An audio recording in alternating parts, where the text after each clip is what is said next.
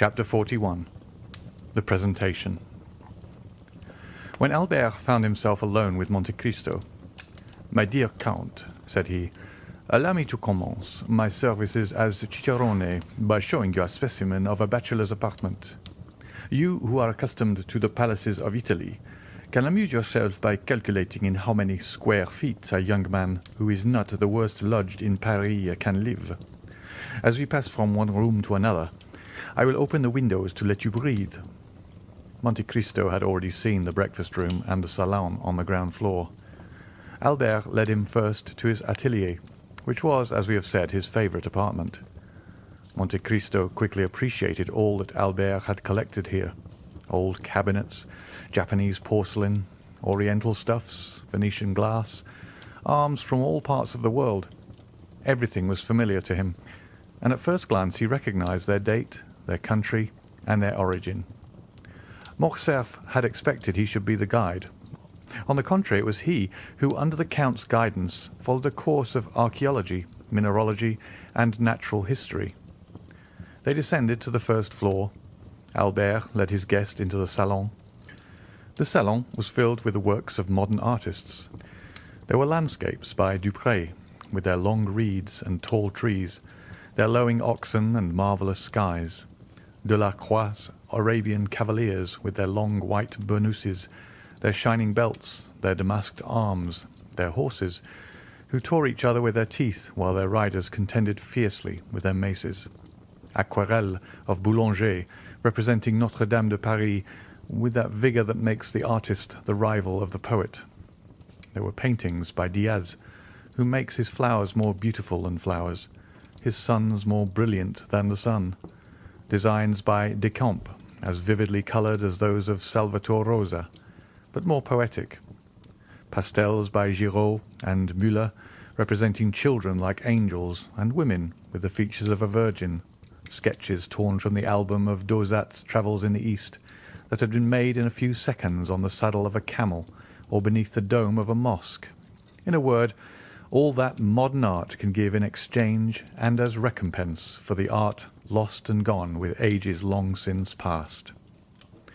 Albert expected to have something new this time to show to the traveller, but to his great surprise, the latter, without seeking for the signatures, many of which indeed were only initials, named instantly the author of every picture in such a manner that it was easy to see that each name was not only known to him, but that each style associated with it had been appreciated and studied by him. From the salon they passed into the bedchamber. It was a model of taste and simple elegance. A single portrait, signed by Leopold Robert, shone in its carved and gilded frame.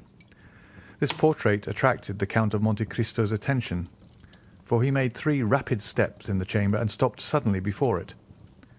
It was the portrait of a young woman of 5 or 26, with a dark complexion and light and lustrous eyes, veiled beneath long lashes.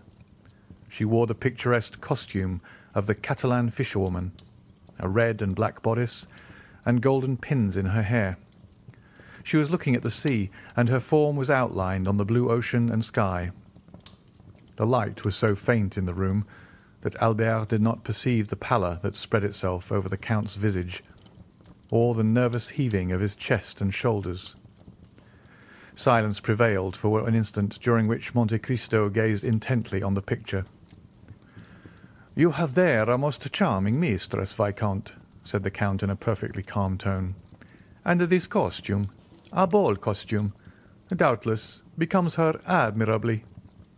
"Ah, monsieur," returned Albert, "I would never forgive you this mistake if you had seen another picture besides this. You do not know my mother. She it is whom you see here. She had her portrait painted thus 6 or 8 years ago. This costume is a fancy one, it appears, and the resemblance is so great that I think I shall see my mother the same as she was in 1830. The Countess had this portrait painted during the Count's absence. She doubtless intended giving him an agreeable surprise, but, strange to say, this portrait seemed to displease my father, and the value of the picture, which is, as you see, one of the best works of Leopold Robert, could not overcome his dislike to it. It is true, between ourselves, that Monsieur de Morcerf is one of the most assiduous peers at Luxembourg, a general renowned for theory, but a most mediocre amateur of art. It is different with my mother, who paints exceedingly well, and who, unwilling to part with so valuable a picture, gave it to me to put here, where it would be less likely to displease Monsieur de Morcerf, whose portrait, by Gros, I will also show you. Excuse my talking of family matters, but as I shall have the honour of introducing you to the Count, I tell you this to prevent you making any allusions to this picture. The picture seems to have a malign influence, for my mother rarely comes here without looking at it, and still more rarely does she look at it without weeping. This disagreement is the only one that has ever taken place between the Count and Countess, who are still as much united, although married more than 20 years, as on the first day of their wedding. Monte Cristo glanced rapidly at Albert, as if to seek a hidden meaning in his words, but it was evident the young man uttered them in the simplicity of his heart. "Now," said Albert, "that you have seen all my treasures, allow me to offer them to you, unworthy as they are. Consider yourself as in your own house, and to put yourself still more at your ease, pray accompany me to the apartments of Monsieur de Morcerf, he whom I wrote from Rome an account of the services you rendered me, and to whom I announced your promised visit. And I may say that both the Count and Countess anxiously desire to thank you in person. You are somewhat blasé, I know, and family scenes have not much effect on Sinbad the sailor, who has seen so many others. However, accept what I propose to you as an initiation into Parisian life, a life of politeness, visiting, and introductions." Monte Cristo bowed without making any answer. He accepted the offer without enthusiasm and without regret, as one of those conventions of society which every gentleman looks upon as a duty. Albert summoned his servant and ordered him to acquaint Monsieur and Madame de Morcerf of the arrival of the Count of Monte Cristo. Albert followed him with the Count. When they arrived at the antechamber, above the door was visible a shield, which by its rich ornaments and its harmony with the rest of the furniture indicated the importance the owner attached to this blason. Monte Cristo stopped and examined it attentively. "Asia 7 merlets, or placed bender," said he. "These are doubtless your family arms. Except the knowledge of blasons that enables me to decipher them, I am very ignorant of heraldry. I, a count of a fresh creation, fabricated in Tuscany by the aid of a commandery of St. Stephen, and who would not have taken the trouble had I not been told that when you travel much it is necessary. Besides, you must have something on the panels of your carriage to escape being searched by the custom-house officers.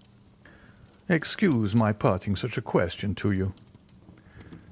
"It is not indiscreet," returned Morcerf, with the simplicity of conviction. "You have guessed rightly. These are our arms, that is, those of my father. But they are, as you see, joined to another shield, which has a Jules, a silver tower, which are my mother's. By her side I am Spanish, but the family of Morcerf is French, and I have heard one of the oldest of the south of France." "Yes," replied Monte Cristo, "these blasons prove that. Almost all the armed pilgrims that went to the Holy Land took for their arms either a cross in honour of their mission, or birds of passage in sign of the long voyage they were about to undertake, and which they hoped to accomplish on the wings of faith. One of your ancestors had joined the Crusades, and supposing it to be only that of St. Louis, that makes you mount to the 13th century, which is tolerably ancient." "It is possible," said Morcerf. "My father has in his study a genealogical tree which will tell you all that, and on which I made commentaries that would have greatly edified Osier and Jaucourt. At present I no longer think of it, and yet I must tell you that we are beginning to occupy ourselves greatly with these things under our popular government." "Well, then, your government would do well to choose from the past something better than the things that I have noticed on your monuments, and which have no heraldic meaning whatever. As for you, Viscount," continued Monte Cristo to Morcerf, You are more fortunate than the government, for your arms are really beautiful and speak to the imagination. Yes, you are at once from Provence and Spain. That explains if the portrait you showed me be like the dark hue I so much admired on the visage of the noble Catalan. It would have required the penetration of Oedipus or the Sphinx to have divined the irony the Count concealed beneath these words, apparently uttered with the greatest politeness. Morcerf thanked him with a smile and pushed open the door above which were his arms, and which, as we have said, opened into the salon. In the most conspicuous part of the salon was another portrait. It was that of a man, from 5 to 38, in the uniform of a general officer, wearing the double epaulette of heavy bullion that indicates superior rank, the ribbon of the Legion of Honour around his neck, which showed he was a commander, and on the right breast the star of a Grand Officer of the Order of the Saviour, and on the left that of the Grand Cross of Charles III, which proved that the person represented by the picture had served in the wars of Greece and Spain, or what was just the same thing as regarded decorations, had fulfilled some diplomatic mission in the two countries. Monte Cristo was engaged in examining this portrait with no less care than he had bestowed upon the other, when another door opened, and he found himself opposite to the Count of Morcerf in person. He was a man of 40 to 45 years, but he seemed at least 50, and his black moustache and eyebrows contrasted strangely with his almost white hair, which was cut short in the military fashion. He was dressed in plain clothes, and wore at his buttonhole the ribbons of the different orders to which he belonged. He entered with a tolerably dignified step, and some little haste. Monte Cristo saw him advance towards him without making a single step. It seemed as if his feet were rooted to the ground, and his eyes on the Count of Morcerf. "Father," said the young man, "I have the honour of presenting to you the Count of Monte Cristo, the generous friend whom I had the good fortune to meet in the critical situation of which I have told you." "You are most welcome, monsieur," said the Count of Morcerf, saluting Monte Cristo with a smile. "And monsieur has rendered our house in preserving its only heir a service which ensures him our eternal gratitude." As he said these words, the Count of Morcerf pointed to a chair, while he seated himself in another opposite the window. Monte Cristo, in taking the seat Morcerf offered him, placed himself in such a manner as to remain concealed in the shadow of the large velvet curtains, and read on the careworn and livid features of the Count a whole history of secret griefs written in each wrinkle time had planted there. "The Countess," said Morcerf, "was at her toilette when she was informed of the visit she was about to receive. She will, however, be in the salon in 10 minutes." "It is a great honour to me," returned Monte Cristo, "to be thus, on the first day of my arrival in Paris, brought in contact with a man whose merit equals his reputation, and to whom fortune has for once been equitable. But has she not still on the plains of Metidja, or in the mountains of Atlas, a marshal's staff to offer you?" "Oh," replied Morcerf, reddening slightly, "I have left the service, monsieur. Made a peer at the Restoration, I served through the first campaign under the orders of Marshal Bourmont. I could, therefore, expect a higher rank, and who knows what might have happened had the elder branch remained on the throne.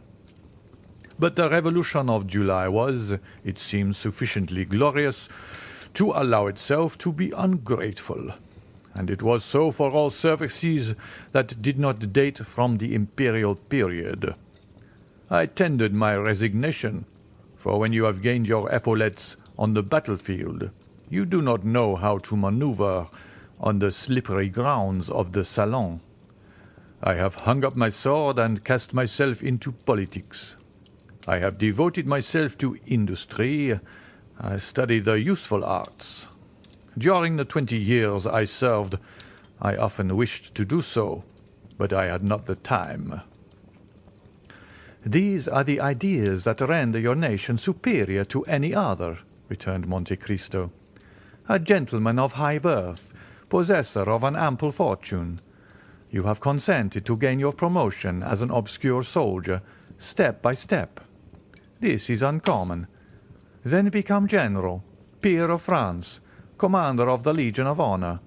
You consent to again commence a second apprenticeship, without any other hope of any other desire than that of one day becoming useful to your fellow creatures.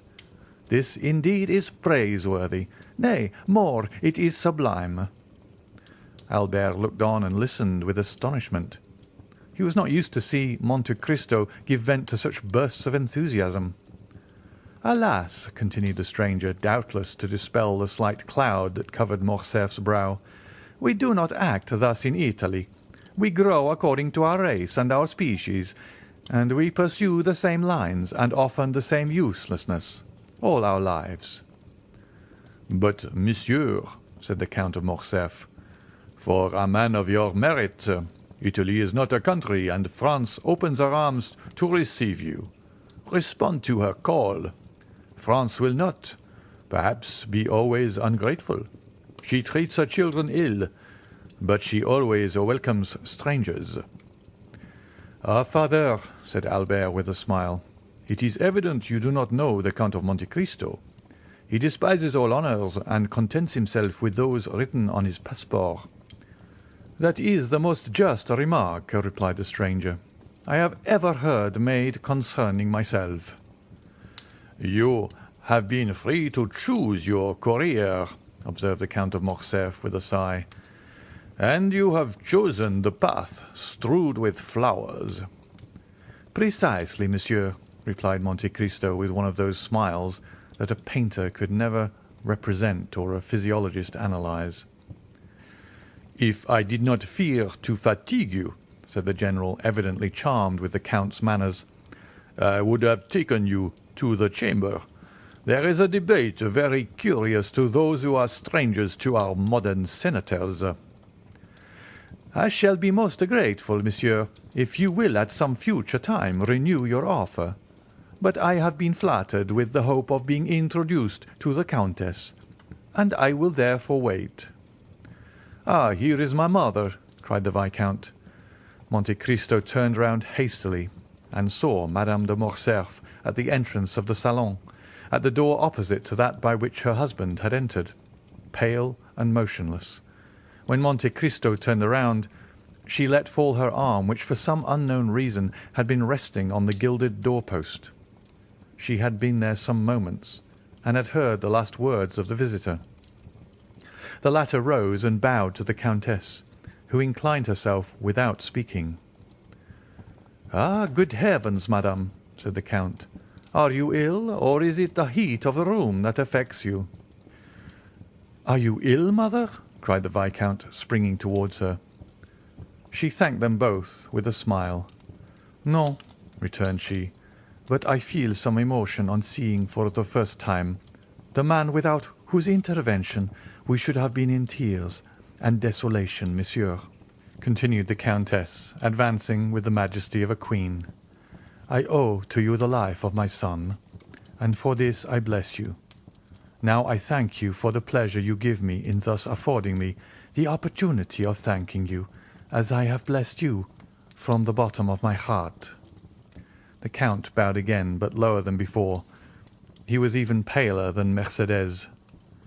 "Madame," said he, "the Count and yourself recompense too generously a simple action.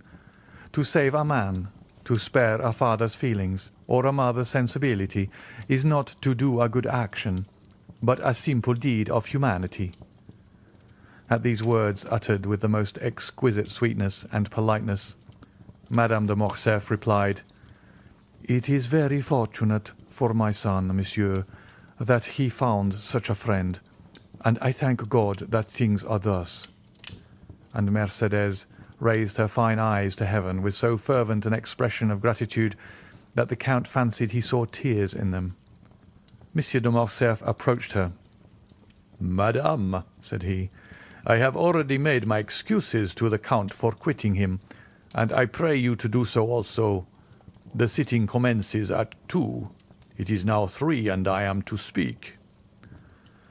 "Go then, and Monsieur and I will strive our best to forget your absence," replied the Countess, with the same tone of deep feeling. "Monsieur," continued she, turning to Monte Cristo, "will you do us the honour of passing the rest of the day with us?" "Believe me, madam, I feel most grateful for your kindness, but I go out of my travelling carriage at your door this morning, and I am ignorant how I am installed in Paris, which I scarcely know. This is but a trifling inquietude, I know, but one that may be appreciated." "We shall have the pleasure another time," said the Countess. "You promise that?" Monte Cristo inclined himself without answering, but the gesture might pass for assent. "I will not detain you, monsieur," continued the Countess. "I would not have our gratitude become indiscreet or importunate." "My dear Count," said Albert, "I will endeavour to return your politeness at Rome and place my coupe at your disposal until your own be ready." "A thousand thanks for your kindness, Viscount," returned the Count of Monte Cristo, "but I suppose that Monsieur Bertuccio has suitably employed the 4 hours and a half I have given him, and that I shall find a carriage of some sort ready at the door." Albert was used to the Count's manner of proceeding. He knew that, like Nero, he was in search of the impossible, and nothing astonished him. But wishing to judge with his own eyes how far the Count's orders had been executed, he accompanied him to the door of the house. Monte Cristo was not deceived. As soon as he appeared in the Count of Morcerf's antechamber, a footman, the same who at Rome had brought the Count's card to the 2 young men and announced his visit, sprang into the vestibule, and when he arrived at the door the illustrious traveller found his carriage awaiting him. It was a coupe of Collar's building, and with horses and harness for which Drake had, to the knowledge of all the lions of Paris, refused on the previous day 700 guineas.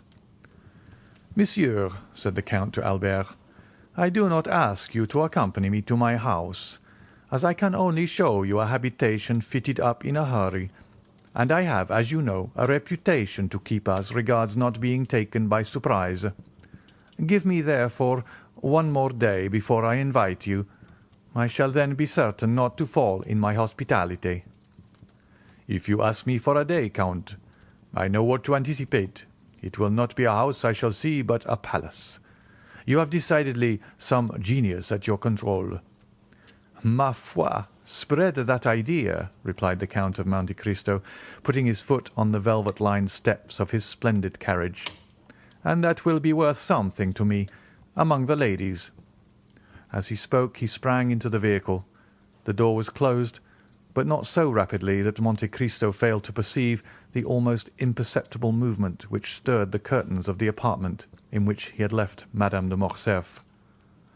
When Albert returned to his mother, he found her in the boudoir reclining in a large velvet armchair, the whole room so obscure that only the shining spangle, fastened here and there to the drapery, and the angles of the gilded frames of the pictures showed with some degree of brightness in the gloom.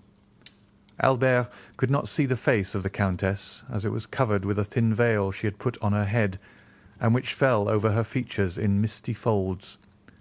But it seemed to him as though her voice had altered. He could distinguish amid the perfumes of the roses and the heliotropes in the flower-stands the sharp and fragrant odour of volatile salts, and he noticed in one of the chased cups on the mantelpiece the Countess's smelling bottle, taken from its shagreen case, and exclaimed in a tone of uneasiness as he entered, "My dear mother, have you been ill during my absence?" "No, no, Albert. But you know these roses, tuberoses, and orange flowers throw out first before one is used to them such violent perfumes." "Then, my dear mother," said Albert, putting his hand to the bell, "they must be taken into the antechamber. You are really ill, and just now were so pale as you came into the room." "Was I pale, Albert?" "Yes, a pallor that suits you admirably, mother, but which did not the less alarm my father and myself." "Did your father speak of it?" inquired Mercédès eagerly. "No, madame, but do you not remember that he spoke of the fact to you?" "Yes, I do remember," replied the Countess. A servant entered, summoned by Albert's ring of the bell. "Take these flowers into the anteroom or dressing-room," said the Viscount. "They make the Countess ill." The footman obeyed his orders. A long pause ensued, which lasted until all the flowers were removed. "What is this name of Monte Cristo?" inquired the Countess, when the servant had taken away the last vase of flowers. "Is it a family name, or the name of the estate, or a simple title?" "I believe, mother, it is merely a title. The Count purchased an island in the Tuscan archipelago, and, as he told you today, has founded a commandery. You know the same thing was done for St. Stephen of Florence, St. George Constantinian of Parma, and even for the Order of Malta. Except this, he has no pretension to nobility, and calls himself a chance count, although the general opinion at Rome is that the Count is a man of very high distinction." "His manners are admirable," said the Countess, "at least as far as I could judge, in the few minutes he remained there." "They are perfect, mother, so perfect that they surpass by far all I have known in the leading aristocracy of the three proudest nobilities of Europe, the English, the Spanish, and the German." The Countess paused a moment. Then, after a slight hesitation, she resumed. "You have seen, my dear Albert, I ask the question as a mother. You have seen Monsieur de Monte Cristo in his house. You are quick-sighted, have much knowledge of the world, more tact than is usual at your age. Do you think the Count is really what he appears to be?" "What does he appear to be?" "Why, you have just said, a man of high distinction." "I told you, my dear mother, he was esteemed such." "But what is your opinion, Albert?" "I must tell you that I have not come to any decided opinion respecting him, but I think him a Maltese." "I do not ask you of his origin, but what he is." "Ah, what he is, that is quite another thing. I have seen so many remarkable things in him that if you would have me really say what I think, I shall reply that I really do look upon him as one of Byron's heroes, whom misery has marked with a fatal brand. Some Manfred, some Lara, some Werner, one of those wrecks, as it were, of some ancient family, who, disinherited of their patrimony, have achieved one by the force of their adventurous genius, which has placed them above the laws of society." "You say?" "I say that Monte Cristo is an island in the midst of Mediterranean without inhabitants or garrison, the resort of smugglers of all nations and pirates of every flag. Who knows whether or not these industrious worthies do not pay to their feudal lord some dues for his protection?" "That is possible," said the Countess, reflecting. "Never mind," continued the young man. "Smuggler or not, you must agree, mother dear, as you have seen him, that the Count of Monte Cristo is a remarkable man, who will have the greatest success in the salons of Paris. Why, this very morning, in my rooms, he made his entrée amongst us by striking every man of us with amazement, not even excepting Chateau Renaud." "And what do you suppose is the Count's age?" inquired Mercédès, evidently attaching great importance to this question. 35 or 36, mother." "So young?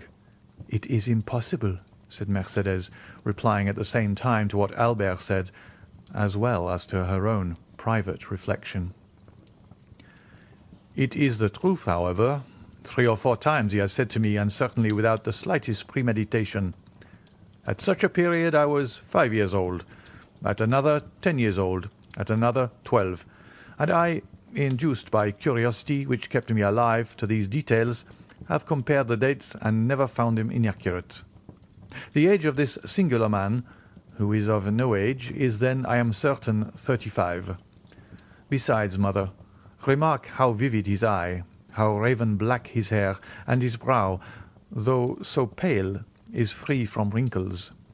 He is not only vigorous, but also young." The Countess bent her head as if beneath a heavy wave of bitter thoughts. "And has this man displayed a friendship for you, Albert?" she asked with a nervous shudder. I am inclined to think so. And do you like him? Why, he pleases me in spite of Franz d'Épinay, who tries to convince me that he is a being returned from the other world." The Countess shuddered. Albert, she said in a voice which was altered by emotion, I have always put on you your guard against new acquaintances. Now you are a man and are able to give me advice. Yet I repeat to you, Albert, be prudent. "Why, my dear mother? It is necessary, in order to make your advice turn to account, that I should know beforehand what I have to distrust. The Count never plays. He only drinks pure water tinged with a little sherry, and is so rich that he cannot, without intending to laugh at me, try to borrow money. What, then, have I to fear from him?" You are right, said the Countess, and my fears are weakness, especially when directed against a man who has saved your life. How did your father receive him, Albert? It is necessary that we should be more than complaisant to the Count. Monsieur de Morcerf is sometimes occupied. His business makes him reflective, and he might, without intending it— "Nothing could be in better taste than my father's demeanour, madame," said Albert. "Nay, more, he is seemingly greatly flattered at 2 or 3 compliments which the Count very skilfully and agreeably paid him, with as much ease as if he had known him these 30 years. Each of these little tickling arrows must have pleased my father," added Albert with a laugh, "and thus they parted the best possible friends. And Monsieur de Morcerf even wished to take him to the chamber to hear the speakers." The Countess made no reply. She fell into so deep a reverie that her eyes gradually closed. The young man, standing up before her, gazed upon her with that filial affection which is so tender and endearing with children whose mothers are still young and handsome.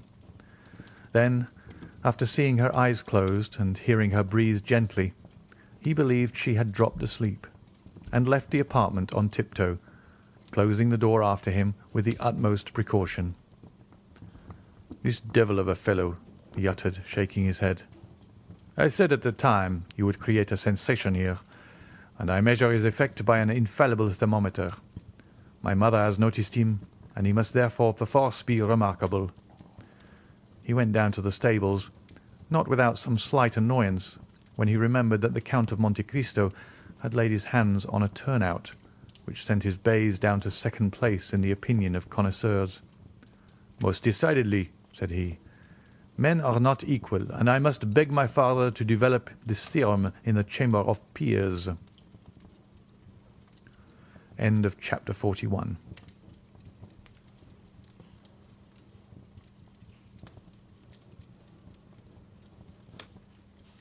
Chapter 42. Monsieur Bertuccio. Meanwhile the Count had arrived at his house. It had taken him 6 minutes to perform the distance. But these 6 minutes were sufficient to induce 20 young men, who knew the price of the equipage they had been unable to purchase themselves, to put their horses in a gallop in order to see the rich foreigner who could afford to give 20,000 francs apiece for his horses. The house Ali had chosen, and which was to serve as a town residence to Monte Cristo, was situated on the right hand as you ascend the Champs-Élysées. A thick clump of trees and shrubs rose in the centre, and masked a portion of the front.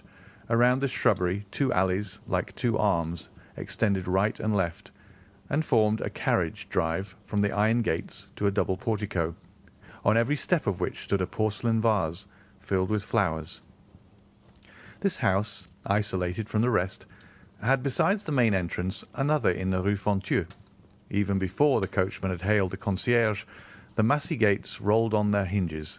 They had seen the Count coming, and at Paris, as everywhere else, he was served with the rapidity of lightning.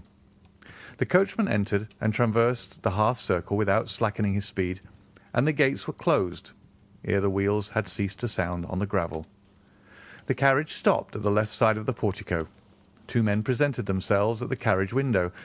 The one was Ali, who, smiling with an expression of the most sincere joy, seemed amply repaid by a mere look from Monte Cristo. The other bowed respectfully, and offered his arm to assist the Count in descending. "Thanks, Monsieur Bertuccio," said the Count, springing lightly up the 3 steps of the portico. "And the notary?" "He is in the small salon, Excellency," returned Bertuccio. "And the cards I ordered to be engraved as soon as you knew the number of the house?" "Your Excellency, it is done already. I have been myself to the best engraver of the Palais Royal, who did the plate in my presence. The first card struck off was taken, according to your orders, to the Baron Danglars, Rue de la Chaussée-d'Autun, Numéro 7. The others are on the mantelpiece of your Excellency's bedroom." "Good. What o'clock is it?" 4 o'clock." Monte Cristo gave his hat, cane, and gloves to the same French footman who had called his carriage at the Count of Morcerf's, and then he passed into the small salon, preceded by Bertuccio, who showed him the way. "These are but indifferent marbles in this antechamber," said Monte Cristo. "I trust all this will soon be taken away." Bertuccio bowed. As the steward had said, the notary awaited him in the small salon. He was a simple-looking lawyer's clerk, elevated to the extraordinary dignity of a provincial scrivener. "You are the notary empowered to sell the country house that I wish to purchase, monsieur?" asked Monte Cristo. "Yes, Count," returned the notary. "Is the deed of sale ready?" "Yes, Count." "Have you bought it?" "Here it is." "Very well. And where is this house that I purchase?" asked the Count carelessly, addressing himself half to Bertuccio, half to the notary. The steward made a gesture that signified, "I do not know." The notary looked at the Count with astonishment. "What?" said he. "Does not the Count know where the house he purchased is situated?" "No," returned the Count. "The Count does not know?" "How should I know? I have arrived from Cadiz this morning. I have never before been at Paris, and it is the first time I have ever set foot in France." "Ah, this is different. The house you purchased is at Auteuil." At these words Bertuccio turned pale. "And where is Auteuil?" asked the Count. "Close by here, monsieur," replied the notary. "A little beyond Passy. A charming situation in the heart of the Bois de Boulogne." "So near as that," said the Count. "But that is not in the country. What made you choose a house at the gates of Paris, Monsieur Bertuccio?" "I," cried the steward with a strange expression, "His Excellency did not charge me to purchase this house. If His Excellency will recollect, if he will think—" "Ah, true," observed Monte Cristo. "I recollect now. I read the advertisement in one of the papers, and was tempted by the false title, 'A Country House.'" "It is not yet too late," cried Bertuccio eagerly, "and if your Excellency will entrust me with the commission, I will find you a better at Enghien, or Fontenay-aux-Roses, or at Bellevue." "Oh, no," returned Monte Cristo negligently. "Since I have this, I will keep it." "And you are quite right," said the notary, who feared to lose his fee. "It is a charming place, well supplied with spring water and fine trees, a comfortable habitation, although abandoned for a long time without reckoning the furniture which, although old, is yet valuable. Now that old things are so much sought after, I suppose the Count has the tastes of the day." "To be sure," returned Monte Cristo. "It is very convenient, then." "It is more. It is magnificent."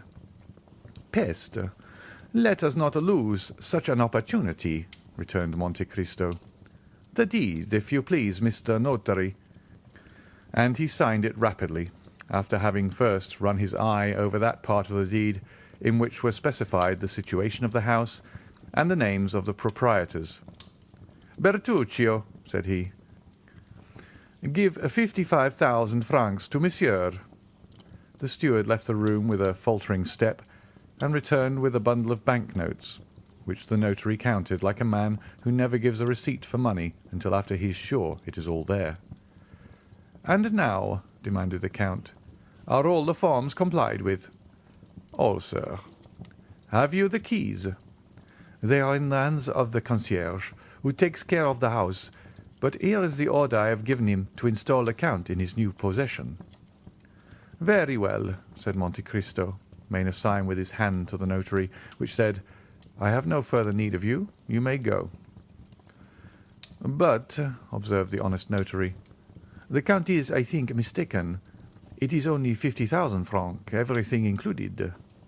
"And your fee?" "Is included in the sum." "But have you not come from Auteuil here?" "Yes, certainly." "Well, then, it is but fair that you should be paid for your loss of time and trouble," said the Count, and he made a gesture of polite dismissal. The notary left the room backwards, and bowing down to the ground. It was the first time he had ever met a similar client. "See this gentleman out," said the Count to Bertuccio, and the steward followed the notary out of the room. Scarcely was the Count alone when he drew from his pocket a book closed with a lock, and opened it with a key which he wore round his neck, and which never left him. After having sought for a few minutes, he stopped at a leaf which had several notes, and compared them with the deed of sale which lay on the table. "Auteuil, Rue de la Fontaine, numéro 28. "It is indeed the same," said he. "And now, am I to rely upon an avowal extorted by religious or physical terror? However, in an hour I shall know all, Bertuccio," cried he, striking a light hammer with a pliant handle on a small gong. "Bertuccio!" The steward appeared at the door. "Monsieur Bertuccio," said the Count, "did you never tell me that you had travelled in France?" "In some parts of France, yes, Excellency." "You know the environs of Paris, then?" "No, Excellency, no," returned the steward with a sort of nervous trembling which Monte Cristo, a connoisseur in all emotions, rightly attributed to great disquietude. "It is unfortunate," returned he, "that you have never visited the environs, for I wish to see my new property this evening, and had you gone with me, you could have given me some useful information." "To Auteuil?" cried Bertuccio, whose copper complexion became livid. I go to Auteuil?" "Well, what is there surprising in that? When I live at Auteuil, you must come there as you belong to my service." Bertuccio hung down his head before the imperious look of his master, and remained motionless, without making any answer. "Why, what has happened to you? Are you going to make me ring a second time for the carriage?" asked Monte Cristo in the same tone that Louis XIV pronounced the famous, "I have been almost obliged to wait." Bertuccio made but one bound to the antechamber, and cried in a hoarse voice, "His Excellency's horses!" Monte Cristo wrote 2 or 3 notes, and as he sealed the last, the steward appeared. "Your Excellency's carriage is at the door," said he. "Well, take your hat and gloves," returned Monte Cristo. "Am I to accompany you, your Excellency?" cried Bertuccio. "Certainly. You must give the orders, for I intend residing at the house." It was unexampled for a servant of the Count's to dare to dispute an order of his. So the steward, without saying a word, followed his master, who got into the carriage and signed to him to follow, which he did, taking his place respectfully on the front seat. End of chapter 42.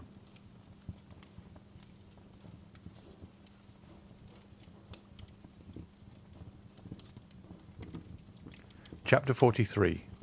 The House at Auteuil. Monte Cristo noticed, as they descended the staircase, that Bertuccio signed himself in the Corsican manner, that is, had formed the sign of the cross in the air with his thumb, and as he seated himself in the carriage, muttered a short prayer. Anyone but a man of exhaustless thirst for knowledge would have had pity on seeing the steward's extraordinary repugnance for the Count's projected drive without the walls, but the Count was too curious to let Bertuccio off from this little journey. In 20 minutes they were at Auteuil. The steward's emotion had continued to augment as they entered the village. Bertuccio crouched in the corner of the carriage, began to examine with a feverish anxiety every house they passed. "Tell them to stop at the Rue de la Fontaine, numero 28, said the Count, fixing his eyes on the steward, to whom he gave this order. Bertuccio's forehead was covered with perspiration. However, he obeyed, and leaning out of the window, he cried to the coachman, "Rue de la Fontaine, numero 28." Number 28 was situated at the extremity of the village. During the drive night had set in, and darkness gave the surroundings the artificial appearance of a scene on the stage. The carriage stopped. The footman sprang off the box and opened the door. "Well," said the Count, "you do not get out, Monsieur Bertuccio. You are going to stay in the carriage, then? What are you thinking of this evening?" Bertuccio sprang out and offered his shoulder to the Count, who this time leaned upon it as he descended the 3 steps of the carriage. "Knock," said the Count, "and announce me." Bertuccio knocked, the door opened, and the concierge appeared. "What is it?" asked he. "It is your new master, my good fellow," said the footman, and he held out to the concierge the notary's order. "The house is sold, then?" demanded the concierge. "And this gentleman is coming to live here?" "Yes, my friend," returned the Count, "and I will endeavour to give you no cause to regret your old master." "Oh, monsieur," said the concierge, "I shall not have much cause to regret him, for he came here but seldom. It is 5 years since he was here last, and he did well to sell the house, for it did not bring him in anything at all." "What was the name of your old master?" said Monte Cristo. "The Marquis of Saint-Méran. I am sure he has not sold the house for what he gave for it." "The Marquis of Saint-Méran," returned the Count. "The name is not unknown to me. The Marquis of Saint-Méran," and he appeared to meditate. "An old gentleman," continued the concierge, "a staunch follower of the Bourbons. He had an only daughter who married Monsieur de Villefort, who had been the king's attorney at Nîmes, and afterwards at Versailles." Monte Cristo glanced at Bertuccio, who became whiter than the wall against which he leaned to prevent himself from falling. "And is not this daughter dead?" demanded Monte Cristo. "I fancy I have heard so." "Yes, monsieur, 21 years ago, and since then we have not seen the poor Marquis 3 times." "Thanks, thanks," said Monte Cristo, judging from the steward's utter prostration that he could not stretch the cord further without danger of breaking it. "Give me a light." "Shall I accompany you, monsieur?" "No, it is unnecessary. Bertuccio will show me a light." And Monte Cristo accompanied these words by the gift of 2 gold pieces, which produced a torrent of thanks and blessings from the concierge. "Ah, monsieur," said he, after having vainly searched on the mantelpiece and the shelves, "I have not got any candles." "Take one of the carriage lamps, Bertuccio," said the Count, "and show me the apartments." The steward obeyed in silence, but it was easy to see, from the manner in which the hand that held the light trembled, how much it cost him to obey. They went over a tolerably large ground floor. A second floor consisted of a salon, a bathroom, and 2 bedrooms. Near one of the bedrooms they came to a winding staircase that led down to the garden. "Ah, here is a private staircase," said the Count. "That is convenient. Light me, Monsieur Bertuccio. It leads to the garden." "And pray, how do you know that?" "It ought to do so, at least." "Well, let us be sure of that." Bertuccio sighed, and went on first. The stairs did indeed lead to the garden. At the outer door the steward paused. "Go on, Monsieur Bertuccio," said the Count. But he who was addressed stood there stupefied, bewildered, stunned. His haggard eyes glanced around as if in search of the traces of some terrible event, and with his clinched hands he seemed striving to shut out horrible recollections. "Well?" insisted the Count. "No, no!" cried Bertuccio, settling down the lantern at the angle of the interior wall. "No, monsieur, it is impossible. I can go no further." "What does this mean?" demanded the irresistible voice of Monte Cristo. "Why, "You must see, your Excellency," cried the steward, "that this is not natural, that, having a house to purchase, you purchase it exactly at Auteuil, and that, purchasing it at Auteuil, this house should be number 28, Rue de la Fontaine. Oh, why did I not tell you all? I am sure you would not have forced me to come. I hoped your house would have been some other one than this, as if there was not another house at Auteuil than that of the assassination." "What? What?" cried Monte Cristo, stopping suddenly. "What words do you utter? Devil of a man, Corsican that you are, always mysterious or superstitious. Come, take the lantern, and let us visit the garden. You are not afraid of ghosts with me, I hope." Bertuccio raised the lantern and obeyed. The door, as it opened, disclosed a gloomy sky in which the moon strove vainly to struggle through a sea of clouds that covered her with billows of vapour, which she illumined for an instant, only to sink into obscurity. The steward wished to turn to the left. "No, no, monsieur," said Monte Cristo. "What is the use of following the alleys? Here is a beautiful lawn. Let us go on straight, forwards." Bertuccio wiped the perspiration from his brow, but obeyed. However, he continued to take the left hand. Monte Cristo, on the contrary, took the right hand. Arrived near a clump of trees, he stopped. The steward could not restrain himself. "More, monsieur, move away. I entreat you. You are exactly on the spot." "What spot?" "Where he fell." "My dear Monsieur Bertuccio," said Monte Cristo, laughing, "control yourself. "we are not at Sartène or at Corte. This is not a Corsican arbour, but an English garden. Badly kept, I own, but still you must not calumniate it for that." "Monsieur, I implore you, do not stay here." "I think you are going mad, Bertuccio," said the Count coldly. "If that is the case, I warn you, I shall have you put in a lunatic asylum." "Alas, Excellency," returned Bertuccio, joining his hands and shaking his head in a manner that would have excited the Count's laughter, had not thoughts of a superior interest occupied him, and rendered him attentive to the least revelation of this timorous conscience. "Alas, Excellency, the evil has arrived." "Monsieur Bertuccio," said the Count, "I am very glad to tell you that while you gesticulate, you wring your hands and roll your eyes like a man possessed by a devil who will not leave him, and I have always observed that the devil most obstinate to be expelled is a secret. I knew you were a Corsican.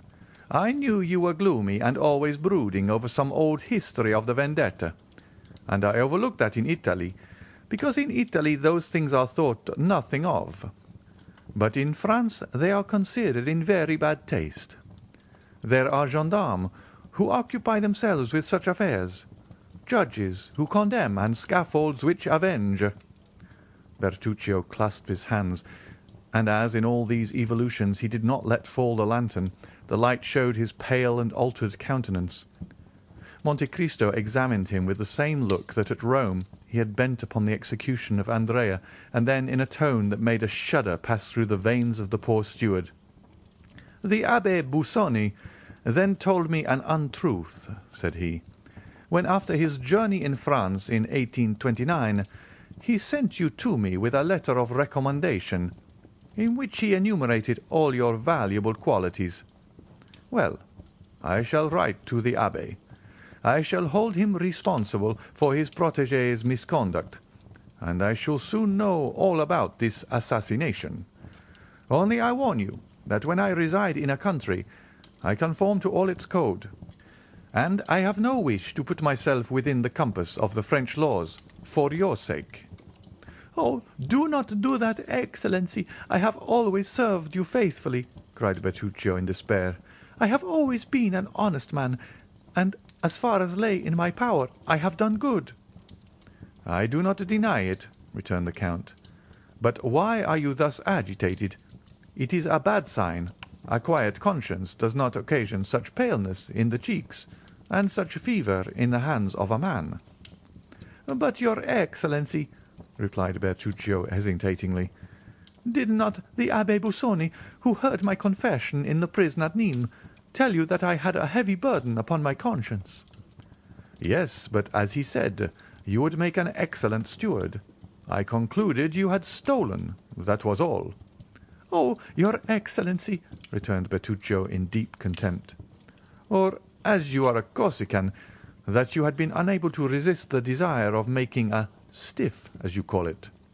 "Yes, my good master," cried Bertuccio, casting himself at the Count's feet. "It was simply vengeance, nothing else." "I understand that, but I do not understand what it is that galvanizes you in this manner." "But, monsieur, it is very natural," returned Bertuccio, "since it was in this house that my vengeance was accomplished." "What? My house?" "Oh, your Excellency, it was not yours then." "Whose then? The Marquis de Saint-Méran?" "I think," the concierge said. "What had you to revenge on the Marquis de Saint-Méran?" "Oh, it was not on him, monsieur, it was on another." "That is strange," returned Monte Cristo, seeming to yield to his reflections, "that you should find yourself without any preparation in a house where the event happened that causes you so much remorse." "Monsieur," said the steward, "it is fatality, I am sure. First you purchase a house at Auteuil. This house is the one where I have committed an assassination. You descend to the garden by the same staircase by which he descended. You stop at the spot where he received the blow, and 2 paces farther in the grave in which he had just buried his child. This is not chance, for chance in this case is too much like Providence." "Well, amiable Corsican, let us suppose it is Providence. I always suppose anything people please, and, besides, you must concede something to diseased minds. Come, collect yourself and tell me all." "I have related it but once, and that was to the Abbé Busoni. Such things," continued Bertuccio, shaking his head, "are only related under the seal of confession." "Then," said the Count, "I refer you to your confessor. Turn châtre or Trappist, and relate your secrets. But as for me, I do not like anyone who is alarmed by such phantasmas, and I do not choose that my servants should be afraid to walk in the garden of an evening. I confess I am not very desirous of a visit from the commissary of police, for in Italy justice is only paid when silent. In France she is paid only when she speaks. Peste! I thought you somewhat Corsican, a great deal smuggler, and an excellent steward, but I see you have other strings to your bow.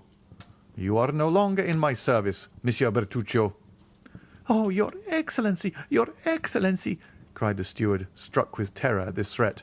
"If that is the only reason I cannot remain in your service, I will tell all, for if I quit you it will only be to go to the scaffold." "That is different," replied Monte Cristo. "But if you intend to tell an untruth, reflect it were better not to speak at all." "No, monsieur, I swear to you, by my hopes of salvation, I will tell you all, for the Abbé Busoni himself only knew a part of my secret. But, I pray you, go away from that plane tree. The moon is just bursting through the clouds, and there, standing where you do, and wrapped in that cloak that conceals your figure, you remind me of Monsieur de Villefort."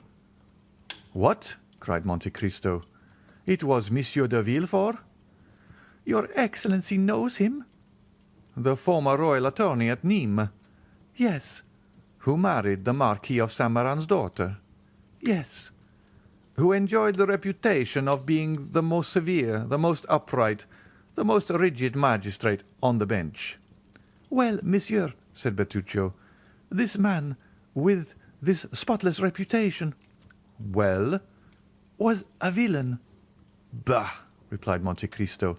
"Impossible." "It is as I tell you." "Ah, really?" said Monte Cristo. "Have you proof of this?" "I had it." "And you have lost it. How stupid!" "Yes, but by careful search it might be recovered." "Really," returned the Count. "Relate it to me, for it begins to interest me." And the Count, humming an air from Lucia, went to sit down on a bench while Bertuccio followed him, collecting his thoughts. Bertuccio remained standing before him. End of chapter 43.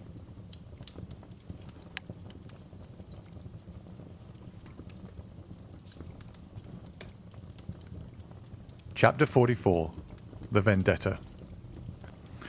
"At what point shall I begin my story, Your Excellency?" asked Bertuccio. "Where you please," returned Monte Cristo, "since I know nothing at all of it." "I thought the Abbé Busoni had told Your Excellency."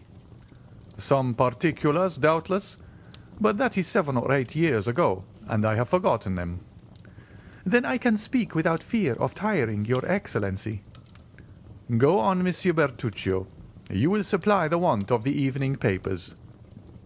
"The story begins in 1815. "Ah," said Monte Cristo, 1815 is not yesterday." "No, monsieur, and yet I recollect all things as clearly as if they had happened but then. I had a brother, an elder brother, who was in the service of the Emperor. He had become lieutenant in a regiment composed entirely of Corsicans. This brother was my only friend. We became orphans, I at 5, he at 18. He brought me up as if I had been his son, and in 1814 he married. When the Emperor returned from the island of Elba, my brother instantly joined the army, was slightly wounded at Waterloo, and retired with the army beyond the Loire." "But that is the history of the 100 Days, Monsieur Bertuccio," said the Count. "Unless I am mistaken, it has already been written." "Excuse me, Excellency, but these details are necessary, and you promised to be patient." "Go on, I will keep my word." "One day we received a letter. I should tell you that we lived in a little village of Rogliano at the extremity of Cap Corso. This letter was from my brother. He told us that the army was disbanded and that he should return by Châteauroux, Clermont-Ferrand, Le Puy, and Nîmes. And if I had any money, he prayed me to leave it for him at Nîmes with an innkeeper with whom I had dealings." "In the smuggling line?" said Monte Cristo. Your Excellency, everyone must live." "Certainly. Go on." "I loved my brother tenderly, as I told Your Excellency, and I resolved not to send the money, but to take it to him myself. I possessed 1,000 francs. I left 500 with Assunta, my sister-in-law, and with the other 500 I set off for Nîmes. It was easy to do so, and as I had my boat and a lading to take in at sea, everything favoured my project. But after we had taken in our cargo, the wind became contrary, so that we were 4 or 5 days without being able to enter the Rhône. At last, however, we succeeded, and worked up to Arles.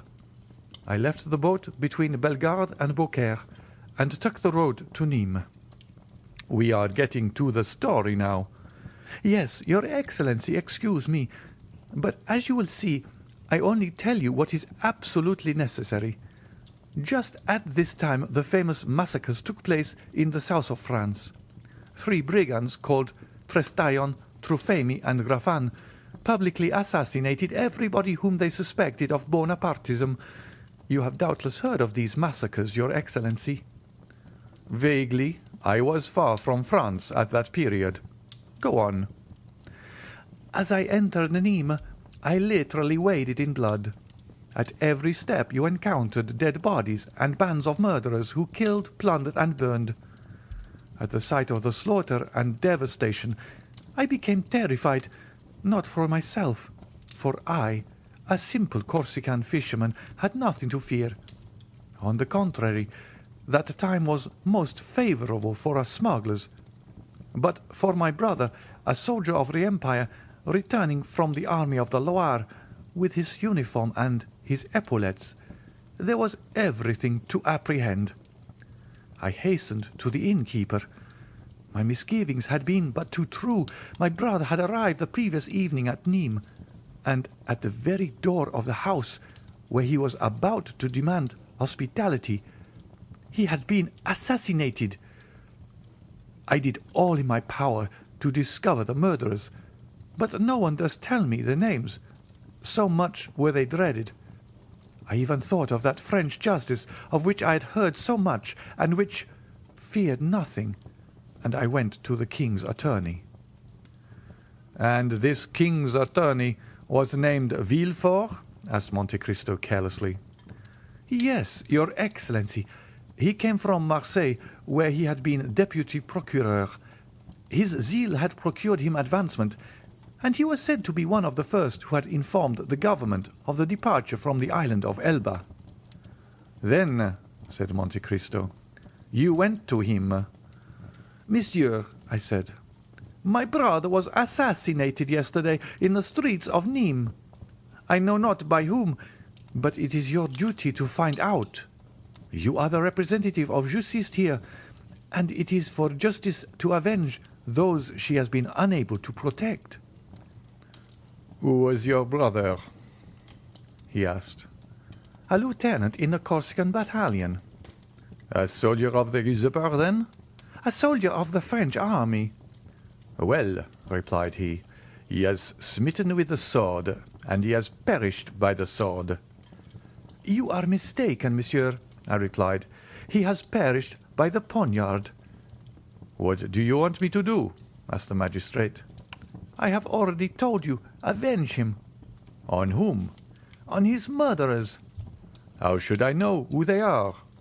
"Order them to be sought for." "Why, your brother has been involved in a quarrel and killed in a duel. All these old soldiers commit excesses which were tolerated in the time of the Emperor, but which are not suffered now, for the people here do not like soldiers of such disorderly conduct." "Monsieur," I replied, "it is not for myself that I entreat your interference. I should grieve for him or avenge him, but my poor brother had a wife, and were anything to happen to me, the poor creature would perish from want, for my brother's pay alone kept her. Pray try and obtain a small government pension for her." "Every revolution has its catastrophes," returned Monsieur de Villefort. "Your brother has been the victim of this. It is a misfortune, and government owes nothing to his family. If we are to judge by all the vengeance that the followers of the usurper exercised on the partisans of the king, when in their turn they were in power, your brother would be today in all probability condemned to death. What has happened is quite natural, and in conformity with the law of reprisals." "What!" cried I, "do you, a magistrate, speak thus to me?" "Oh, those Corsicans are mad, on my honor," replied Monsieur de Villefort. "They fancy that their countryman is still emperor. You have mistaken the time. You should have told me this 2 months ago. It is too late now. Go now at once, or I shall have you put out." I looked at him an instant to see if there was anything to hope from further entreaty. But he was a man of stone. I approached him and said in a low voice, "Well, since you know the Corsicans so well, you know that they always keep their word. You think that it was a good deed to kill my brother, who was a Bonapartist, because you are a Royalist? Well, I, who am a Bonapartist also, declare one thing to you, which is that I will kill you. From this moment I declare the vendetta against you. So protect yourself as well as you can, for the next time we meet your last hour has come." And before he had recovered from his surprise, I opened the door and left the room. "Well, well," said Monte Cristo, "such an innocent-looking person as you are to do these things, Monsieur Bertuccio, and to a king's attorney at that. But did he know what was meant by the terrible word vendetta?" "He knew so well that from that moment he shut himself in his house, and never went out unattended, seeking me high and low. Fortunately, I was so well concealed that he could not find me. Then he became alarmed and dared not stay any longer at Nîmes. So he solicited a change of residence, and as he was in reality very influential, he was nominated to Versailles. But as you know, a Corsican who has sworn to avenge himself cares not for distance. So his carriage, fast as it went, was never above a half a day's journey before me, who followed him on foot. The most important thing was not to kill him only, for I had an opportunity of doing so 100 times, but to kill him without being discovered, at least without being arrested. I no longer belonged to myself, for I had my sister-in-law to protect and provide for 3 months. I watched Monsieur de Villefort. For 3 months he took not a step out of doors without my following him. At length I discovered that he went mysteriously to Auteuil. I followed him thither, and I saw him enter the house where we now are. Only, instead of entering by the great door that looks into the street, he came on horseback, or in his carriage, left the one or the other at the little inn, and entered by the gate you see there." Monte Cristo made a sign with his head to show that he could discern in the darkness the door to which Bertuccio alluded. "As I had nothing more to do at Versailles, I went to Auteuil and gained all the information I could. If I wished to surprise him, it was evident this was the spot to lie in wait for him. The house belonged, as the concierge informed your Excellency, to Monsieur de Saint-Méran, Villefort's father-in-law. Monsieur de Saint-Méran lived at Marseille, so that this country house was useless to him, and it was reported to be let to a young widow, known only by the name of the Baroness. One evening, as I was looking over the wall, I saw a young and handsome woman who was walking alone in that garden, which was not overlooked by any windows, and I guessed that she was awaiting Monsieur de Villefort. When she was sufficiently near for me to distinguish her features, I saw she was from 18 to 19, tall and very fair. As she had a loose muslin dress on, and as nothing concealed her figure, I saw she would ere long become a mother. A few moments after, the little door was opened and a man entered. The young woman hastened to meet him. They threw themselves into each other's arms, embraced tenderly, and returned together in the house. The man was Monsieur de Villefort. I fully believed that when he went out in the night he would be forced to traverse the whole of the garden alone." "And," asked the Count, "did you ever know the name of this woman?" "No, Excellency," returned Bertuccio. "You will see that I had no time to learn it." "Go on." "That evening," continued Bertuccio, "I could have killed the procureur, but as I was not sufficiently acquainted with the neighbourhood, I was fearful of not killing him on the spot, and that if his cries were overheard I might be taken, so I put it off until the next occasion. And in order that nothing should escape me, I took a chamber looking into the street bordered by the wall of the garden. 3 days after, about 7 o'clock in the evening, I saw a servant on horseback leave the house at full gallop and take the road to Sèvres. I concluded that he was going to Versailles, and I was not deceived. 3 hours later, the man returned covered with dust. His errand was performed, and 2 minutes after, another man on foot, muffled in a mantle, opened the little door of the garden, which he closed. After him, I descended rapidly. Although I had not seen Villefort's face, I recognized him by the beating of my heart. I crossed the street and stopped at a post placed at the angle of the wall, and by means of which I had once before looked onto the garden. This time I did not content myself with looking, but I took my knife out of my pocket, felt that the point was sharp, and sprang over the wall. My first care was to run to the door. He had left a key in it, taking the simple precaution of turning it twice in the lock. Nothing, then, preventing my escape by this means. I examined the grounds. The garden was long and narrow. A stretch of smooth turf extended down the middle, and at the corners were clumps of trees with thick and massy foliage that made a background for the shrubs and flowers. In order to go from the door to the house, or from the house to the door, Monsieur de Villefort would be obliged to pass by one of these clumps of trees. It was the end of September.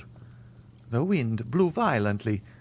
The faint glimpses of the pale moon, hidden momentarily by masses of dark clouds that were sweeping across the sky, whitened the gravel walks that led to the house, but were unable to pierce the obscurity of the thick shrubberies, in which a man could conceal himself without any fear of discovery. I hid myself in the one nearest to the path Villefort must take, and scarcely was I there when, amidst a gust of wind, I fancied I heard groans. But you know, or rather you do not know, your Excellency, that he who is about to commit an assassination fancies that he hears low cries perpetually ringing in his ears. 2 hours passed thus, during which I imagined I heard moans repeatedly. Midnight struck. As the last stroke died away, I saw a faint light shine through the windows of the private staircase by which we have just descended. The door opened, and the man in the mantle reappeared. The terrible moment had come, but I had so long been prepared for it that my heart did not fail in the least. I drew my knife from my pocket again, opened it, and made ready to strike. The man in the mantle advanced towards me, but as he drew near, I saw that he had a weapon in his hand. I was afraid, not of a struggle, but of a failure. When he was only a few paces from me, I saw that what I had taken for a weapon was only a spade. I was still unable to divine for what reason Monsieur de Villefort had this spade in his hands. When he stopped close to the thicket where I was, glanced around, and began to dig a hole in the earth, I then perceived that he was hiding something under his mantle, which he laid on the grass in order to dig more freely. Then I confess curiosity mingled with hatred. I wished to see what Villefort was going to do there, and I remained motionless, holding my breath. Then an idea crossed my mind, which was confirmed when I saw the procureur lift from under his mantle a box 2 feet long and 6 or 8 inches deep. I let him place the box in the hole he had made. Then, while he stamped with his feet to remove all traces of his occupation, I rushed on him and plunged my knife into his breast, exclaiming, "I am Giovanni Bertuccio. Thy death for my brothers, thy treasure for his widow. Thou seest that my vengeance is more complete than I had hoped." I know not if he heard these words. I think he did not, for he fell without a cry. I felt his blood gush over my face, but I was intoxicated. I was delirious, and the blood refreshed instead of burning me. In a second I had disinterred the box. Then, that it might not be known I had done so, I filled up the hole, threw the spade over the wall, and rushed through the door, which I double-locked, carrying off the key. "Ah," said Monte Cristo, "it seems to me this was nothing but murder and robbery." "No, your Excellency," returned Bertuccio. "It was a vendetta followed by restitution." "And was the sum a large one?" "It was not money." "Ah, I recollect," replied the Count. "Did you not say something of an infant?" "Yes, Excellency. I hastened to the river, sat down on the bank, and with my knife forced open the lock of the box. In a fine linen cloth was wrapped a new-born child.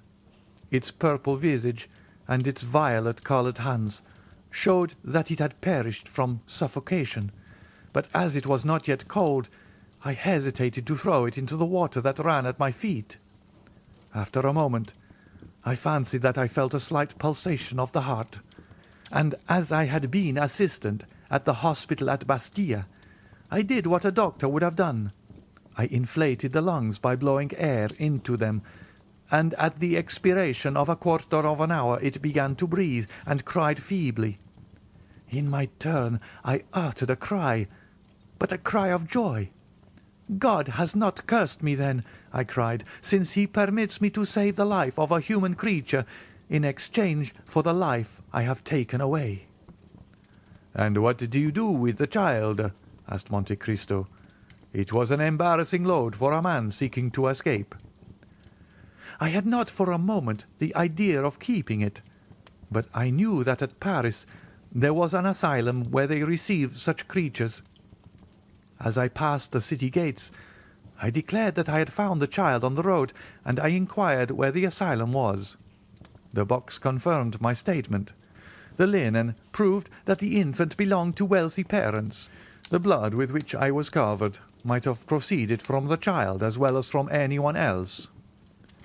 No objection was raised, but they pointed out the asylum, which was situated at the upper end of the Rue d'Enfer, and after having taken the precaution of cutting the linen in two pieces, so that one of the two letters which marked it was on the piece wrapped around the child, while the other remained in my possession, I rang the bell and fled with all speed. A fortnight after I was at Rogliano, and I said to Assunta, "Console thyself, sister. Israel is dead, but he is avenged." She demanded what I meant, and when I had told her all, "Giovanni," said she, "you should have brought this child with you. We would have replaced the parents it was lost, have called it Benedetto, and then, in consequence of this good action, God would have blessed us."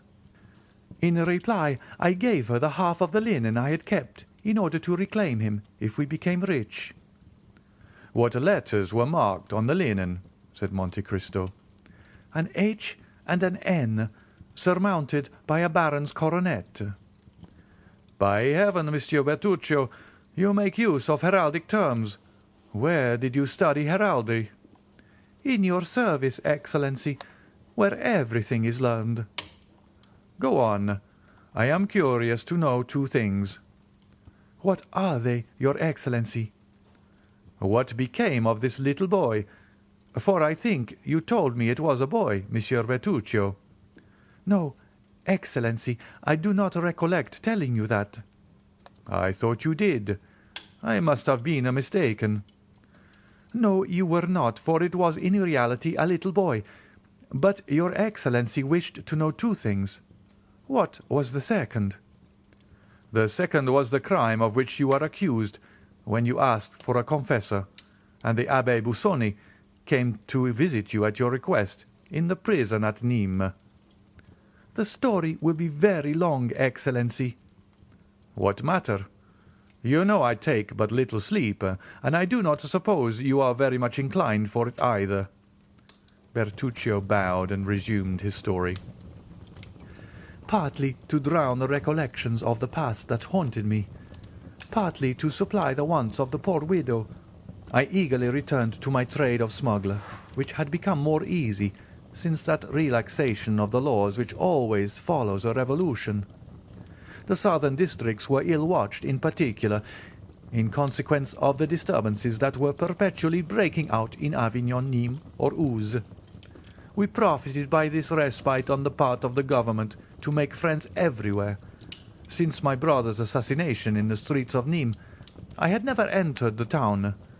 The result was that the innkeeper with whom we were connected, seeing we would no longer come to him, was forced to come to us, and had established a branch to his inn on the road from Bellegarde to Beaucaire, at the sign of the Pont du Gard. We had thus at Aigues-Mortes, Martigues, or Bouc, a dozen places where we left our goods, and where, in case of necessity, we concealed ourselves from the gendarmes and custom-house officers. Smuggling is a profitable trade, when a certain degree of vigor and intelligence is employed. As for myself, brought up in the mountains, I had a double motive for fearing the gendarme and custom-house officers, as my appearance before the judges would cause an inquiry, and an inquiry always looks back into the past, and in my past life they might find something far more grave than the selling of smuggled cigars, or barrels of brandy without a permit.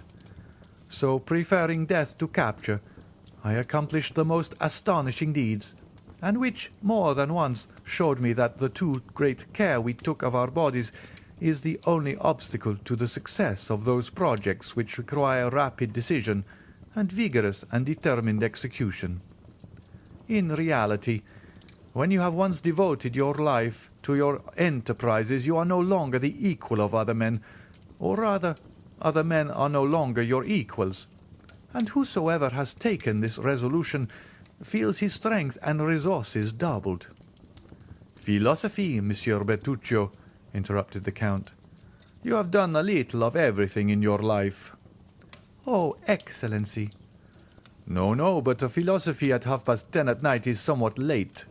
Yet I have no other observation to make, for what you say is correct, which is more than can be said for all philosophy. My journeys became more and more extensive and more productive.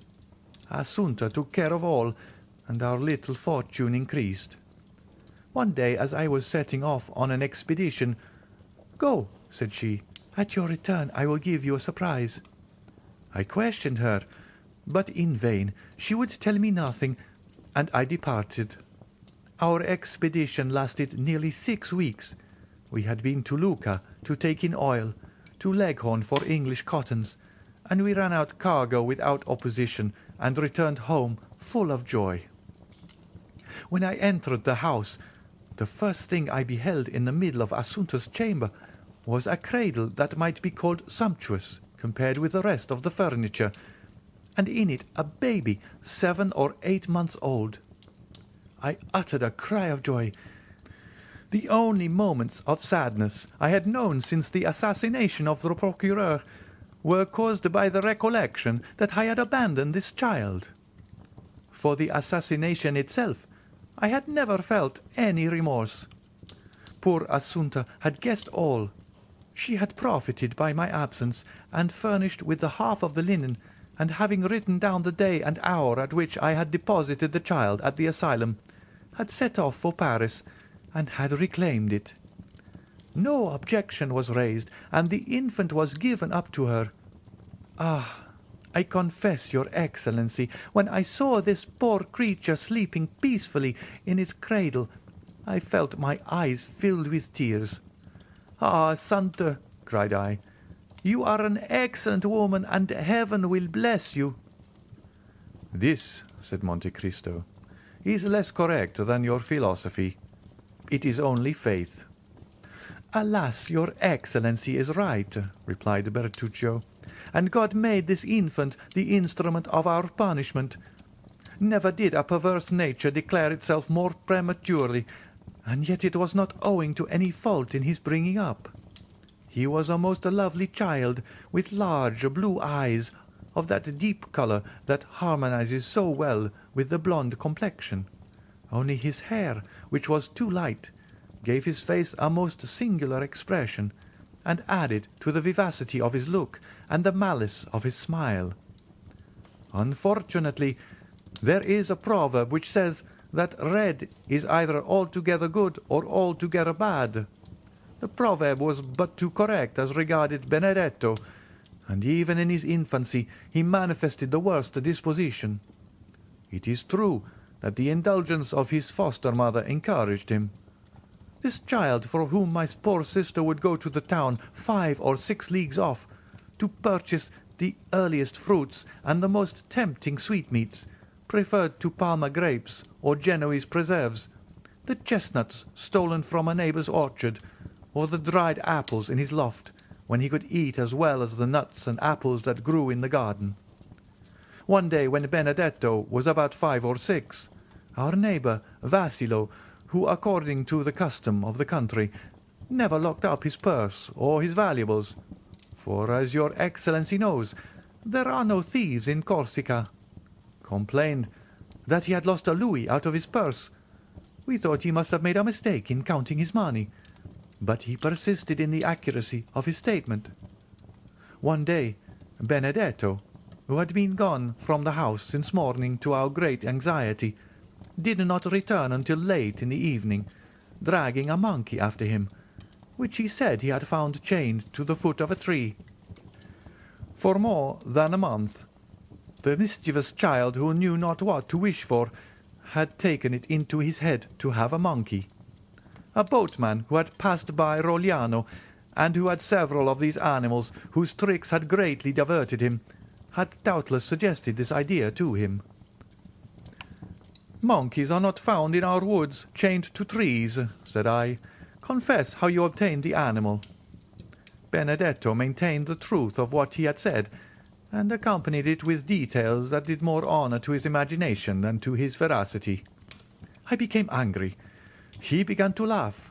I threatened to strike him, and he made 2 steps backwards. "You cannot beat me," said he. "You have no right, for you are not my father." We never knew who had revealed this fatal secret, which we had so carefully concealed from him.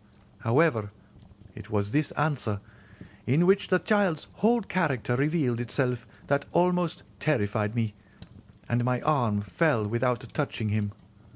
The boy triumphed, and his victory rendered him so audacious that all the money of Assunta, whose affection for him seemed to increase as he became more unworthy of it, was spent in caprice she knew not how to contend against, and follies she had not the courage to prevent. When I was at Rogliano everything went on properly, but no sooner was my back turned than Benedetto became master, and everything went ill.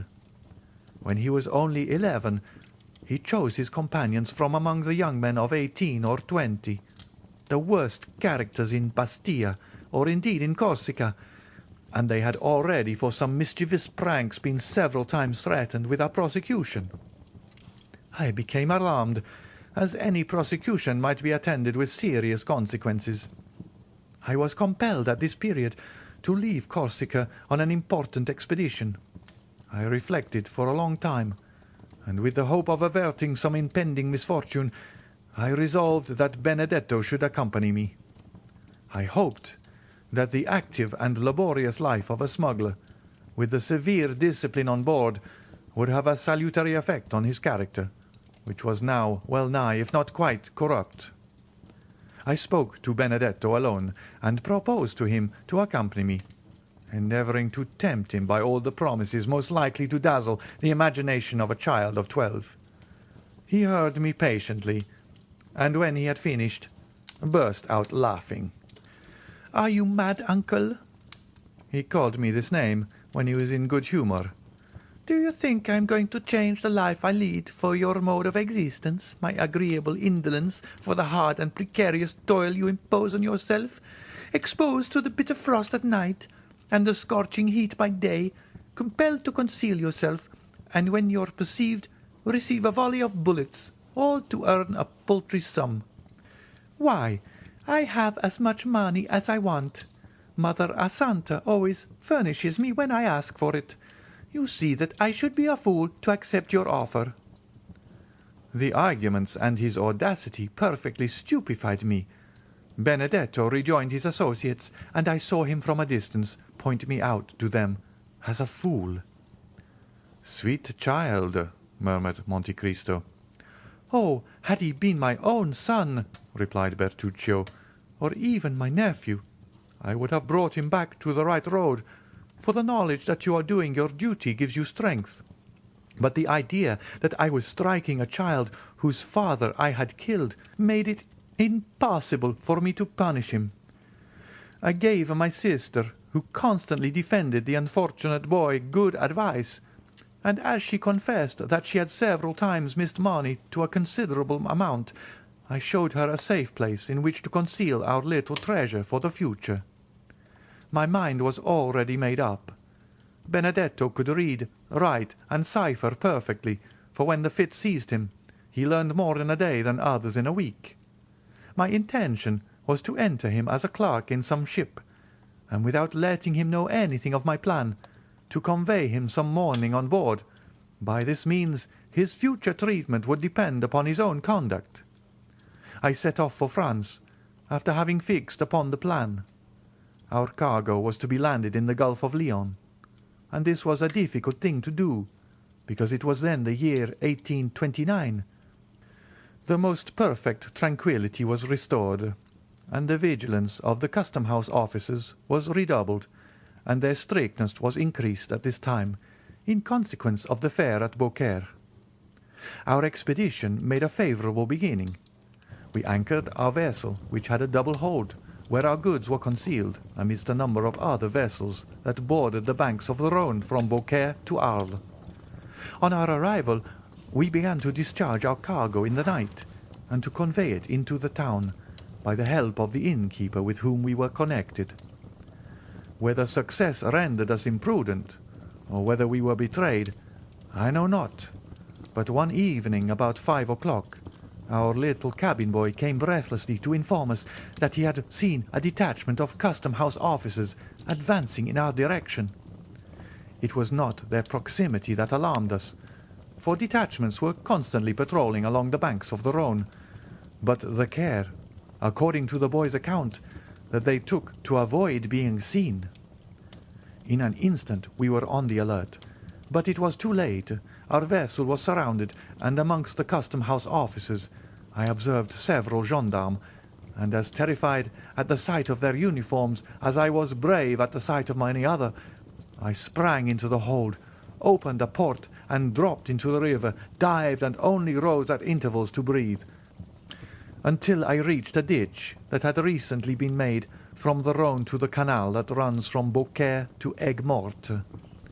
I was now safe, for I could swim along the ditch without being seen, and I reached the canal in safety.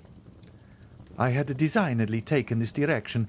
I have already told your Excellency of an innkeeper from Nîmes who had set up a little tavern on the road from Bellegarde to Beaucaire. Yes, said Monte Cristo. I perfectly recollect him. I think he was your colleague. Precisely, answered Bertuccio.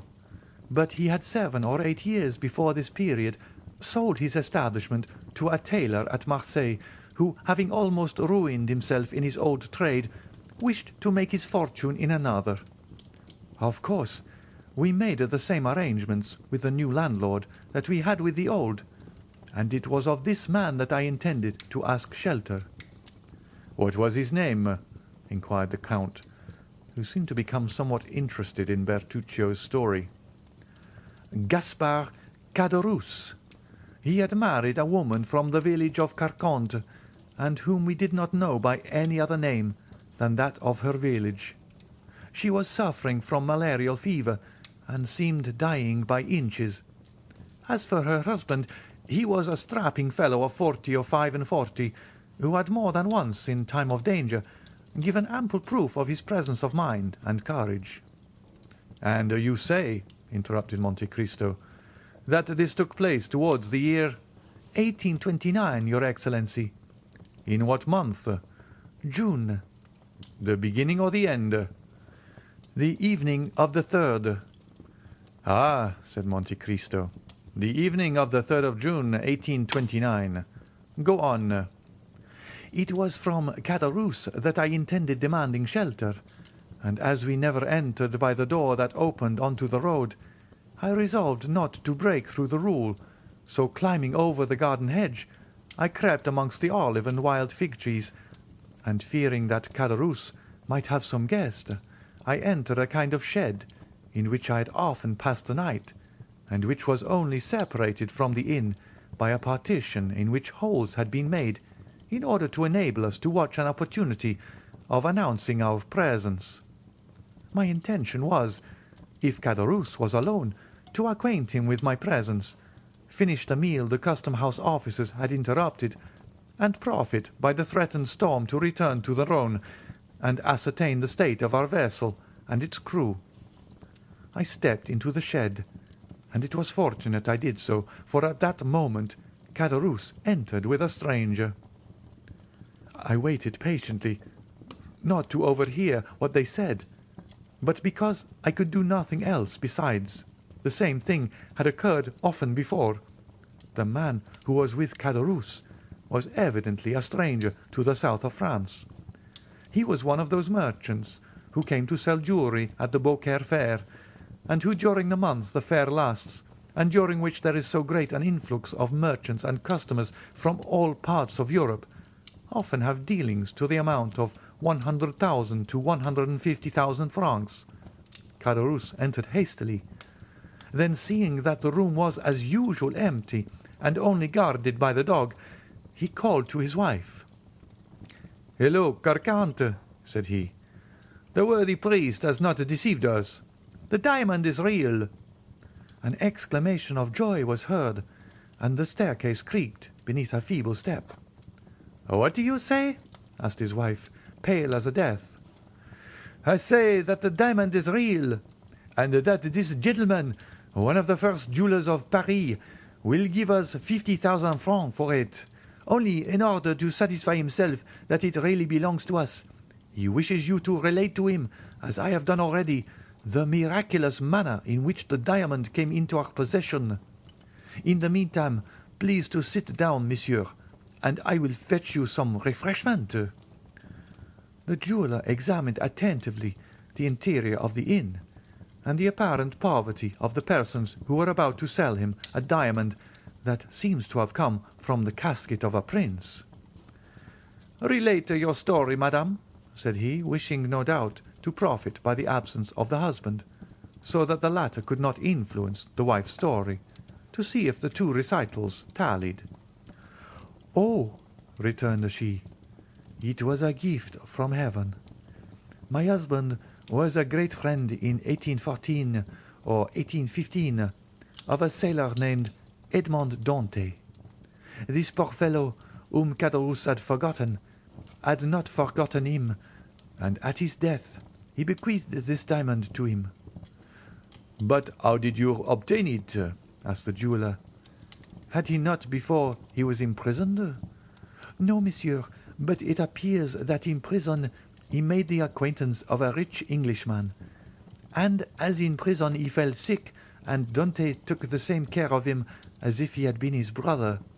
The Englishman, when he was set free, gave this stone to Dante, who, less fortunate, died, and in his turn left it to us, and charged the excellent abbé, who was here this morning to deliver it." "The same story," muttered the jeweller, "and improbable as it seemed at first, it may be true. There's only the price we are not agreed about." "How not agreed about?" said Caderousse. "I thought we agreed for the price I asked." "That is," replied the jeweller, "I offered 40,000 francs." "40,000!" cried La Carconte. "We will not part with it for that sum. The abbé told us it was worth 50,000 without the setting." "What was the abbé's name?" asked the indefatigable questioner. "The Abbé Busoni," said La Carconte. "He was a foreigner, an Italian from the neighbourhood of Mantua, I believe." "Let me see this diamond again," replied the jeweller. "The first time you are often mistaken as to the value of a stone." Caderousse took from his pocket a small case of black shagreen, opened, and gave it to the jeweller. At the sight of the diamond, which was as large as a hazelnut, La Carconte's eyes sparkled with cupidity. "And what did you think of this fine story, eavesdropper?" said Monte Cristo. "Did you credit it?" "Yes, your Excellency.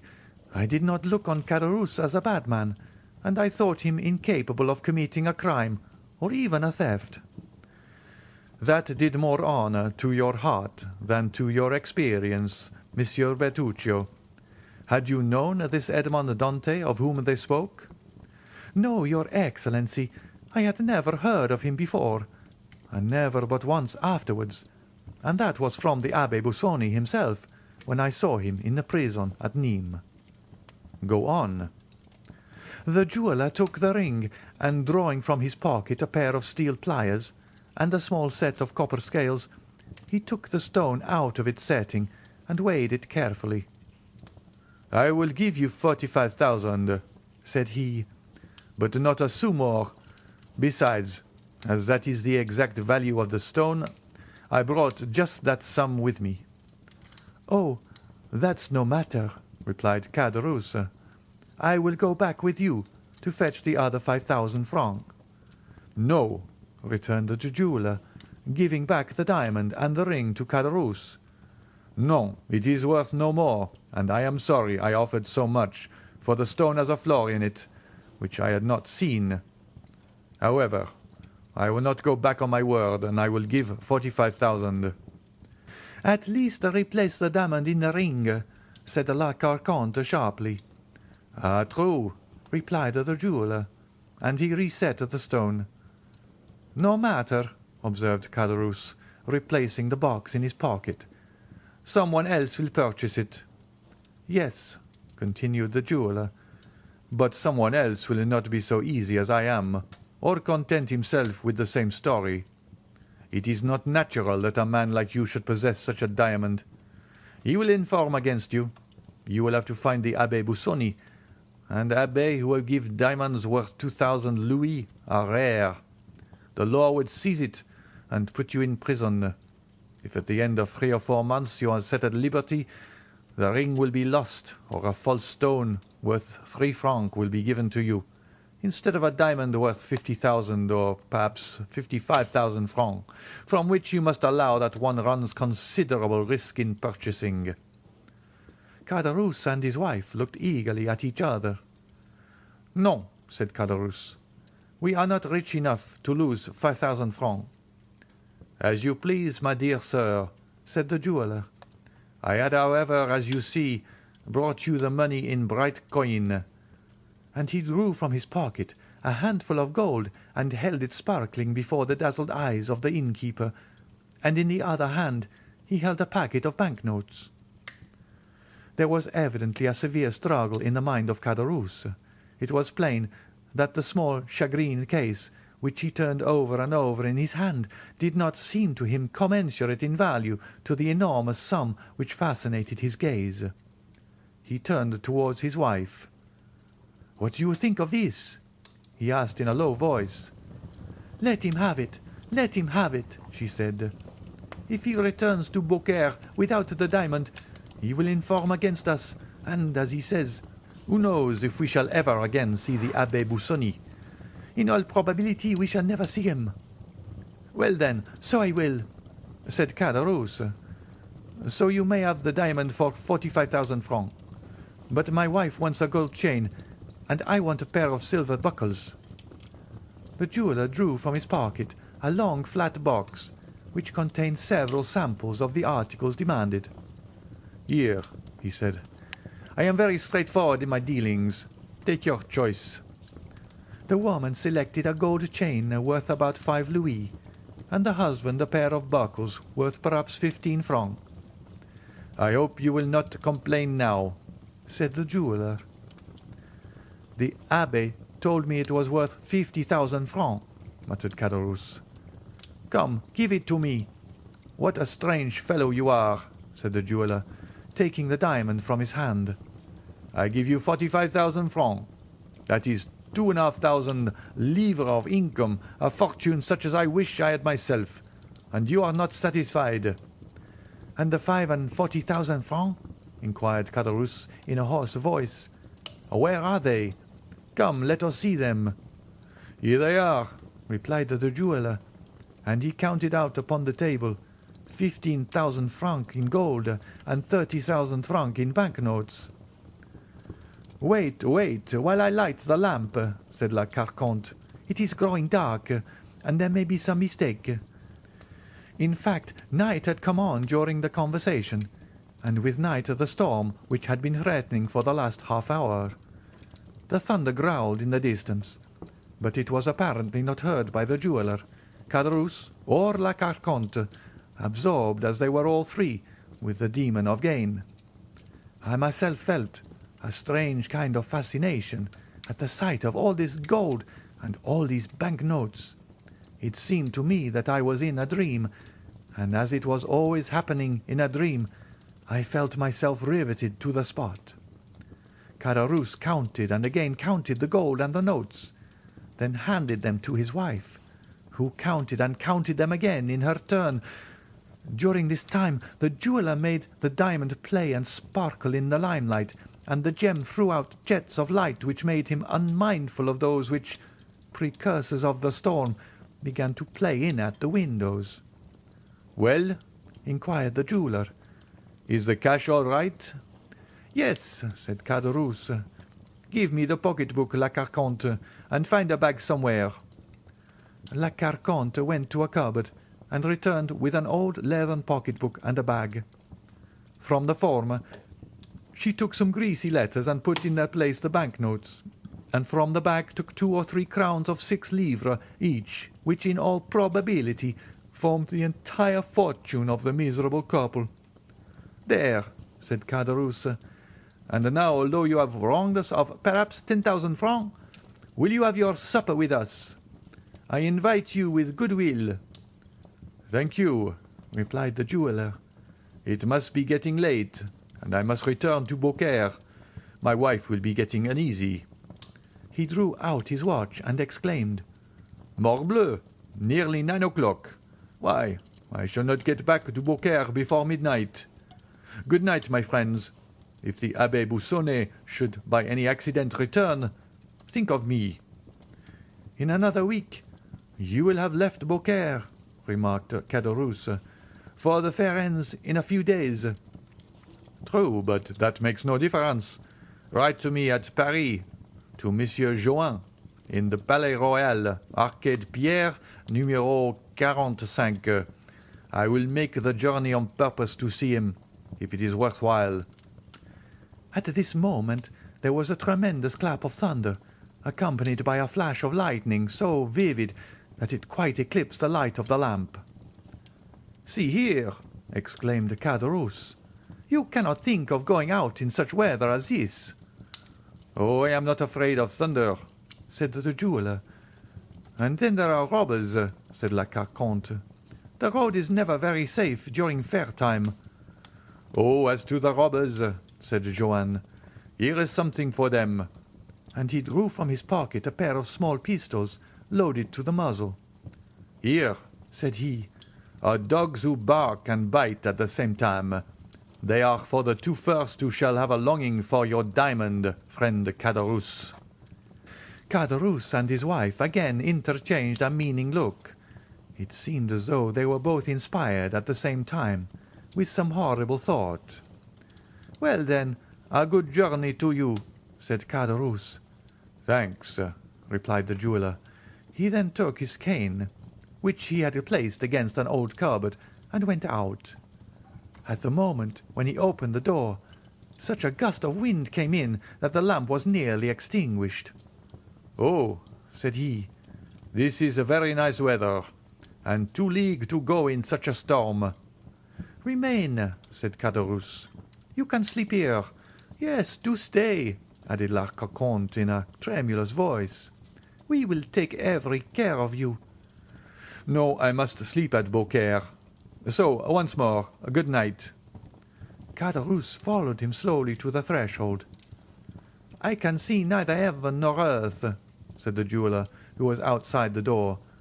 "Do I turn to the right or to the left hand?" "To the right," said Caderousse. "You cannot go wrong. The road is bordered by trees on both sides." "Good. All right," said a voice almost lost in the distance. "Close the door," said La Carconte. "I do not like the open doors when it thunders." "Particularly when there is money in the house, eh?" answered Caderousse, double-locking the door.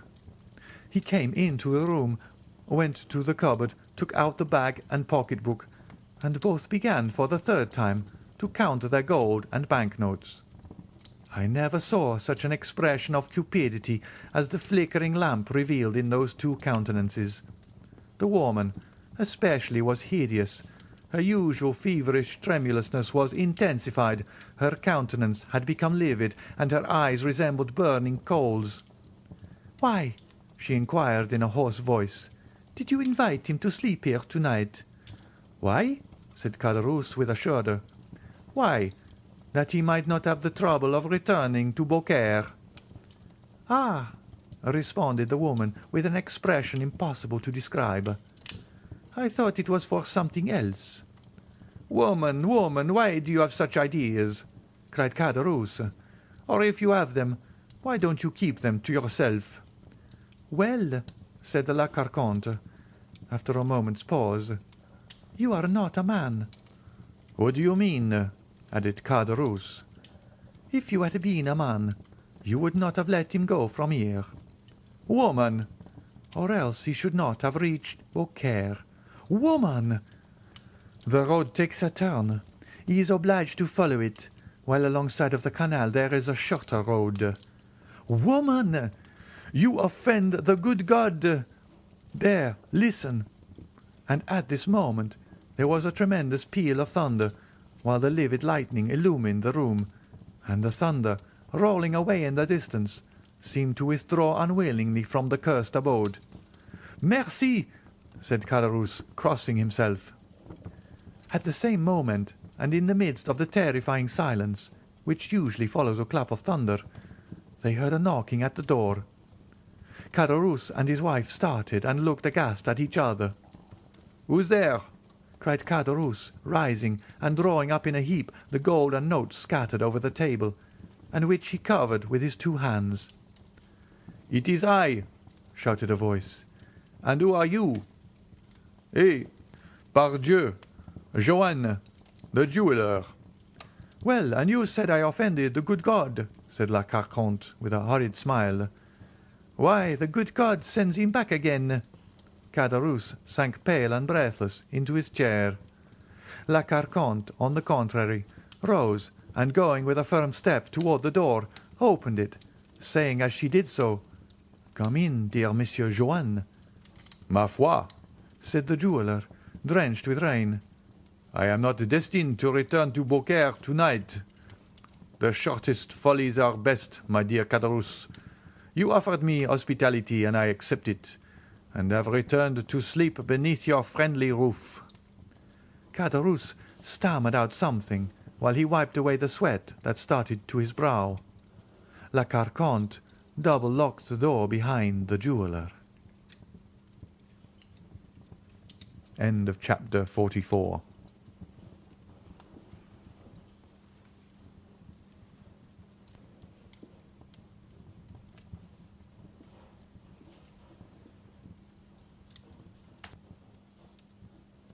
Chapter 45. The Rain of Blood. As the jeweller returned to the apartment, he cast around him a scrutinizing glance, but there was nothing to excite suspicion, if it did not exist, or to confirm it if it were already awakened.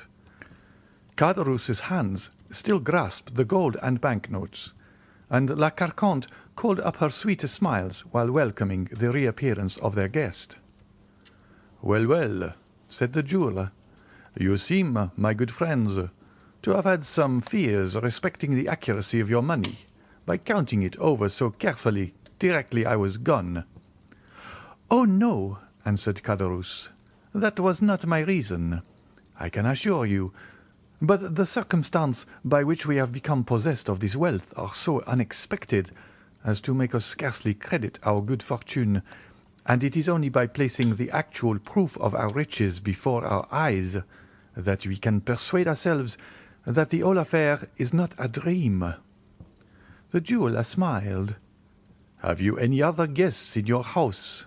inquired he. "Nobody but ourselves," replied Caderousse. "The fact is, we do not lodge travellers. Indeed, our tavern is so near the town that nobody would think of stopping here."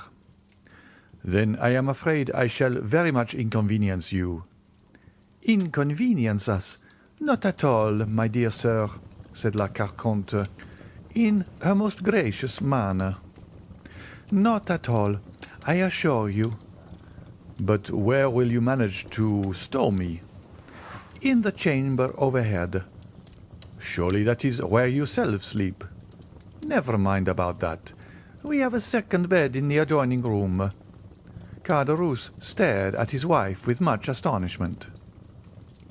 The jeweller, meanwhile was humming a song as he stood warming his back at the fire La Carconte had kindled to dry the wet garments of her guest, and this done, she next occupied herself in arranging his supper by spreading a napkin at the end of the table and placing on it the slender remains of their dinner, to which she added 3 or 4 fresh-laid eggs.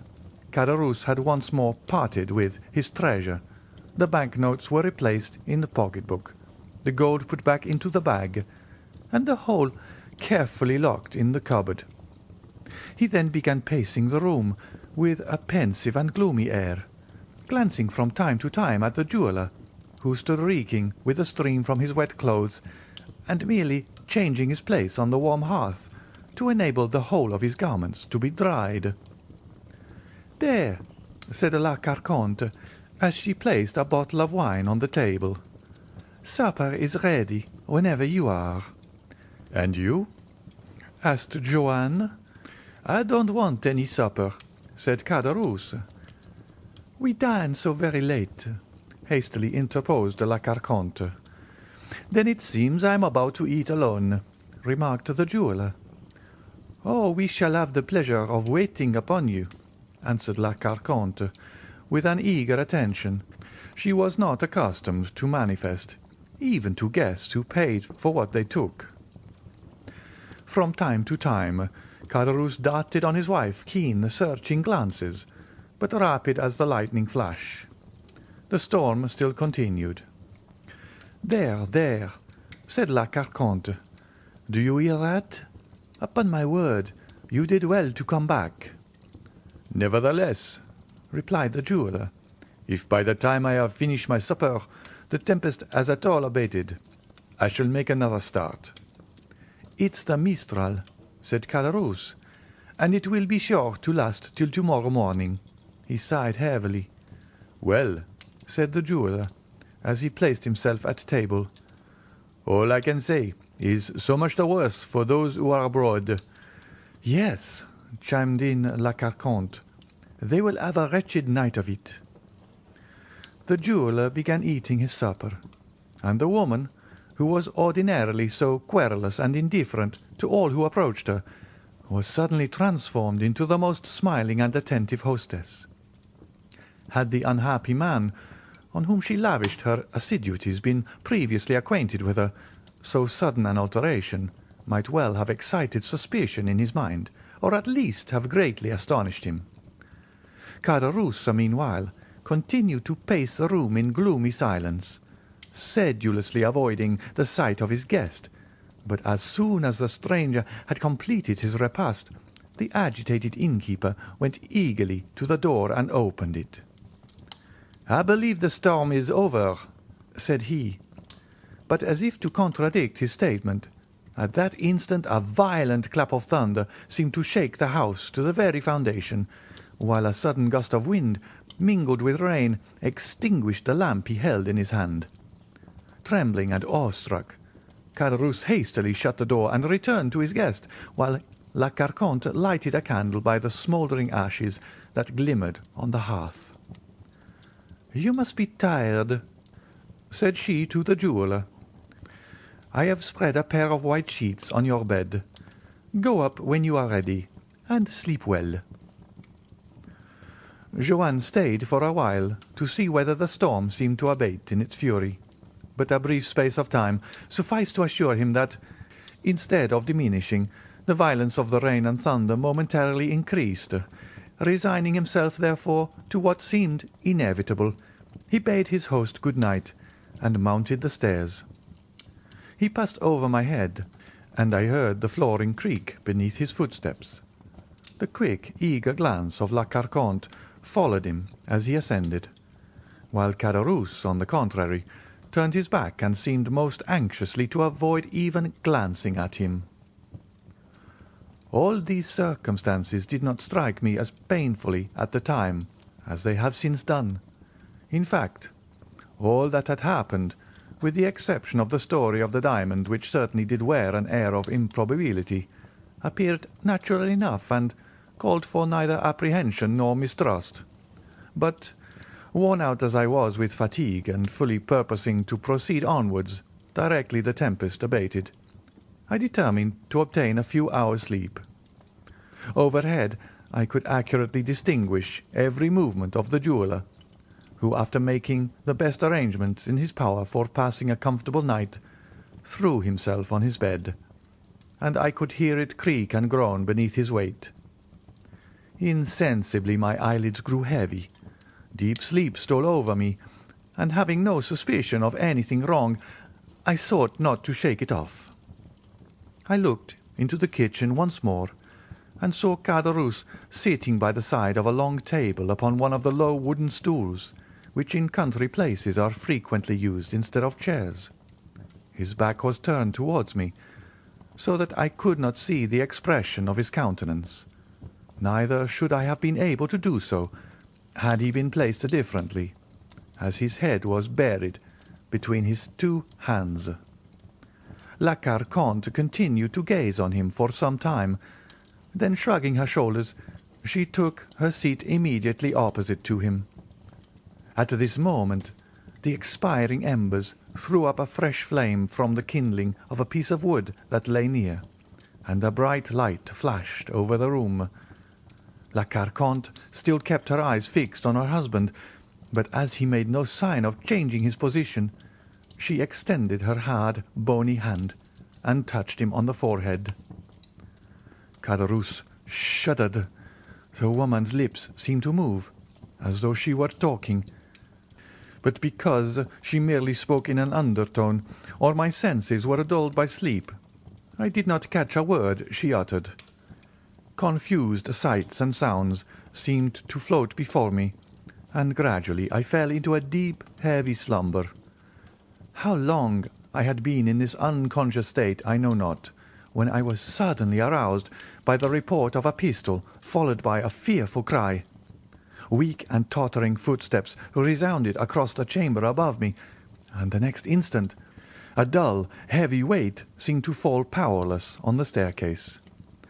I had not yet fully recovered consciousness, when again I heard groans, mingled with half-stifled cries, as if from persons engaged in a deadly struggle.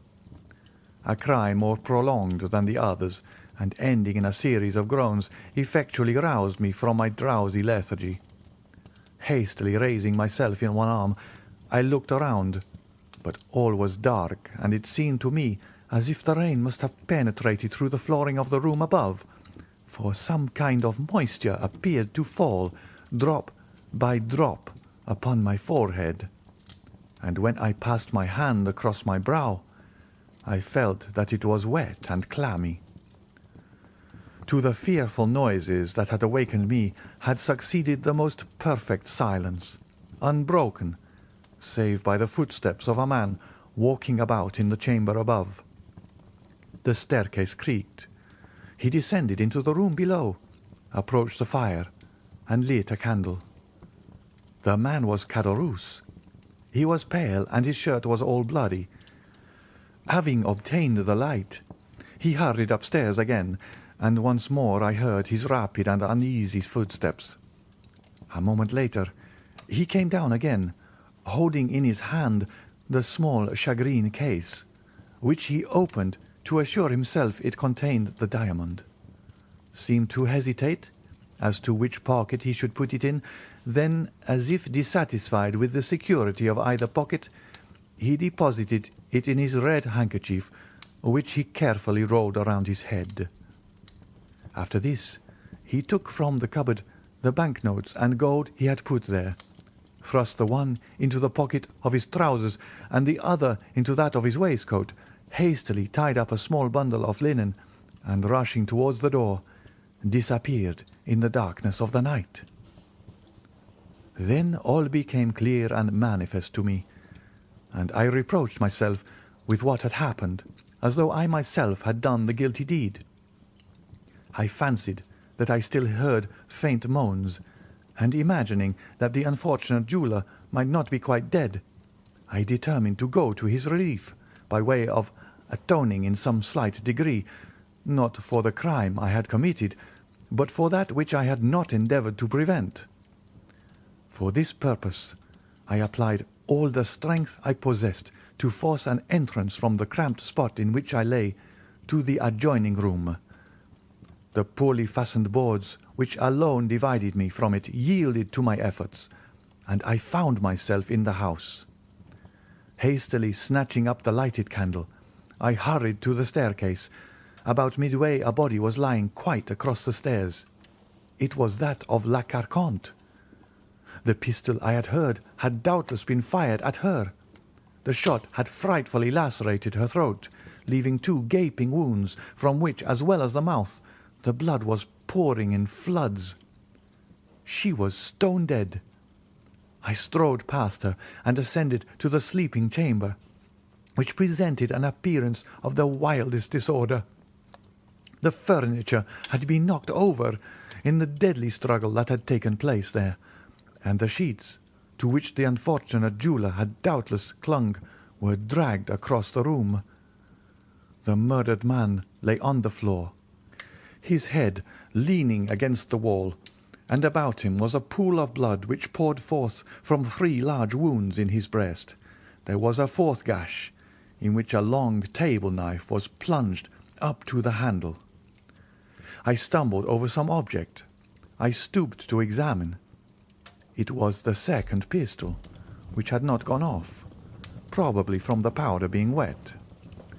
I approached the jeweller, who was not quite dead, and at the sound of my footsteps and the creaking of the floor, he opened his eyes, fixed them on me with an anxious and inquiring gaze, moved his lips as though trying to speak, then, overcome by the effort, fell back and expired.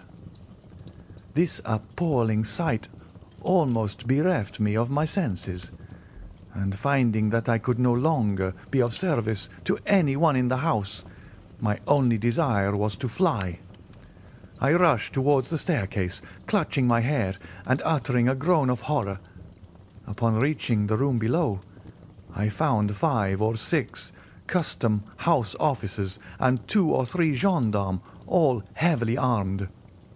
They threw themselves upon me. I made no resistance. I was no longer master of my senses. When I strove to speak, a few inarticulate sounds alone escaped my lips.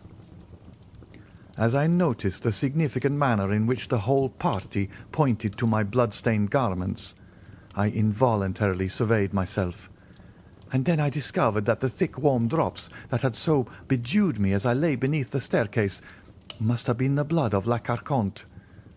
I pointed to the spot where I had concealed myself. "What does he mean?" asked a gendarme. One of the officers went to the place I directed. "He means," replied the man upon his return, "that he got in that way."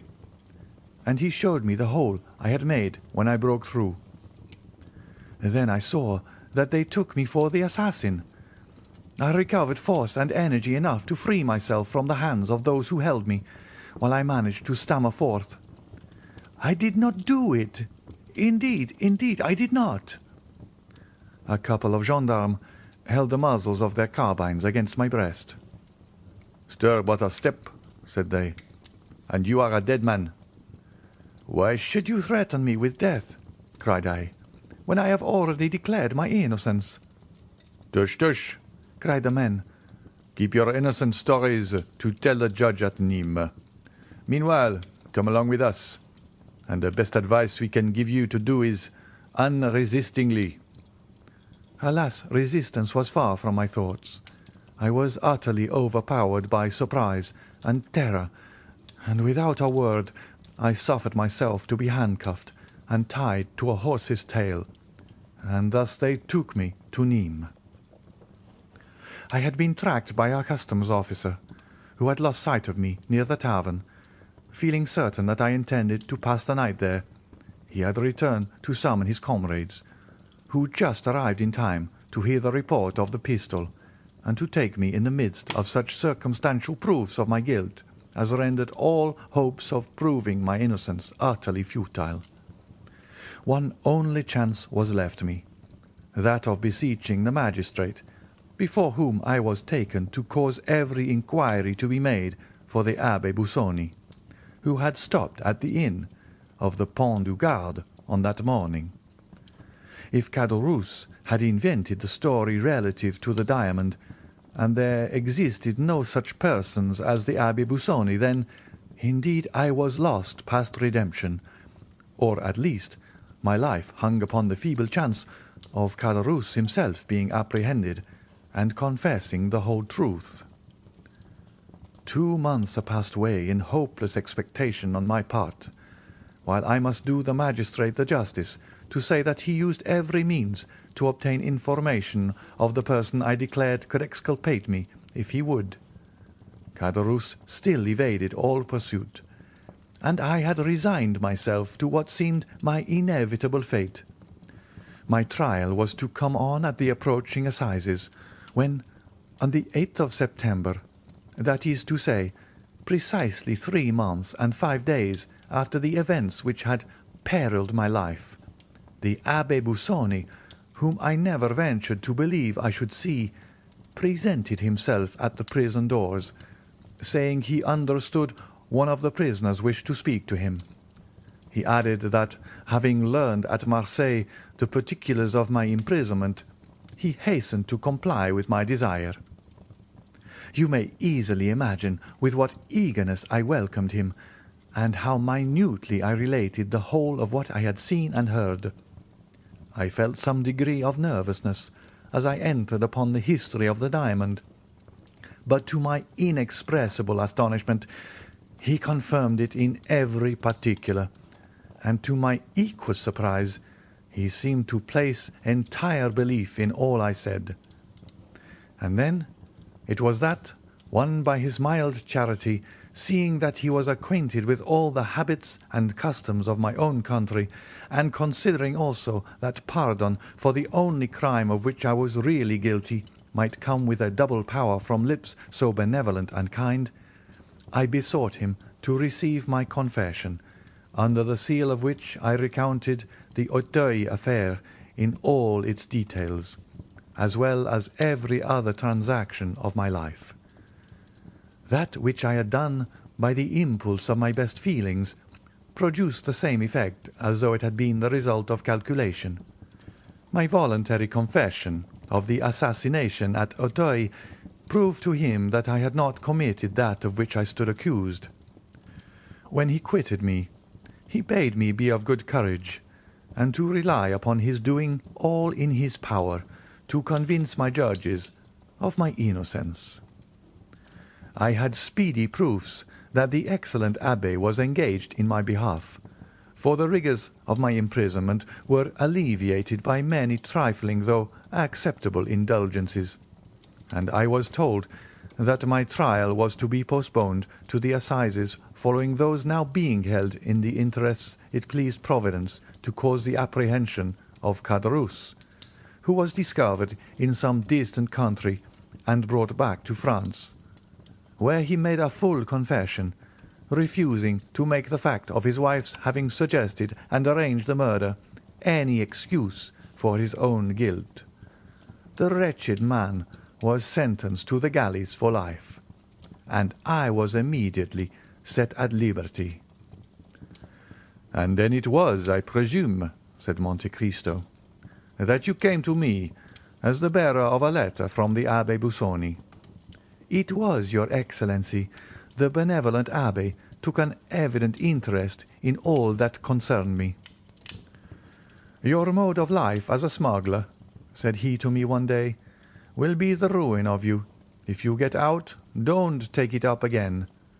"But how," inquired I, "am I to maintain myself and my poor sister?" "A person whose confessor I am," replied he, "and who entertains a high regard for me, applied to me a short time since to procure him a confidential servant. Would you like such a post? If so, I will give you a letter of introduction to him."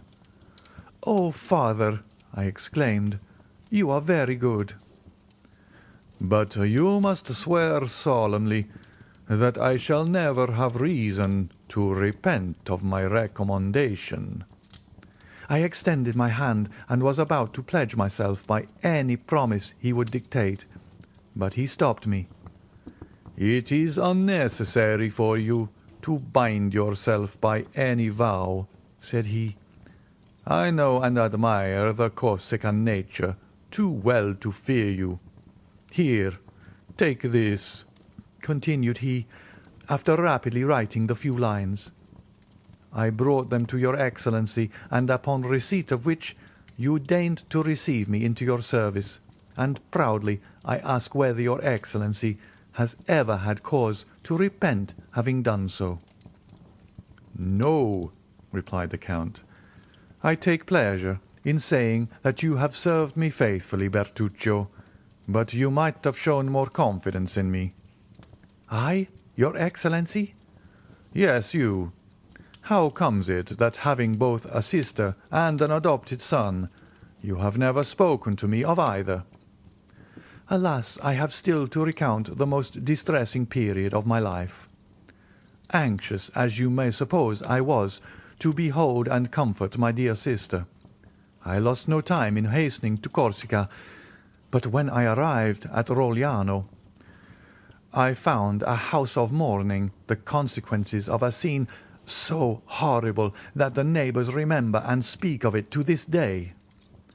Acting by my advice, my poor sister had refused to comply with the unreasonable demands of Benedetto, who was continually tormenting her for money, as long as he believed there was a sou left in her possession. One morning that he demanded money, threatening her with the severest consequences if she did not supply him with what he desired, he disappeared and remained away all day, leaving the kind-hearted Assunta, who loved him as if he were her own child, to weep over his conduct and bewail his absence. Evening came, and still with all the patient solicitude of a mother she watched for his return. As the 11th hour struck, he entered with a swaggering air, attended by two of the most dissolute and reckless of his boon companions. She stretched out her arms to him, but they seized hold of her, and one of the three, none other than the accursed Benedetto, exclaimed, "Put her to torture, and she'll soon tell us where her money is." It unfortunately happened that our neighbour Vasilio was at Bastia, leaving no person in his house but his wife. No human creature beside could bear or see anything that took place within our dwelling. Two held poor Assunta, who, unable to conceive that any harm was intended to her, smiled in the face of those who were soon to become her executioners. The third proceeded to barricade the doors and windows, then returned, and the three united in stifling the cries of terror incited by the sight of these preparations, and then dragged Assunta, feet foremost, towards the brazier, expecting to wring from her an avowal of where her supposed treasure was secreted. In the struggle her clothes caught fire, and they were obliged to let go their hold in order to preserve themselves from sharing the same fate. Covered with flames, Assunta rushed wildly to the door, but it was fastened. She flew to the windows, but they were also secured. Then the neighbours heard frightful shrieks. It was Assunta calling for help. The cries died away in groans, and the next morning, as soon as Vasilio's wife could muster up courage to venture abroad, she caused the door of our dwelling to be opened by the public authorities, when Assunta, although dreadfully burnt, was found still breathing. Every drawer and closet in the house had been forced open, and the money stolen. Benedetto never again appeared at Rogliano, neither have I since that day either seen or heard anything concerning him. It was subsequently to these dreadful events that I waited on your Excellency, to whom it would have been folly to have mentioned Benedetto, since all trace of him seemed entirely lost, or of my sister, since she was dead." "And in what light did you view the occurrence?" inquired Monte Cristo. "As a punishment for the crime I had committed," answered Bertuccio. "Oh, those Villefort are an accursed race." "Truly they are. murmured the Count in a lugubrious tone. "And now," resumed Bertuccio, "your Excellency may perhaps be able to comprehend that this place, which I revisit for the first time, this garden, the actual scene of my crime, must have given rise to reflection of no very agreeable nature, and produced that gloom and depression of spirits which excited the notice of your Excellency, who was pleased to express a desire to know the cause. At this instant a shudder passes over me as I reflect that possibly I am now standing on the very grave in which lies Monsieur de Villefort, by whose hand the ground was dug to receive the corpse of his child." "Everything is possible," said Monte Cristo, rising from the bench on which he had been sitting. "Even," he added in an inaudible voice, "even that the procureur be not dead. The Abbé Busoni did right to send you to me," he went on in his ordinary tone, "and you have done well in relating to me the whole of your history, as it will prevent my forming any erroneous opinions concerning you in future. As for that Benedetto, who so grossly belied his name, have you never made any effort to trace out whether he has gone or what has become of him?" "No, far from wishing to learn whither he has betaken himself. I should shun the possibility of meeting him as I would a wild beast. Thank God, I never have heard his name mentioned by any person, and I hope and believe he is dead." "Do not think so, Bertuccio," replied the Count, "for the wicked are not so easily disposed of, for God seems to have them under his special watch care to make of them instruments of his vengeance." "So be it," responded Bertuccio.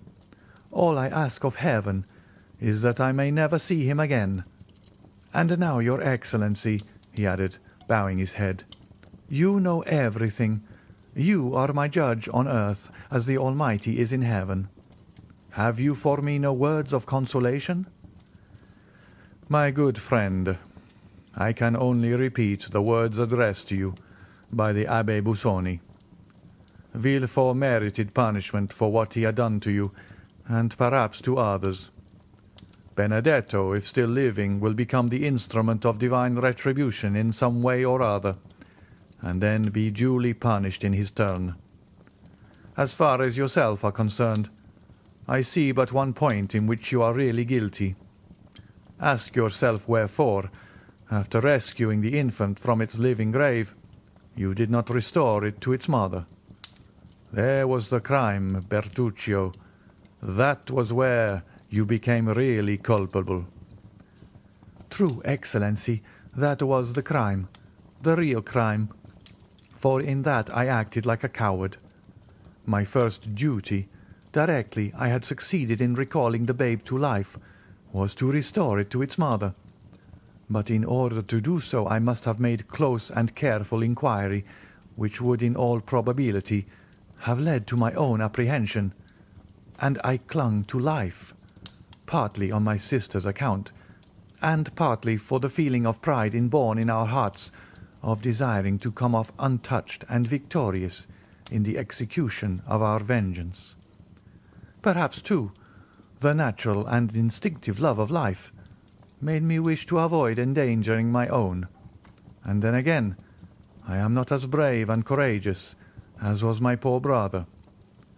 Bertuccio hid his face in his hands as he uttered these words, while Monte Cristo fixed on him a look of inscrutable meaning.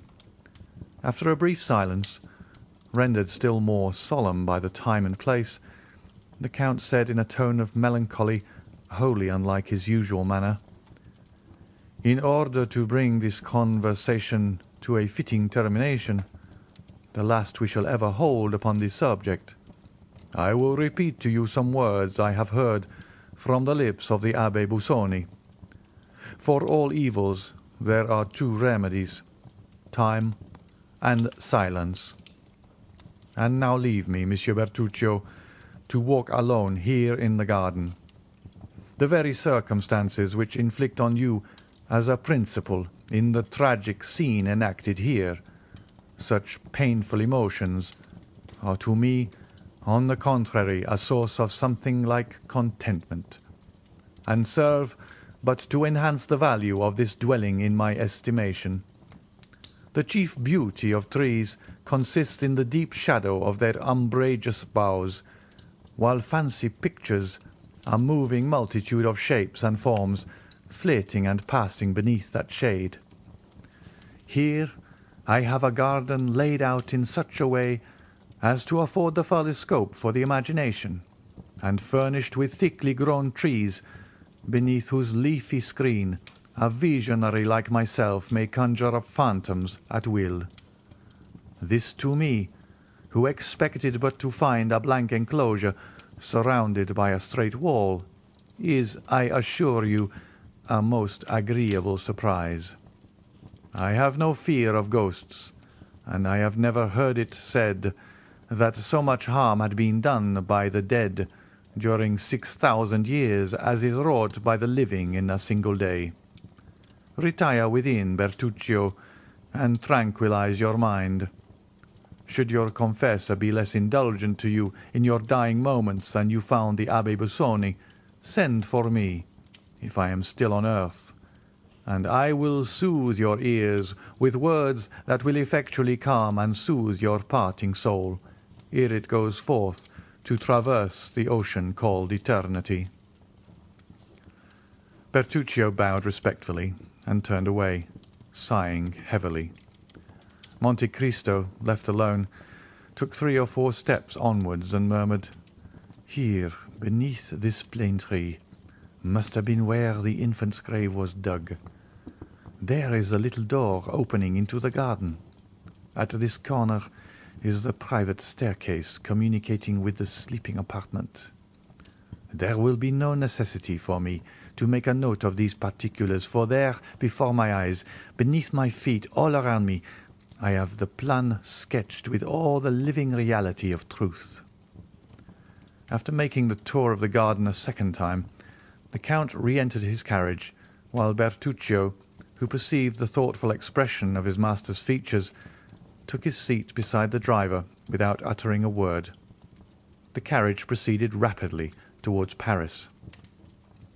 That same evening, upon reaching his abode in the Champs-Élysées, the Count of Monte Cristo went over the whole building with the air of one long acquainted with each nook or corner. Nor, although preceding the party, did he once mistake one door for another, or commit the smallest error when choosing any particular corridor or staircase to conduct him to a place or suite of rooms he desired to visit. Ali was his principal attendant during this nocturnal survey.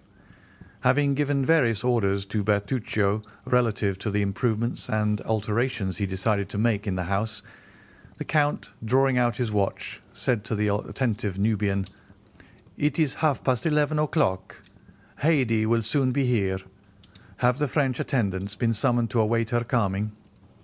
Ali extended his hands towards the apartments destined for the fair Greek, which was so effectually concealed by means of a tapestried entrance that it would have puzzled the most curious to have divined their existence. Ali, having pointed to the apartments, held up 3 fingers of his right hand, and then, placing it beneath his head, shut his eyes and feigned to sleep.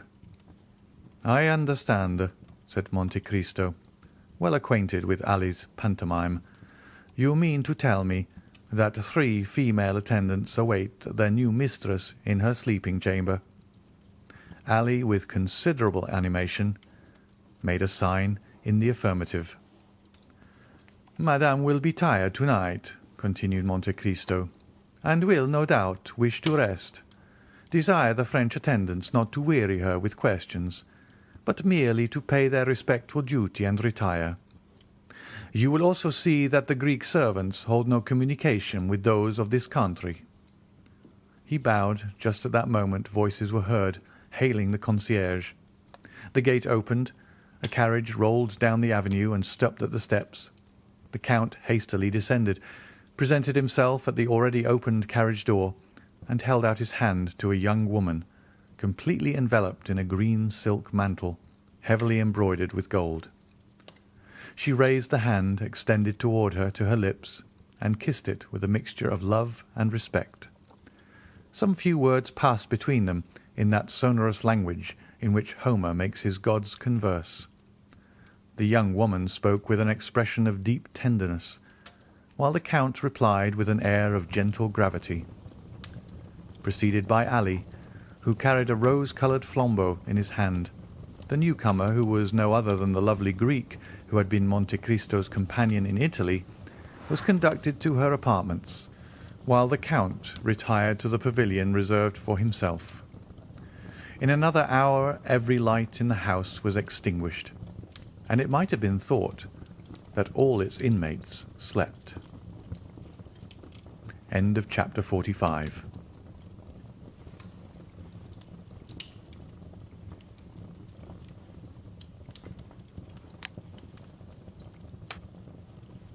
Chapter 46. Unlimited Credit. About 2 o'clock the following day, a calash, drawn by a pair of magnificent English horses, stopped at the door of Monte Cristo, and a person dressed in a blue coat with buttons of a similar colour, a white waistcoat over which was displayed a massive gold chain, brown trousers, and a quantity of black hair descending so low over his eyebrows as to leave it doubtful whether it were not artificial, so little did its jetty glossiness assimilate with the deep wrinkles stamped on his features. A person, in a word, who, although evidently past 50, desired to be taken for not more than 40, bent forwards from the carriage door, on the panels of which were emblazoned the armorial bearings of a baron, and directed his groom to inquire at the porter's lodge whether the Count of Monte Cristo resided there, and if he were within. While waiting, the occupant of the carriage surveyed the house, the garden as far as he could distinguish it, and the livery of servants who passed to and fro with an attention so close as to be somewhat impertinent. His glance was keen, but showed cunning rather than intelligence. His lips were straight and so thin that as they closed they were drawn in over the teeth. His cheekbones were broad and projecting, a never-failing proof of audacity and craftiness, while the flatness of his forehead and the enlargement of the back of his skull, which rose much higher than his large and coarsely shaped ears, combined to form a physiognomy anything but prepossessing, save in the eyes of such as considered that the owner of so splendid an equipage must needs be all that was admirable and enviable, more especially when they gazed on the enormous diamond that glittered in his shirt, and the red ribbon that depended from his buttonhole. The groom, in obedience to his orders, tapped at the window of the porter's lodge, saying, "Pray, does not the Count of Monte Cristo live here?" "His Excellency does reside here," replied the concierge. "But," added he, glancing an inquiring look at Ali. Ali returned a sign in the negative. "But what?" asked the groom. "His Excellency does not receive visitors today." "Then here is my master's card, the Baron Danglars. You will take it to the Count and say that, although in haste to attend the chamber, my master came out of his way to have the honour of calling upon him." "I never speak to his Excellency," replied the concierge. "The valet de chambre will carry your message." The groom returned to the carriage. "Well?" asked Danglars. The man, somewhat crestfallen by the rebuke he had received, repeated what the concierge had said. "Bless me," murmured Baron Danglars. "This must surely be a prince instead of a count, by their styling him Excellency, and only venturing to address him by the medium of his valet de chambre. However, it does not signify he has a letter of credit on me, so I must see him when he requires his money."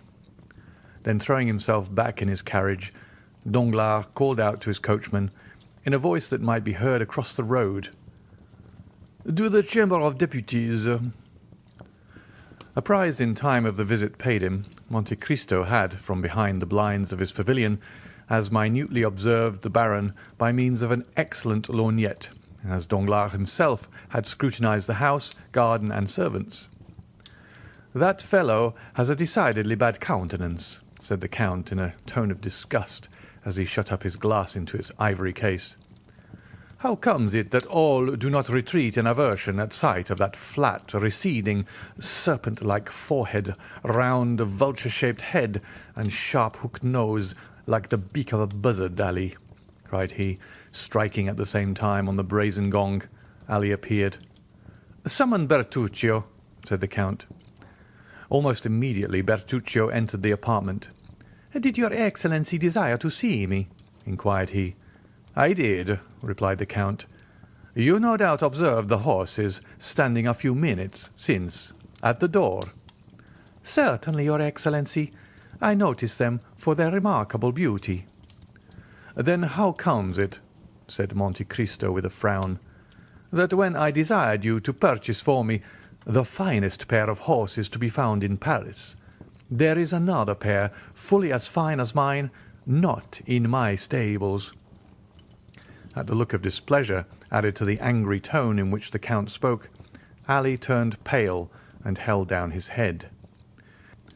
"It is not your fault, my good Ali," said the Count in the Arabic language, and with a gentleness none would have thought him capable of showing either in the voice or face. "It is not your fault. You do not understand the points of English horses." The countenance of poor Ali recovered its serenity. "Permit me to assure your Excellency," said Bertuccio, "that the horses you speak of were not to be sold when I purchased yours." Monte Cristo shrugged his shoulders. "It seems, Sir Steward," said he, "that you have not yet to learn that all things are to be sold to such as care to pay the price. His Excellency is not perhaps aware that Monsieur Danglars gave 16,000 francs for his horses." "Very well. Then offer him double that sum. A banker never loses an opportunity of doubling his capital." "Is your Excellency really in earnest?" inquired the steward. Monte Cristo regarded the person who durst presume to doubt his words with a look of one equally surprised and displeased. "I have to pay a visit this evening," replied he. "I desire that these horses, with completely new harness, may be at the door with my carriage." Bertuccio bowed, and was about to retire, but when he reached the door he paused and then said, "At what o'clock does your Excellency wish the carriage and the horses to be ready?" "At 5 o'clock," replied the Count. "I beg your Excellency's pardon," interposed the steward in a deprecating manner, "for venturing to observe that it is already 2 o'clock." "I am perfectly aware of that fact," answered Monte Cristo calmly. Then turning towards Ali, he said, "Let all horses in my stables be led before the windows of your young lady, that she may select those she prefers for her carriage. Request her also to oblige me by saying whether it is her pleasure to dine with me. If so, let dinner be served in her apartment. Now leave me, and desire my valet de chambre to come hither." Scarcely had Ali disappeared when the valet entered the chamber. "Monsieur Baptistine," said the Count, "you have been in my service 1 year, the time I generally give myself to judge of the merits or demerits of those about me. You suit me very well." Baptistine bowed low. "It only remains for me to know whether I also suit you." "Oh, your Excellency!" exclaimed Baptistine eagerly. "Listen, if you please, till I have finished speaking," replied Monte Cristo. "You receive a 1,500 francs per annum for your services here, more than many a brave subaltern who continually risks his life for his country obtains. You live in a manner far superior to many clerks who work 10 times harder than you do for their money. Then, though yourself a servant, you have other servants to wait upon you, take care of your clothes, and see that your linen is duly prepared for you. Again, you make a profit upon each article you purchase for my toilet, amounting in the course of a year to a sum equalling your wages." "Nay, indeed, your Excellency." "I am not condemning you for this, Monsieur Baptistine, but let your profits end here. It would be long, indeed, ere you would find so lucrative a post as that you have now the good fortune to fill. I neither ill-use nor ill-treat my servants by word or action. An error I readily forgive, but wilful negligence or forgetfulness, never. My commands are ordinarily short, clear, and precise, and I would rather be obliged to repeat my words twice or even 3 times than they should be misunderstood. I am rich enough to know whatever I desire to know, and I can promise you I am not wanting in curiosity. If, then, I should learn that you had taken upon yourself to speak of me to anyone favourably or unfavourably, to comment on my actions or watch my conduct, that very instant you would quit my service. You may now retire. I never caution my servants a second time. Remember that." Baptistine bowed and was proceeding toward the door. "I forgot to mention to you," said the Count, "that I lay yearly aside a certain sum for each servant in my establishment. Those who I am compelled to dismiss lose, as a matter of course, all participation in this money, while their portion goes to the fund accumulating for those domestics who remain with me, and among whom it will be divided at my death. You have been in my service a year. Your fund has already begun to accumulate. Let it continue to do so."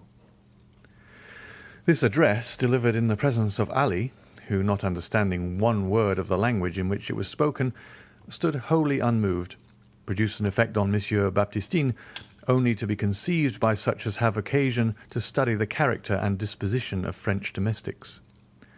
"I assure your Excellency," said he, "that at least it shall be my study to merit your approbation in all things, and I will take Monsieur Ali as my model." "By no means," replied the Count in the most frigid tones. "Ali has many faults mixed with most excellent qualities. He cannot possibly serve you as a pattern for your conduct, not being as you are a paid servant, but a mere slave, a dog, who, should he fail in his duty toward me, I should not discharge from my service, but kill." Baptistine opened his eyes with astonishment. "You seem incredulous," said Monte Cristo, who repeated to Ali in the Arabic language what he had just been saying to Baptistine in French.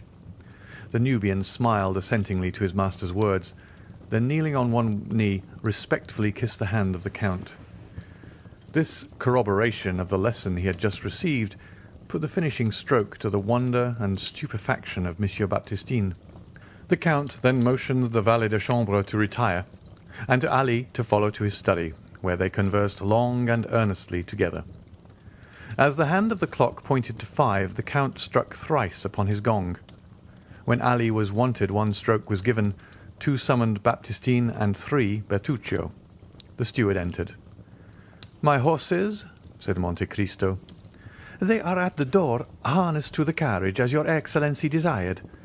Does your Excellency wish me to accompany him?" "No, the coachman, Ali, and Baptistine will go." The Count descended to the door of his mansion, and beheld his carriage drawn by the very pair of horses he had so much admired in the morning as the property of Danglars. As he passed them, he said, "They are extremely handsome, certainly, and you have done well to purchase them, although you were somewhat remiss not to have procured them sooner." "Indeed, your Excellency, I had very considerable difficulty in obtaining them, and as it is they have cost an enormous price." "Does the sum you gave for them make the animals less beautiful?"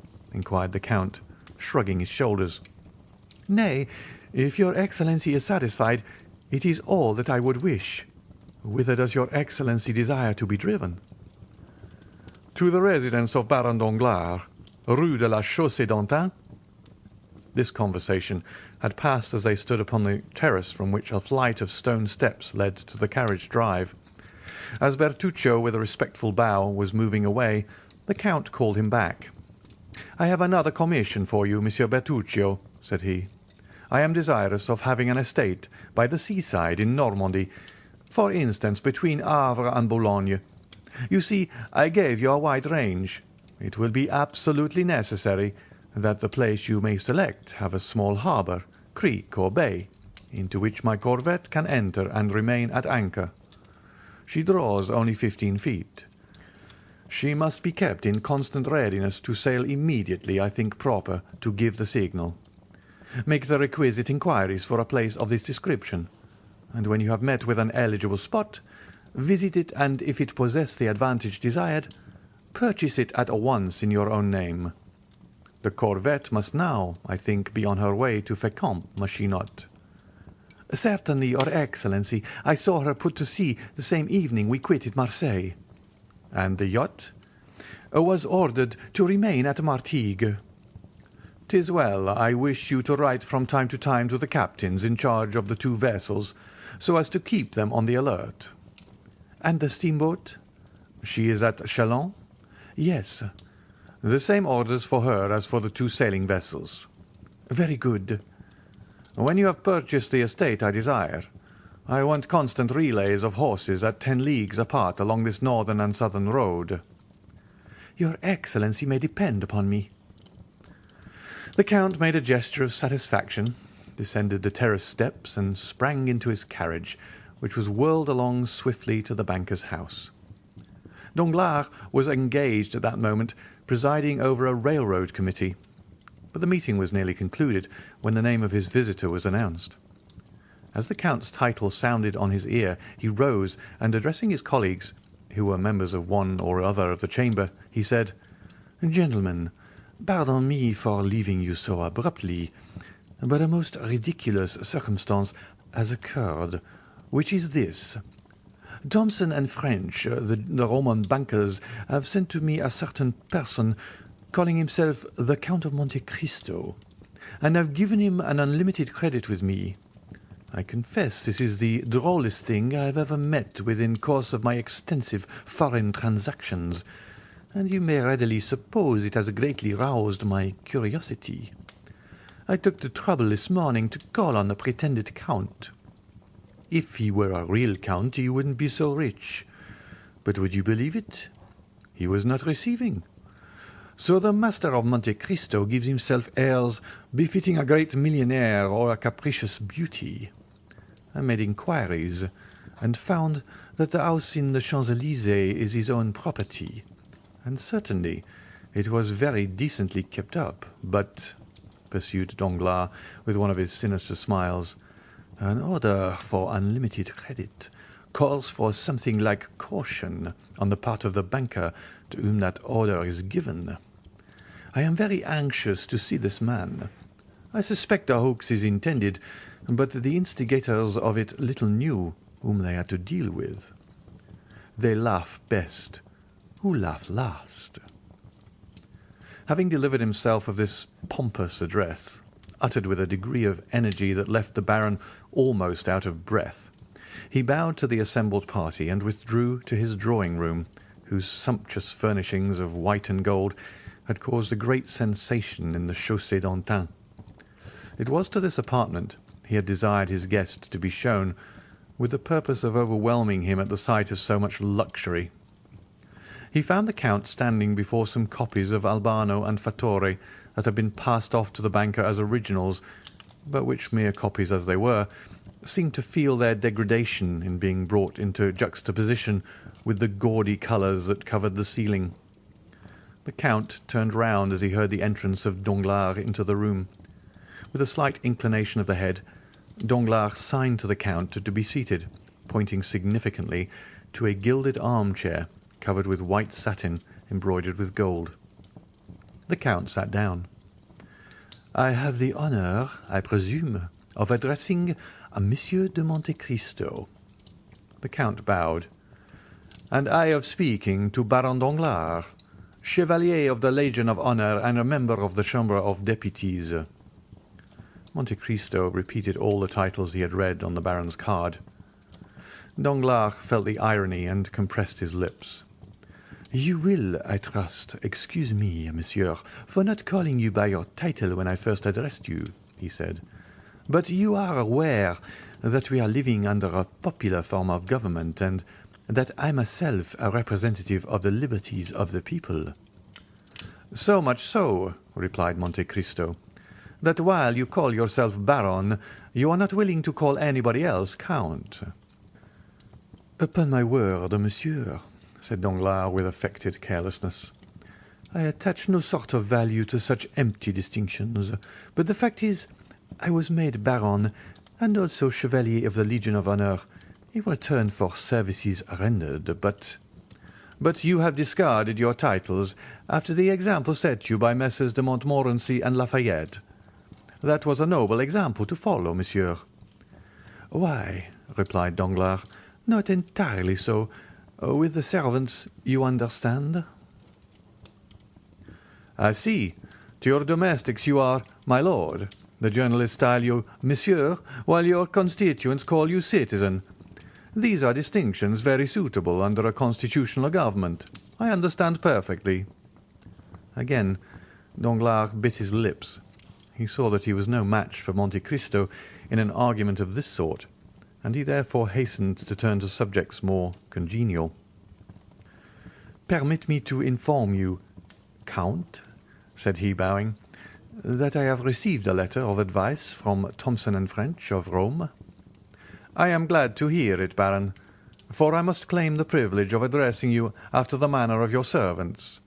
I have acquired the bad habit of calling persons by their titles from living in a country where barons are still barons by right of birth. But as regards the letter of advice, I am charmed to find that it has reached you. That will spare me the troublesome and disagreeable task of coming to you for money myself. You have received a regular letter of advice." "Yes," said Danglars, "but I confess I didn't quite comprehend its meaning." "Indeed." "And for that reason I did myself the honor of calling upon you in order to beg for an explanation." "Go on, monsieur. Here I am, ready to give you any explanation you desire." "Why," said Danglars, "in the letter, I believe I have it about me." Here he felt in his breast pocket. "Yes, here it is. Well, this letter gives the Count of Monte Cristo unlimited credit on our house." "Well, Baron, what is there difficult to understand about that?" "Merely the term unlimited. Nothing else, certainly." "Is not that word known in France? The people who wrote are Anglo-Germans, you know." "Oh, as for the composition of the letter, there is nothing to be said. But as regards the competency of the document, I certainly have doubts." "Is it possible," asked the Count, assuming all air and tone of the utmost simplicity and candour, "is it possible that Thomson & French are not looked upon as safe and solvent bankers? Pray, tell me what you think, Baron, for I feel uneasy. I can assure you, having some considerable property in their hands." "Thomson & French are perfectly solvent," replied Danglars, with an almost mocking smile. "But the word unlimited in financial affairs is so extremely vague." "Is, in fact, unlimited," said Monte Cristo. "Precisely what I was about to say," cried Danglars. "Now what is vague is doubtful, and it was a wise man who said, 'When in doubt, keep out.'" "Meaning to say," rejoined Monte Cristo, "that however Thomson & French may be inclined to commit acts of imprudence and folly, the Baron Danglars is not disposed to follow their example." "Not at all." "Plainly enough, Messrs. Thomson & French set no bounds to their engagements, while those of Monsieur Danglars have their limits. He is a wise man according to his own showing." "Monsieur," replied the banker, drawing himself up with a haughty air, "the extent of my resources has never yet been questioned." "It seems, then, reserved for me," said Monte Cristo coldly, "to be the first to do so." "By what right, sir?" "By right of the objections you have raised and the explanations you have demanded, which certainly must have some motive." Once more Danglars bit his lips. It was the second time he had been worsted, and this time on his own ground. His forced politeness sat awkwardly upon him and approached almost to impertinence. Monte Cristo, on the contrary, preserved a graceful suavity of demeanour, aided by a certain degree of simplicity he could assume at pleasure, and thus possessed the advantage. "Well, sir," resumed Danglars after a brief silence, "I will endeavour to make myself understood by requesting you to inform me for what sum you propose to draw upon me." "Why, truly," replied Monte Cristo, determined not to lose an inch of the ground he had gained, "my reason for desiring an unlimited credit was precisely because I did not know how much money I might need."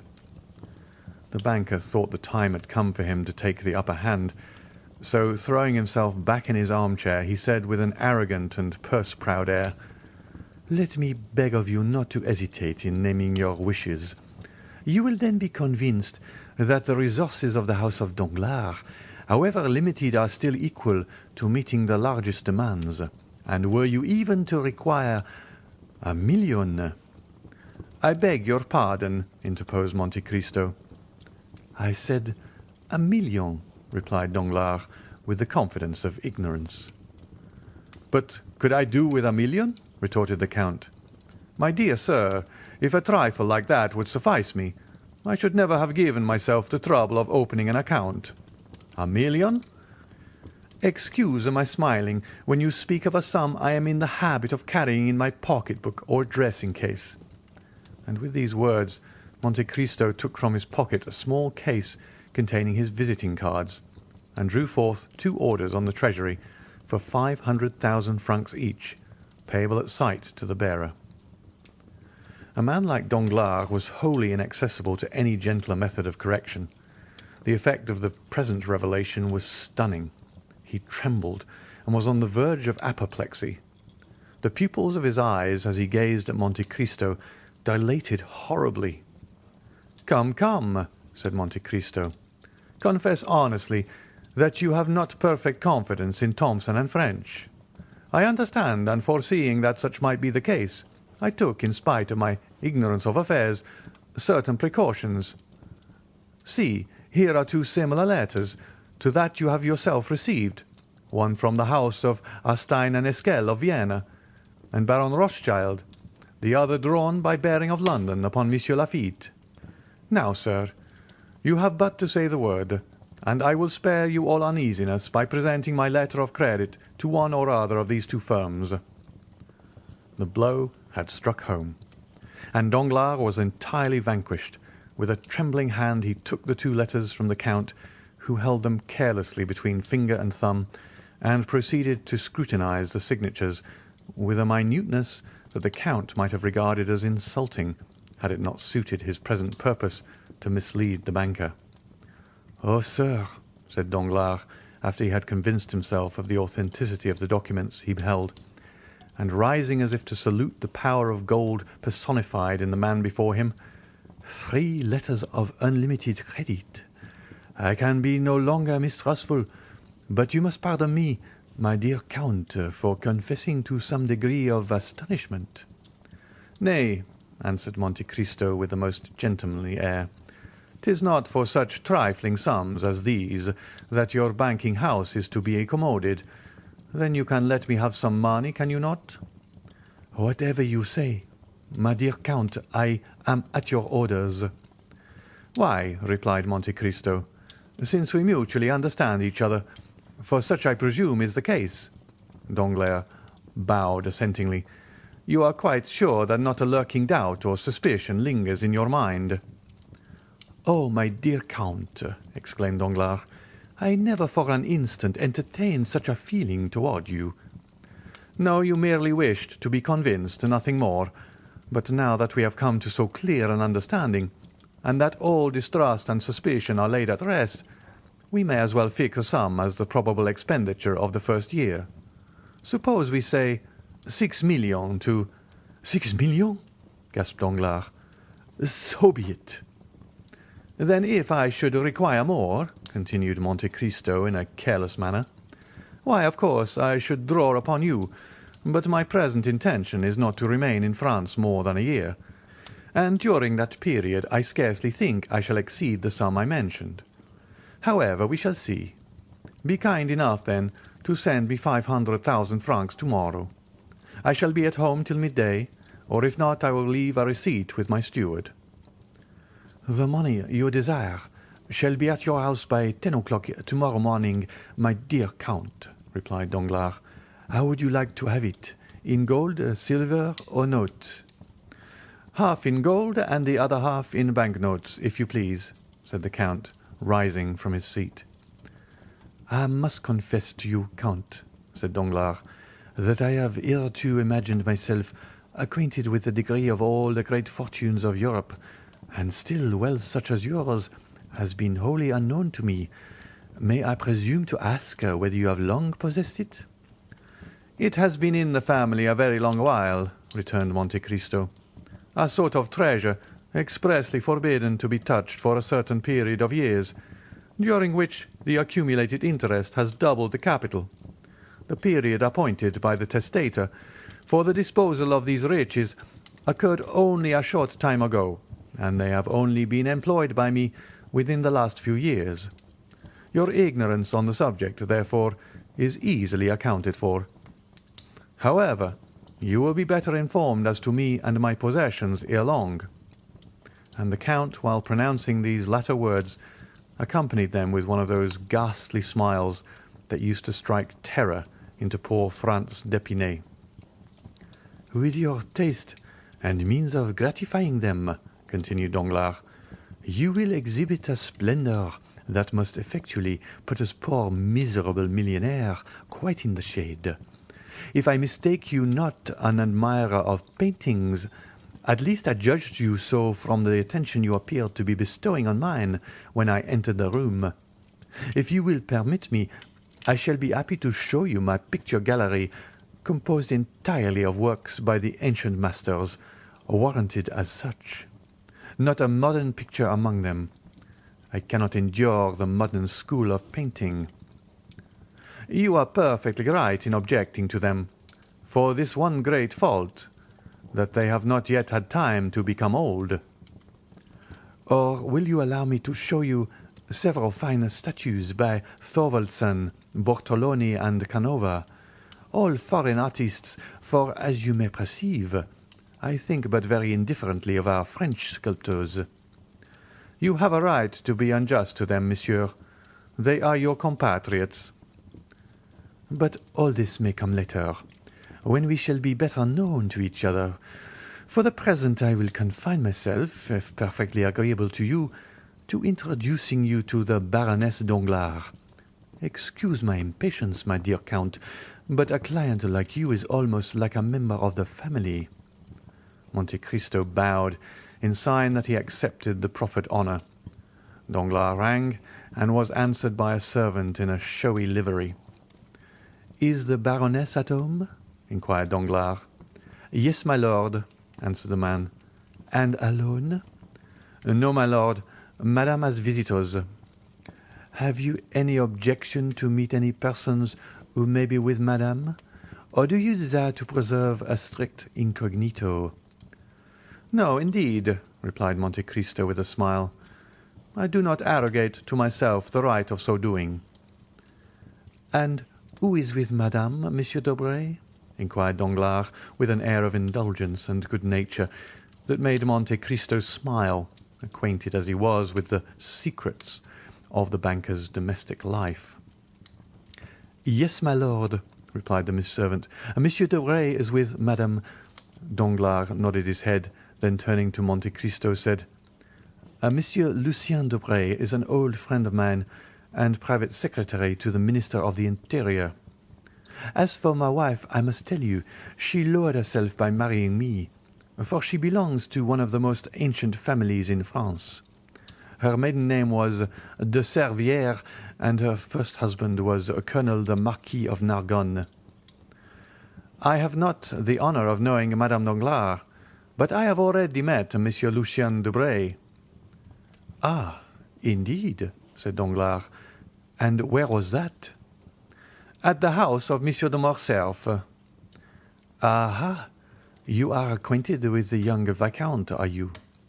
"We were together a good deal during the Carnival at Rome." "True, true," cried Danglars. "Let me see.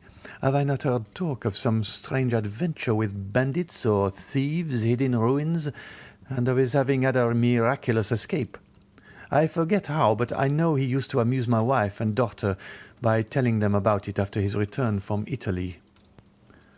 "Her ladyship is waiting to receive you, gentlemen," said the servant, who had gone to inquire the pleasure of his mistress. "With your permission," said Danglars, bowing, "I will precede you to show you the way." "By all means," replied Monte Cristo. "I follow you." End of chapter 46.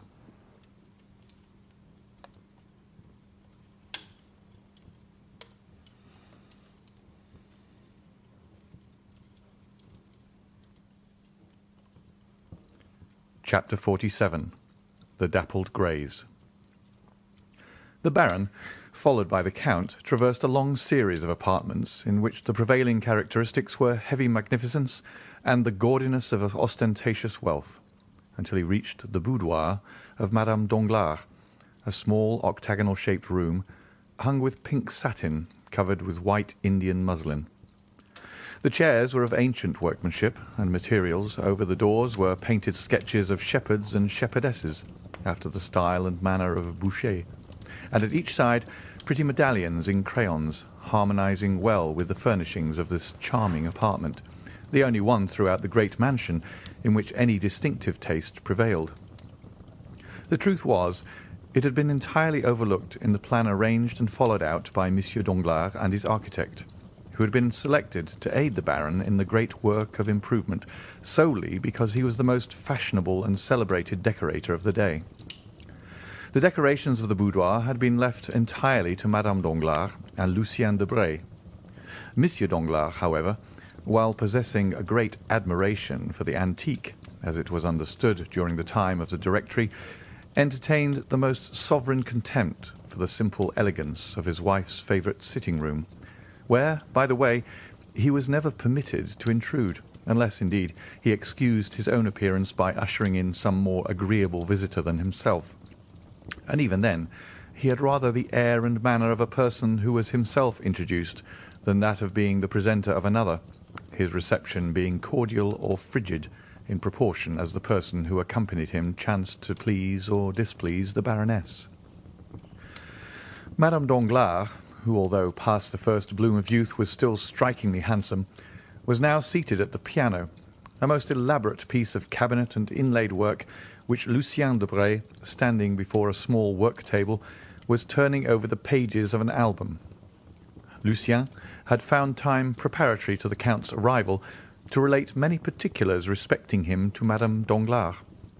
It will be remembered that Monte Cristo had made a lively impression on the minds of all the party assembled at the breakfast given by Albert de Morcerf, and although Debray was not in the habit of yielding to such feelings, he had never been able to shake off the powerful influence excited in his mind by the impressive look and manner of the Count. Consequently, the description given by Lucien to the Baroness bore the highly coloured tinge of his own heated imagination. Already excited by the wonderful stories related of the Count by de Morcerf, it is no wonder that Madame Danglars eagerly listened to and fully credited all the additional circumstances detailed by Debray. This posing at the piano and over the album was only a little ruse adopted by way of precaution. A most gracious welcome and unusual smile were bestowed on Monsieur Danglars. The Count, in return for his gentlemanly bow, received a formal though graceful courtesy, while Lucien exchanged with the Count a sort of distant recognition, and with Danglars a free and easy nod. "Baroness," said Danglars, "give me leave to present to you the Count of Monte Cristo, who has been most warmly recommended to me by my correspondent at Rome. I need but mention one fact to make all the ladies in Paris court his notice, and that is that he has come to take up his abode in Paris for a year, during which brief period he proposes to spend 6 millions of money. That means balls, dinners, and lawn parties without end, in all of which I trust the Count will remember us, as he may depend upon it we shall him in our own humble entertainments." In spite of the gross flattery and coarseness of this address, Madame Danglars could not forbear gazing with considerable interest on a man capable of expending 6 million in 12 months, and who had selected Paris for the scene of his princely extravagance. "And when did you arrive here?" inquired she. "Yesterday morning, madame." "Coming as usual, I presume, from the extreme end of the globe. Pardon me, at least such I have heard is your custom." "Nay, madame, this time I have merely come from Cadiz." "You have selected a most unfavourable moment for your first visit. Paris is a horrible place in summer. Balls, parties, and fêtes are over. The Italian opera is in London, the French opera everywhere except in Paris. As for the Théâtre Français, you know, of course, that it is nowhere. The only amusements left us are the indifferent races at the Champ de Mars and Sartory. Do you propose entering any horses at either of these races, Count?" "I shall do whatever they do at Paris, madame, if I have the good fortune to find someone who will initiate me into the prevalent ideas of amusement." "Are you fond of horses, Count?" "I have passed a considerable part of my life in the East, madame, and you are doubtless aware that the Orientals value only two things, the fine breeding of their horses and the beauty of their women." "Nay, Count," said the Baroness, "it would have been somewhat more gallant to have placed the ladies first." "You see, madame, how rightly I spoke when I said I required a preceptor to guide me in all my sayings and doings here." At this instant, the favourite attendant of Madame Danglars entered the boudoir. Approaching her mistress, she spoke some words in an undertone. Madame Danglars turned very pale, then exclaimed, "I cannot believe it! The thing is impossible!" "I assure you, madame," replied the woman, "it is as I have said." Turning impatiently toward her husband, Madame Danglars demanded, "Is this true?" "Is what true, madame?" inquired Danglars, visibly agitated. "What my maid tells me." "But what does she tell you?" "That when my coachman was about to harness the horses to my carriage, he discovered that they had been removed from the stables without his knowledge. I desire to know what is the meaning of this." "Be kind enough, madame, to listen to me," said Danglars. "Oh, yes, I will listen, monsieur, for I am most curious to hear what explanation you will give. These two gentlemen shall decide between us, but first I shall state the case to them. Gentlemen," continued the Baroness, "among the 10 horses in the stables of Baron Danglars are 2 that belong exclusively to me, a pair of the handsomest and most spirited creatures to be found in Paris. But to you at least, Monsieur Debray, I need not give a further description, because to you my beautiful pair of dapple greys were well known. Well, I had promised Madame de Villefort the loan of my carriage to drive tomorrow to the Bois. But when my coachman goes to fetch the greys from the stables, they are gone, positively gone. No doubt Monsieur Danglars has sacrificed them to the selfish consideration of gaining some thousands of paltry francs. Oh, what a detestable crew they are, those mercenary speculators!"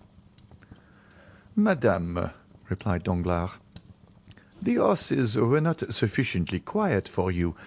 They were scarcely 4 years old, and they made me extremely uneasy on your account." "Nonsense!" retorted the Baroness. "You could not have entertained any alarm on the subject, because you are perfectly aware that I have had for a month in my service the very best coachman in Paris. But perhaps you have disposed of the coachman as well as the horses." "My dear love, pray do not say any more about them, and I promise you another pair exactly like them in appearance, only more quiet and steady." The Baroness shrugged her shoulders with an air of ineffable contempt, while her husband, affecting not to observe this unconjugal gesture, turned towards Monte Cristo and said, "Upon my word, Count, I am quite sorry not to have met you sooner. You are setting up an establishment, of course?" "Why, yes," replied the Count. "I should have liked to have made you the offer of these horses. I have almost given them away as it is. But as I before said, I was anxious to get rid of them upon any terms. They were only fit for a young man." "I am much obliged by your kind intentions towards me," said Monte Cristo. "But this morning I purchased a very excellent pair of carriage horses, and I do not think they were dear. There they are. Come, Monsieur Debray, you are a connoisseur, I believe. Let me have your opinion upon them." As Debray walked towards the window, Danglars approached his wife. "I could not tell you before others," said he in a low tone, "the reason of my parting with the horses, but a most enormous price was offered me this morning for them. Some madman or fowl bent upon running himself as fast as he can actually sent his steward to me to purchase them at any cost, and the fact is, I have gained 16,000 francs by the sale of them. Come, don't look so angry, and you shall have 4,000 francs of the money to do what you like with, and Eugénie shall have 2,000. There, what do you think now of the affair? Wasn't I right to part with the horses?" Madame Danglars surveyed her husband with a look of withering contempt. "Great heavens!" suddenly exclaimed Debray. "What is it?" asked the Baroness. "I cannot be mistaken. There are your horses, the very animals we were speaking of, harnessed to the Count's carriage." "My dappled greys?" demanded the Baroness, springing to the window. "'Tis indeed they," said she. Danglars looked absolutely stupefied. "How very singular!" cried Monte Cristo with well-feigned astonishment. "I cannot believe it," murmured the banker. Madame Danglars whispered a few words in the ear of Debray, who approached Monte Cristo, saying, "The Baroness wishes to know what you paid her husband for the horses." "I scarcely know," replied the Count. "It was a little surprise prepared for me by my steward, and cost me, well, somewhere about 30,000 francs." Debray conveyed the Count's reply to the Baroness. Poor Danglars looked so crestfallen and discomfited that Monte Cristo assumed a pitying air towards him. "See," said the Count, "how very ungrateful women are. Your kind attention in providing for the safety of the Baroness by disposing of the horses does not seem to have made the least impression on her. But so it is. A woman will often, from mere wilfulness, prefer that which is dangerous to that which is safe. Therefore, in my opinion, my dear Baron, the best and easiest way is to leave them to their fancies, and allow them to act as they please, and then, if any mischief follows, why, at least, they have no one to blame but themselves." Danglars made no reply, but he was occupied in anticipation of the coming scene between himself and the Baroness, whose frowning brow, like that of Olympic Jove, predicted a storm. Debray, who perceived the gathering clouds and felt no desire to witness the explosion of Madame Danglars' rage, suddenly recollected an appointment which compelled him to take his leave, while Monte Cristo, unwilling by prolonging his stay to destroy the advantages he hoped to obtain, made a farewell bow and departed, leaving Danglars to endure the angry reproaches of his wife. "Excellent," murmured Monte Cristo to himself as he came away. "All has gone according to my wishes. The domestic peace of this family is henceforth in my hands. Now, then, to play another master stroke by which I shall gain the heart of both husband and wife. Delightful! Still," added he, "amid all this, I have not yet been presented to Mademoiselle Eugénie Danglars, whose acquaintance I should have been glad to make, but," he went on with his peculiar smile, "I am here in Paris, and have plenty of time before me, By and by will do for that." With these reflections, he entered his carriage and returned home. 2 hours afterwards, Madame Danglars received a most flattering epistle from the Count, in which he entreated her to receive back her favourite dappled greys, protesting that he could not endure the idea of making his entry into the Parisian world of fashion with the knowledge that his splendid equipage had been obtained at the price of a lovely woman's regrets. The horses were sent back, wearing the same harness she had seen on them in the morning, only, by the Count's orders, in the centre of each rosette that adorned either side of their heads had been fastened a large diamond. To Danglars, Monte Cristo also wrote, requesting him to excuse the whimsical gift of a capricious millionaire, and to beg the Baroness to pardon the Eastern fashion adopted in the return of the horses. During the evening, Monte Cristo quitted Paris for Auteuil, accompanied by Ali. The following day, about 3 o'clock, a single blow struck on the gong summoned Ali to the presence of the Count. "Ali," observed his master, as the Nubian entered the chamber, "you have frequently explained to me how more than commonly skilful you are in throwing the lasso, have you not?" Ali drew himself up proudly, and then returned a sign in the affirmative. "I thought I did not mistake. With your lasso you could stop an ox." Again Ali repeated his affirmative gesture. "Or a tiger." Ali bowed his head in token of assent. "A lion, even." Ali sprung forwards, imitating the action of one throwing the lasso, then of a strangled lion. "I understand," said Monte Cristo. "You wish to tell me you have hunted the lion." Ali smiled with triumphant pride as he signified that he had indeed both chased and captured many lions. "But do you believe you could arrest the progress of 2 horses rushing forwards with ungovernable fury?" The Nubian smiled. "It is well," said Monte Cristo. "Then listen to me.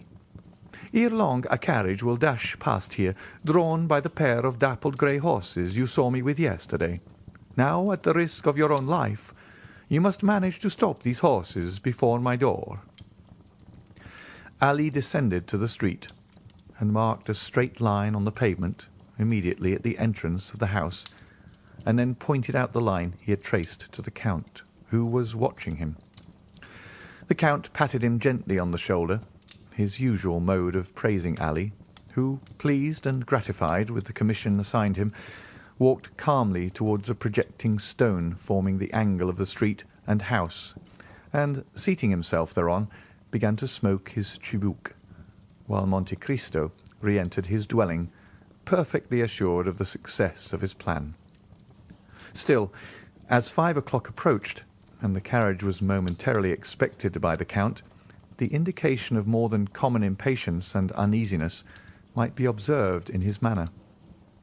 He stationed himself in a room commanding a view of the street, pacing the chamber with restless steps, stopping merely to listen from time to time for the sound of approaching wheels, then to cast an anxious glance on Ali, but the regularity with which the Nubian puffed forth the smoke of his chibouk proved that he at least was wholly absorbed in the enjoyment of his favourite occupation.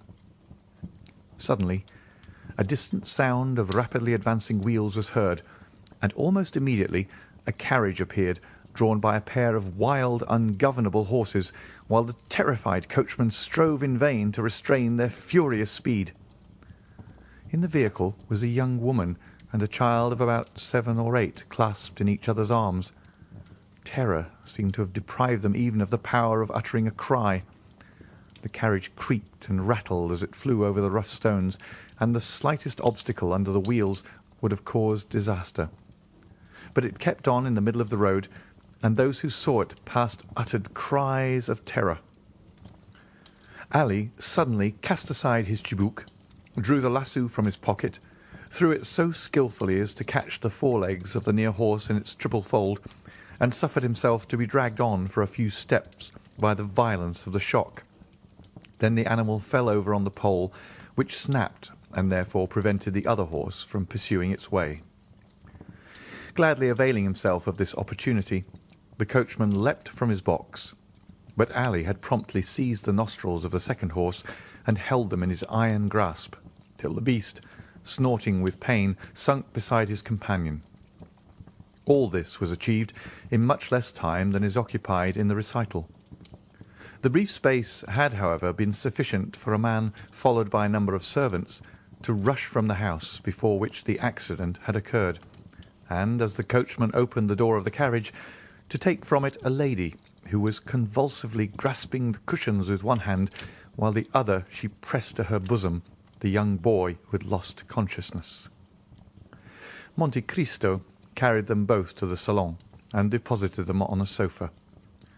"Compose yourself, madame," said he. "All danger is over." The woman looked up at these words, and with a glance far more expressive than any entreaties could have been, pointed to her child, who still continued insensible. "I understand the nature of your alarms, madame," said the Count, carefully examining the child, "but I assure you there is not the slightest occasion for uneasiness. Your little charge has not received the least injury. His insensibility is merely the effects of terror, and will soon pass." "Are you quite sure you do not say so to tranquilize my fears? See how deadly pale he is. My child, my darling Edward, speak to your mother, open your dear eyes, and look on me once again. Oh, sir, in pity, send for a physician. My whole fortune shall not be thought too much for the recovery of my boy." With a calm smile and a gentle wave of the hand, Monte Cristo signed to the distracted mother to lay aside her apprehensions. Then, opening a casket that stood near, he drew forth a phial of Bohemian glass encrusted with gold, containing a liquid of the colour of blood, of which he let fall a single drop on the child's lips. Scarcely had it reached them ere the boy, though still pale as marble, opened his eyes and eagerly gazed around him. At this, the delight of the mother was almost frantic. "Where am I?" exclaimed she, "and to whom am I indebted for so happy a termination to my late dreadful alarm?" "Madame," answered the Count, "you are under the roof of one who esteems himself most fortunate in having been able to save you from a further continuance of your sufferings." "My wretched curiosity has brought all this about," pursued the lady.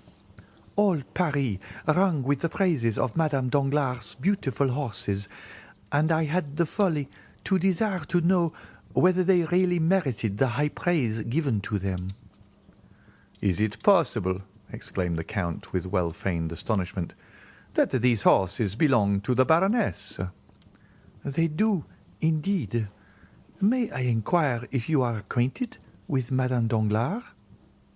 "I have that honour, and my happiness at your escape from the danger that threatened you is redoubled by the consciousness that I have been the unwilling and the unintentional cause of all the peril you have incurred. I yesterday purchased these horses of the Baron, but as the Baroness evidently regretted parting with them, I ventured to send them back to her, with a request that she would gratify me by accepting them from my hands." "You are then, doubtless, the Count of Monte Cristo, of whom Hermine has talked to me so much?" "You have rightly guessed, madame," replied the Count. "And I am Madame Héloïse de Villefort." The Count bowed with the air of a person who hears a name for the first time. "How grateful will Monsieur de Villefort be for all your goodness! How thankful will he acknowledge that to you alone he owes the existence of his wife and child! Most certainly, but for the prompt assistance of your intrepid servant, this dear child and myself must both have perished." "Indeed, I shall shudder at the fearful danger you were placed in." "I trust you will allow me to recompense worthily the devotion of your man." "I beseech you, madame," replied Monte Cristo, not to spoil Ali, either by too great praise or rewards. I cannot allow him to acquire the habit of expecting to be recompensed for every trifling service he may render. Ali is my slave, and in saving your life he was but discharging his duty to me." "Nay," interposed Madame de Villefort, on whom the authoritative style adopted by the Count made a deep impression. "Nay, but consider that to preserve my life he has risked his own." "His life, madame, belongs not to him, it is mine, in return for my having myself saved him from death." Madame de Villefort made no further reply. Her mind was utterly absorbed in the contemplation of the person who, from the first instant she saw him, had made so powerful an impression on her.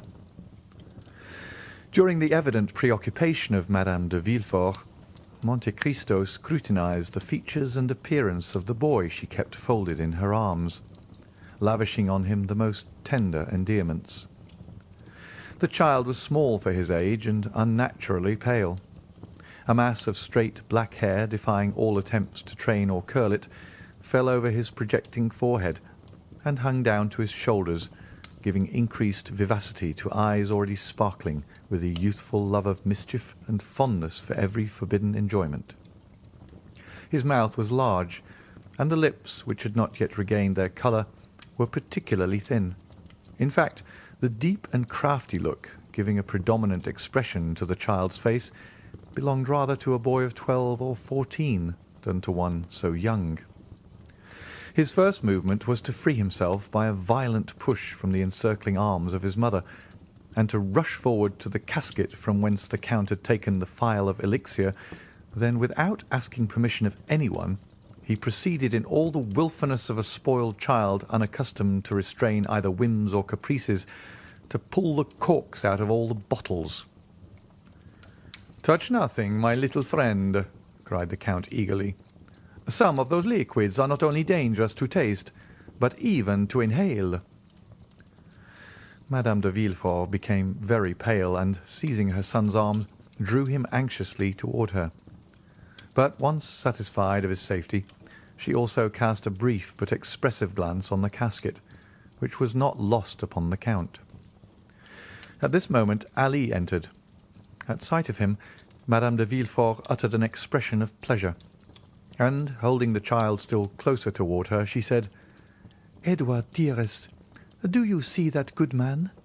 He has shown very great courage and resolution, for he exposed his own life to stop the horses that were running away with us and would certainly have dashed the carriage to pieces.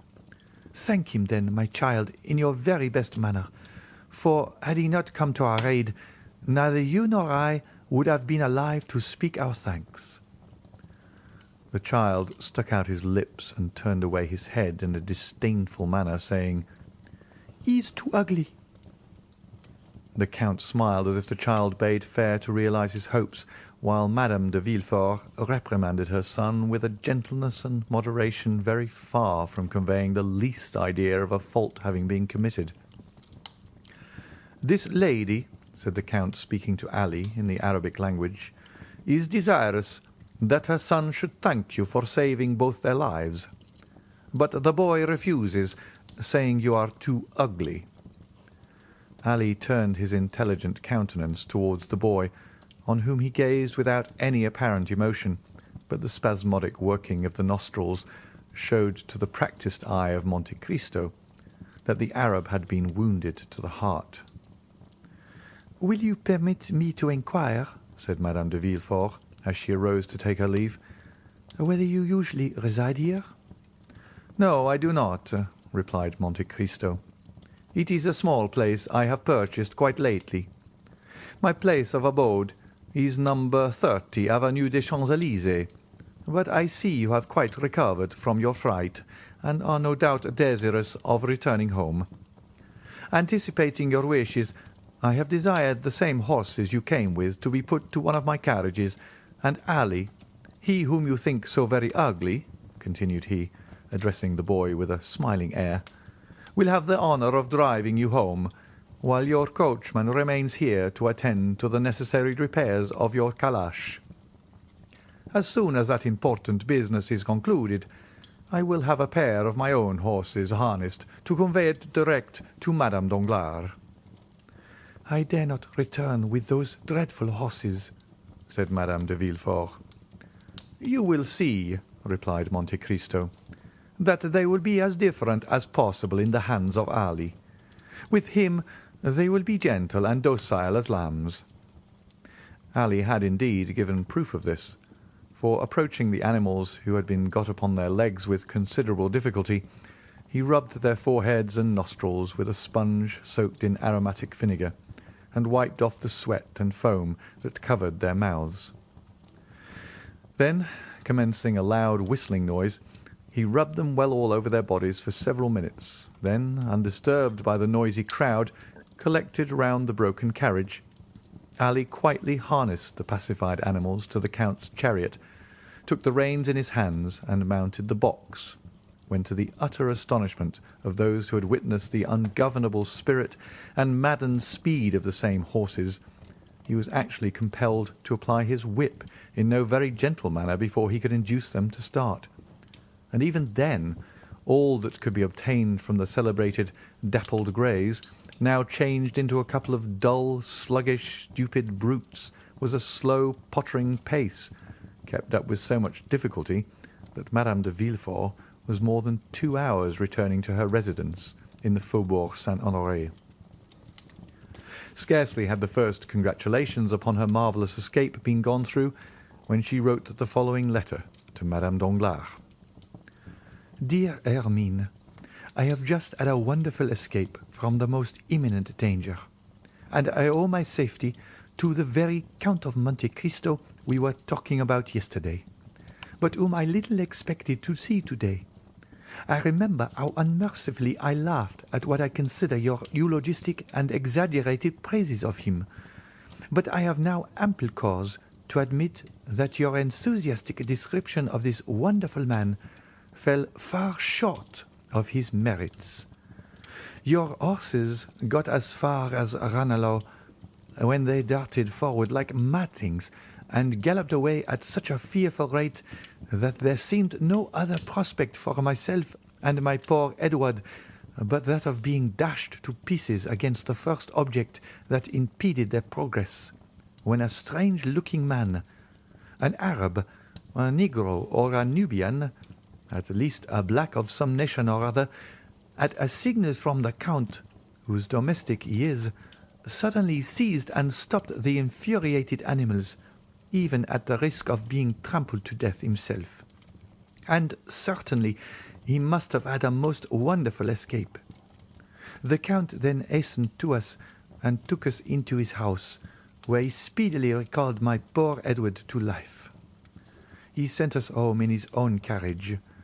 Yours will be returned to you tomorrow. You will find your horses in bad condition from the results of this accident. They seem thoroughly stupefied, as if sulky and vexed at having been conquered by man. The Count, however, has commissioned me to assure you that 2 or 3 days' rest, with plenty of barley for their sole food during that time, will bring them back to as fine, that is, as terrifying a condition as they were in yesterday. Adieu. I cannot return you many thanks for the drive of yesterday, but, after all, I ought not to blame you for the misconduct of your horses, more especially as it procured me the pleasure of an introduction to the Count of Monte Cristo, and certainly that illustrious personage, apart from the millions he is said to be so very anxious to dispose of, seemed to me one of those curiously interesting problems I, for one, delight in solving at any risk, even if it were to necessitate another drive to the bois behind your horses. Edward endured the accident with miraculous courage. He did not utter a single cry, but fell lifeless into my arms, nor did a tear fall from his eyes after it was over. I doubt not you will consider these praises the result of blind maternal affection, But there is a soul of iron in that delicate, fragile body. Valentine sends many affectionate remembrances to your dear Eugenie. I embrace you with all my heart.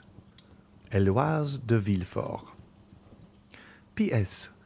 Do pray contrive some means for me to meet the Count of Monte Cristo at your house. I must and will see him again. I have just made Monsieur de Villefort promise to call on him, and I hope the visit will be returned. That night, the adventure at Auteuil was talked of everywhere. Albert related it to his mother. Chateau Renaud recounted it at the Jockey Club, and Debray detailed it at length in the salons of the minister. Even Beauchamp accorded 20 lines in his journal to the relation of the Count's courage and gallantry, thereby celebrating him as the greatest hero of the day in the eyes of all the feminine members of the aristocracy.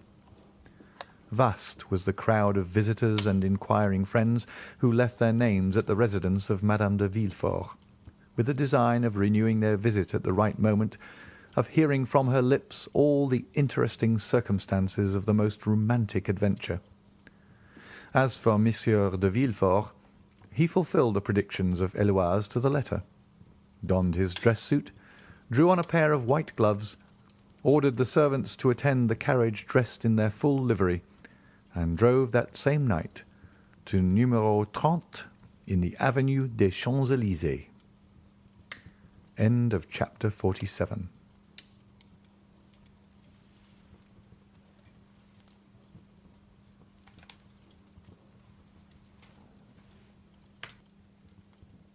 Chapter 48.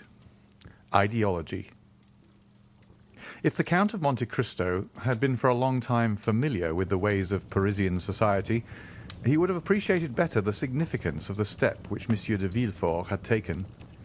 Standing well at court, whether the king regnant was of the older or younger branch, whether the government was doctrinaire liberal or conservative, looked upon by all as a man of talent, since those who have never experienced a political check are generally so regarded, hated by many, but warmly supported by others, without being really liked by anybody.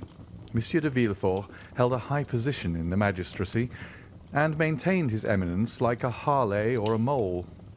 His drawing-room, under the regenerating influence of a young wife and a daughter by his first marriage, scarcely 18, was still one of the well-regulated Paris salons, where the worship of traditional customs and the observance of rigid etiquette were carefully maintained. A freezing politeness, a strict fidelity to government principles, a profound contempt for theories and theorists, a deep-seated hatred of ideality, these were the elements of private and public life displayed by Monsieur de Villefort. He was not only a magistrate, he was almost a diplomatist. His relations with the former court, of which he always spoke with dignity and respect, made him respected by the new one, and he knew so many things that not only was he always carefully considered, but sometimes consulted. Perhaps this would not have been so had it been possible to get rid of Monsieur de Villefort, but, like the feudal barons who rebelled against their sovereign, he dwelt in an impregnable fortress. This fortress was his post as king's attorney, all the advantages of which he exploited with marvellous skill, and which he would not have resigned but to be made deputy, and thus to replace neutrality by opposition. Ordinarily, Monsieur de Villefort made and returned very few visits. His wife visited for him, and this was the received thing in the world, where the weighty and multifarious occupations of the magistrate were accepted as an excuse for what was really only calculated pride, a manifestation of professed superiority. In fact, the application of the axiom, "Pretend to think well of yourself, and the world will think well of you," an axiom 100 times more useful in society nowadays than that of the Greeks, "Know thyself," a knowledge for which in our days we have substituted the less difficult and more advantageous science of knowing others. To his friends, Monsieur de Villefort was a powerful protector. To his enemies, he was a silent but bitter opponent. For those who were neither the one nor the other, he was a statue of the law-made man. He had a haughty bearing, a look either steady and impenetrable, or insolently piercing and inquisitorial. 4 successive revolutions had built and cemented the pedestal upon which his fortune was based. Monsieur de Villefort had the reputation of being the least curious and the least wearisome man in France. He gave a ball every year, at which he appeared for a quarter of an hour only. That is to say, 45 minutes less than the king is visible at his balls. He was never seen at the theatres, at concerts, or in any place of public resort. Occasionally, but seldom, he played at whist, and then care was taken to select partners worthy of him. Sometimes they were ambassadors, sometimes archbishops, or sometimes a prince or a president or some dowager duchess. Such was the man whose carriage had just now stopped before the Count of Monte Cristo's door.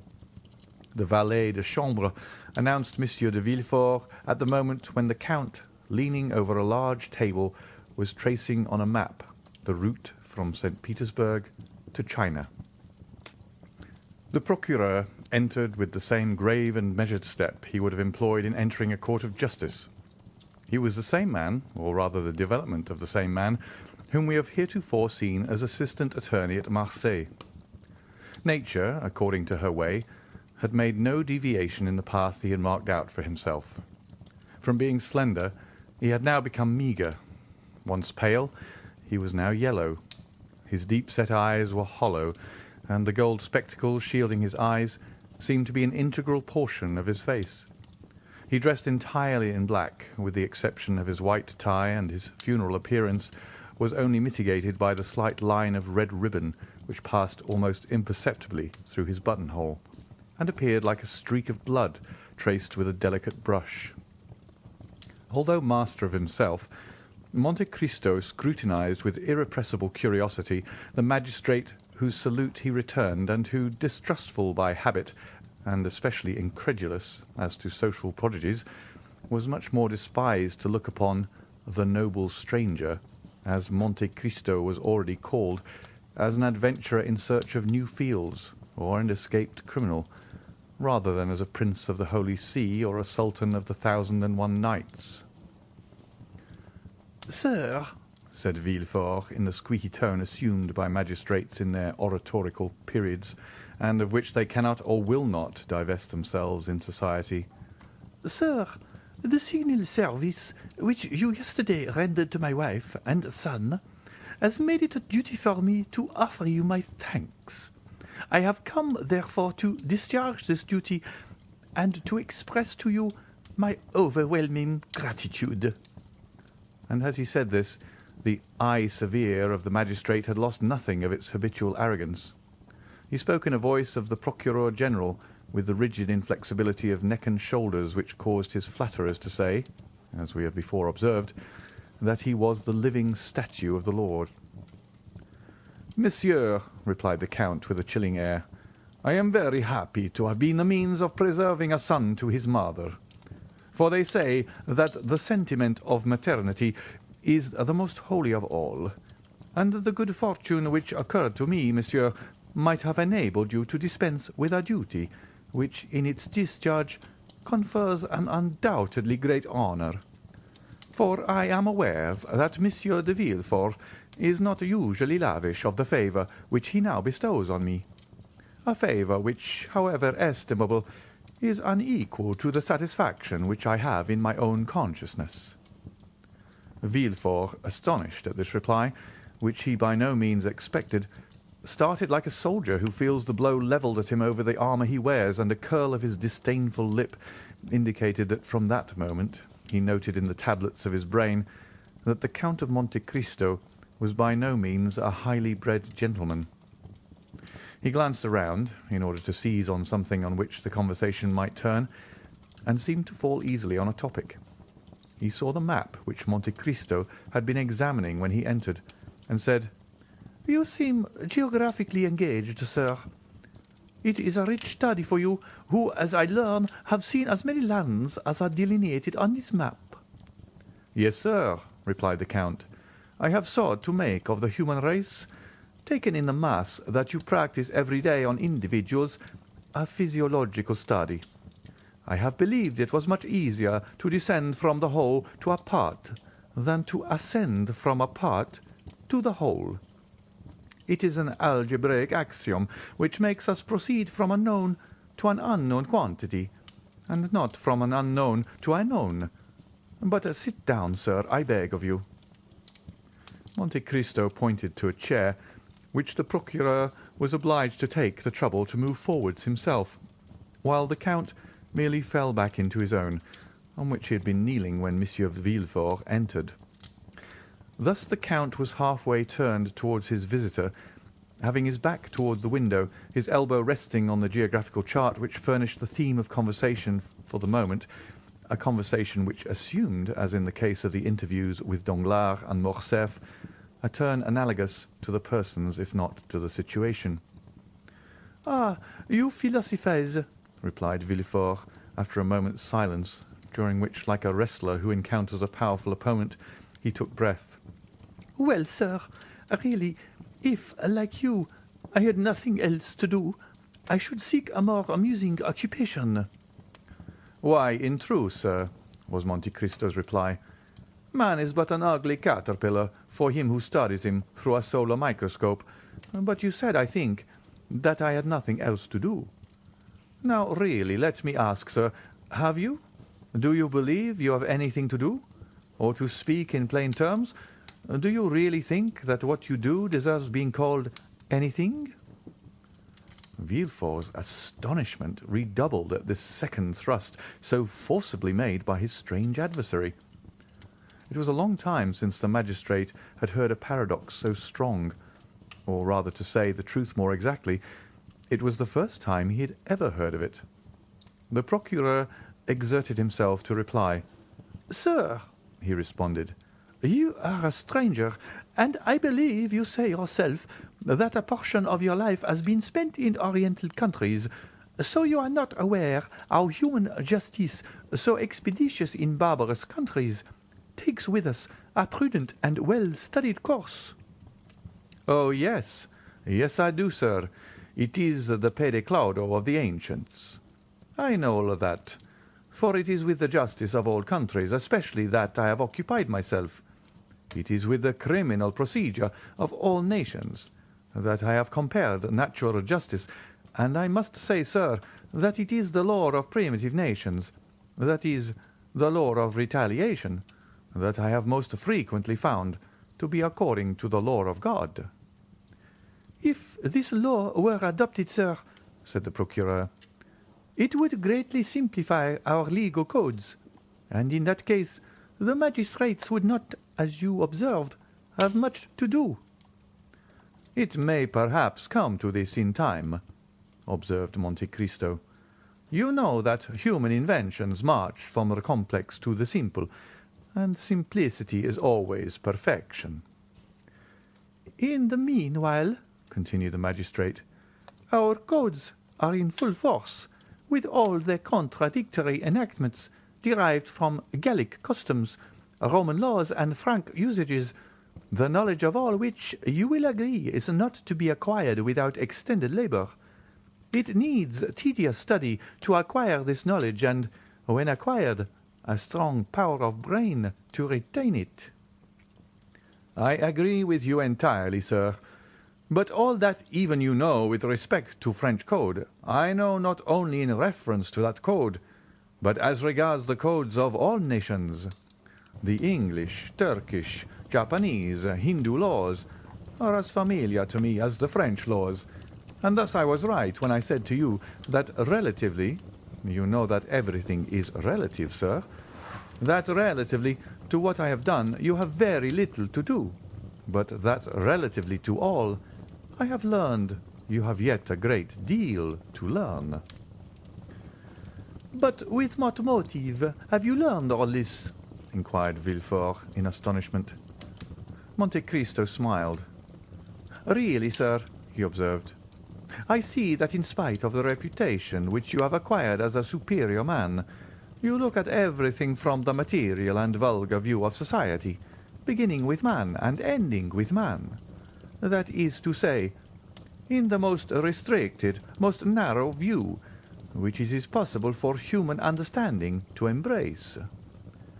"Pray, sir, explain yourself," said Villefort, more and more astonished. "I really do not understand you perfectly." "I say, sir, that with the eyes fixed on the social organization of nations, you see only the springs of the machine, and lose sight of the sublime workman who makes them act. I say that you do not recognize before you and around you any but those office holders whose commissions have been signed by a minister or king, and that the men whom God has put above those office holders, ministers, and kings, by giving them a mission to follow out, instead of a post to fill, I say that they escape your narrow, limited field of observation. It is thus that human weakness fails from its debilitated and imperfect organs. Tobias took the angel who restored him to light for an ordinary young man. The nations took Attila, who was doomed to destroy them, for a conqueror similar to other conquerors, and it was necessary for both to reveal their missions, that they might be known and acknowledged. One was compelled to say, 'I am the angel of the Lord,' and the other, 'I am the hammer of God,' in order that the divine essence in both might be revealed." "Then," said Villefort, more and more amazed, and really supposing he was speaking to a mystic or a madman, "you consider yourself as one of those extraordinary beings whom you have mentioned?" "And why not?" said Monte Cristo coldly. "Your pardon, sir," replied Villefort, quite astounded, "but you will excuse me if, when I presented myself to you, I was unaware that I should meet with a person whose knowledge and understanding so far surpass the usual knowledge and understanding of men. It is not usual with us corrupted wretches of civilization to find gentlemen like yourself, possessors, as you are, of immense fortune, at least so it is said, and I beg you to observe that I do not inquire, I merely repeat. It is not usual, I say, for such privileged and wealthy beings to waste their time in speculations on the state of society, in philosophical reveries intended at best to console those whom fate has disinherited from the goods of this world." "Really, sir," retorted the Count, "have you attained the eminent situation in which you are, without having admitted or even without having met with exceptions? And do you never use your eyes, which must have acquired so much finesse and the certainty to divine at a glance the kind of man by whom you are confronted?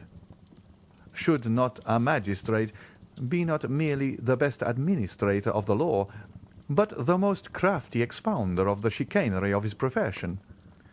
A steel probe to search hearts, a touchstone to try the gold which in each soul is mingled with more or less of alloy." "Sir," said Villefort, "upon my word you overcome me. I really never heard a person speak as you do."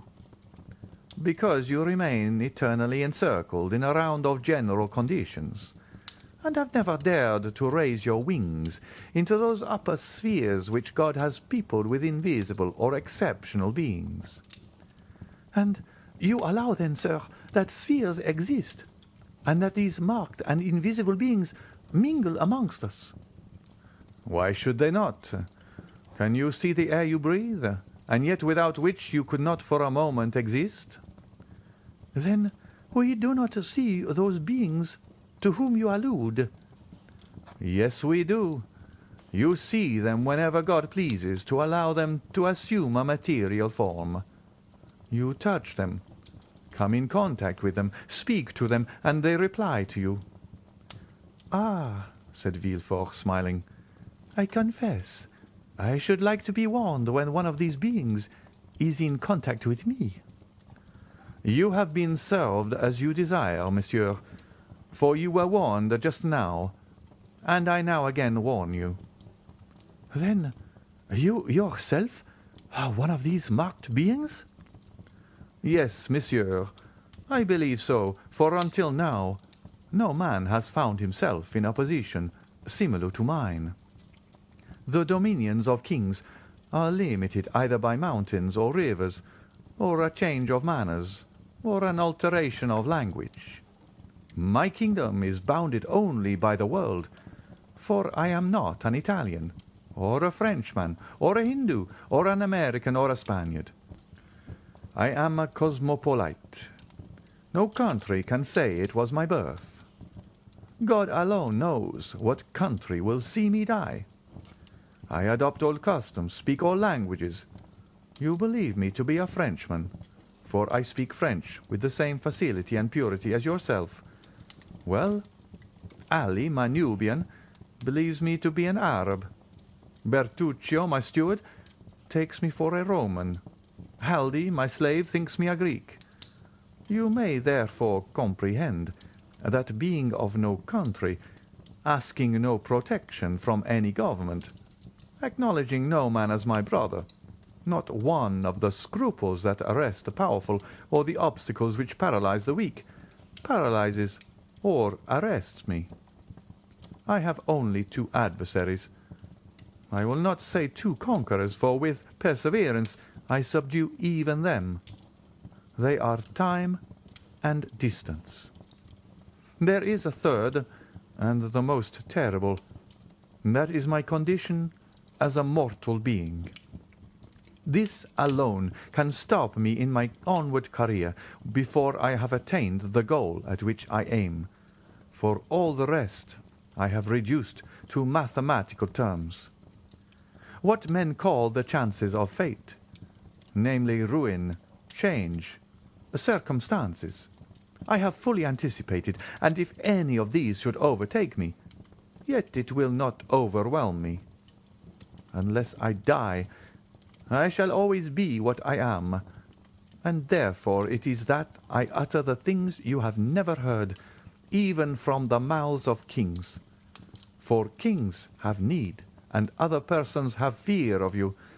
For who is there who does not say to himself, in a society as incongruously organized as ours, perhaps some day I shall have to do with the king's attorney? But can you not say that, sir?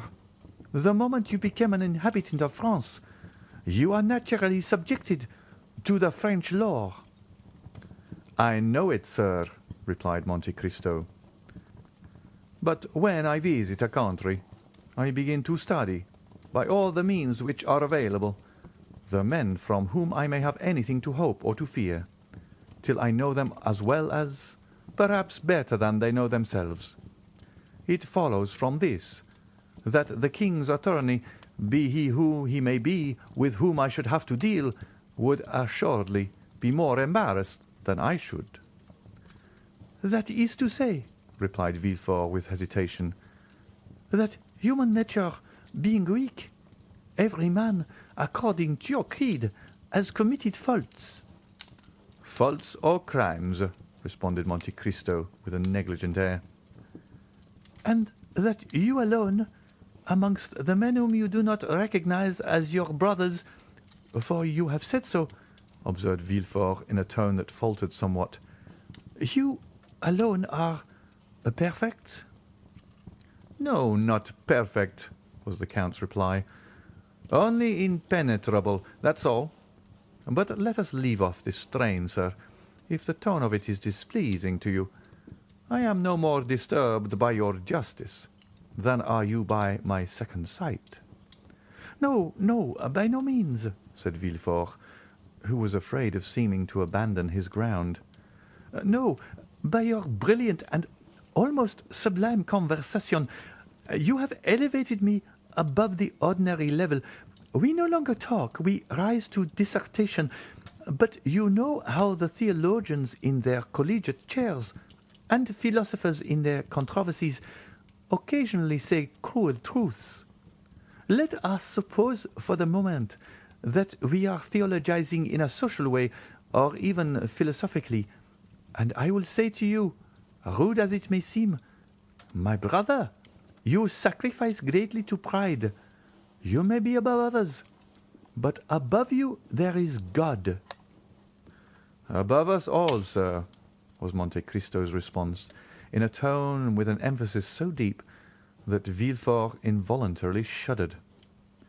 "I have my pride for men, serpents always ready to threaten every one who would pass without crushing them underfoot. But I lay aside that pride before God, who has taken me from nothing to make me what I am." "Then, Count, I admire you," said Villefort, who for the first time in this strange conversation used the aristocratic form to the unknown personage, whom until now he had only called Monsieur. "Yes, and I say to you, if you are really strong, really superior, really pious or impenetrable, which you are right in saying amounts to the same thing, then be proud, sir, for that is the characteristic of predominance. Yet you have unquestionably some ambition." "I have, sir." "And what may it be?" "I, too, as happens to every man once in his life, have been taken by Satan into the highest mountain in the earth, and where there he showed me all the kingdoms of the world, and as he said before, so said he to me, 'Child of earth, what wouldst thou have to make thee adore me?' I reflected long, for a gnawing ambition had long preyed upon me, and then I replied, 'Listen, I have always heard of Providence, and yet I have never seen him, or anything that resembles him, or which can make me believe that he exists. I wish to be Providence myself, for I feel that the most beautiful, noblest, most sublime thing in the world is to recompense and punish.' Satan bowed his head and groaned. 'You mistake,' he said. 'Providence does exist, only you have never seen him, because the child of God is as invisible as the parent. You have seen nothing that resembles him, because he works by secret springs and moves by hidden ways. All I can do for you is to make you one of the agents of that Providence.' The bargain was concluded. I may sacrifice my soul, but what matters it?" added Monte Cristo. "If the thing were to do again, I would again do it." Villefort looked at Monte Cristo with extreme amazement. "Count," he inquired, "have you any relations?" "No, sir, I am alone in the world." "So much the worse." "Why?" asked Monte Cristo. "Because then you might witness a spectacle calculated to break down your pride. You say you fear nothing but death." "I did not say that I feared it. I only said that death alone could check the execution of my plans." "And old age?" "My end will be achieved before I grow old." "And madness?" "I have been nearly mad, and you know the axiom, non bis in idem. It is an axiom of criminal law, and consequently you understand its full application." "Sir," continued Villefort, "there is something to fear besides death, old age, and madness. For instance, there is apoplexy, that lightning stroke which strikes but does not destroy you, and yet which brings everything to an end. You are still yourself as now, and yet you are yourself no longer. You who, like Ariel, verge on the angelic, are but an inert mass, which, like Caliban, verges on the brutal, and this is called in human tongues, as I tell you, neither more nor less than apoplexy. Come, if so you will count and continue this conversation at my house. Any day you may be willing to see an adversary capable of understanding and anxious to refute you. And I will show you my father, Monsieur Noirtier de Villefort, one of the most fiery Jacobins of the French Revolution. That is to say, he had the most remarkable audacity, seconded by a most powerful organization. A man who has not, perhaps, like yourself, seen all the kingdoms of the earth, but who has helped to overturn one of the greatest, In fact, a man who believed himself, like you, one of the envoys, not of God, but of a supreme being, not of providence, but of fate. Well, sir, the rupture of a blood vessel on the lobe of the brain has destroyed all this. Not in a day, not in an hour, but in a second. Monsieur Noirtier, who on the previous night was the old Jacobin, the old senator, the old Carbonaro, laughing at the guillotine, the cannon, and the dagger. Monsieur Noirtier, playing with the revolutions. Monsieur Noirtier, for whom France was a vast chessboard, from which pawns, rooks, knights, and queens were to disappear, so that the king was checkmated. Monsieur Noirtier, the redoubtable, was the next morning, poor Monsieur Noirtier, the helpless old man, at the tender mercies of the weakest creature in the household, that is, his grandchild, Valentine, a dumb and frozen carcass, in fact, living painlessly on, that time may be given for his frame to decompose without his consciousness of its decay. Alas, sir, said Monte Cristo, this spectacle is neither strange to my eye nor my thought. I am something of a physician, and have, like my fellows, sought more than once for the soul in living and in dead matter. Yet, like Providence, it has remained invisible to my eyes, although present to my heart. 100 writers since Socrates, Seneca, St. Augustine, and Gall have made in verse and prose the comparison you have made. And yet I can well understand that a father's sufferings may effect great changes in the mind of a son. I will call on you, sir, since you bid me contemplate for the advantage of my pride this terrible spectacle, which must have been so great a source of sorrow to your family. It would have been so, unquestionably, had not God given me so large a compensation. In contrast with the old man who is dragging his way to the tomb are two children just entering into life. Valentine, the daughter by my first wife, Mademoiselle Renée de Saint-Méran, and Edward, the boy whose life you have this day saved. And what is your deduction from this compensation, sir? Inquired Monte Cristo. My deduction is, replied Villefort, that my father, led away by his passions, has committed some fault unknown to human justice, but marked by the justice of God.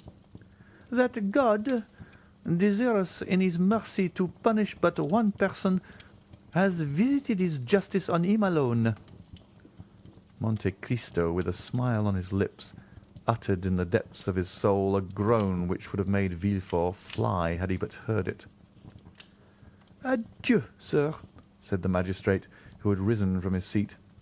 I leave you, bearing a remembrance of you, a remembrance of esteem, which I hope will not be disagreeable to you when you know me better. For I am not a man to bore my friends, as you will learn. Besides, you have made an eternal friend of Madame de Villefort. The Count bowed, and contented himself with seeing Villefort to the door of his cabinet, the procureur being escorted to his carriage by 2 footmen, who, on a signal from their master, followed him with every mark of attention. When he had gone, Monte Cristo breathed a profound sigh, and said, "Enough of this poison. Let me now seek the antidote." Then, sounding his bell, he said to Ali, who entered, "I am going to Madame's chamber. Have the carriage ready at 1 o'clock." End of chapter 48.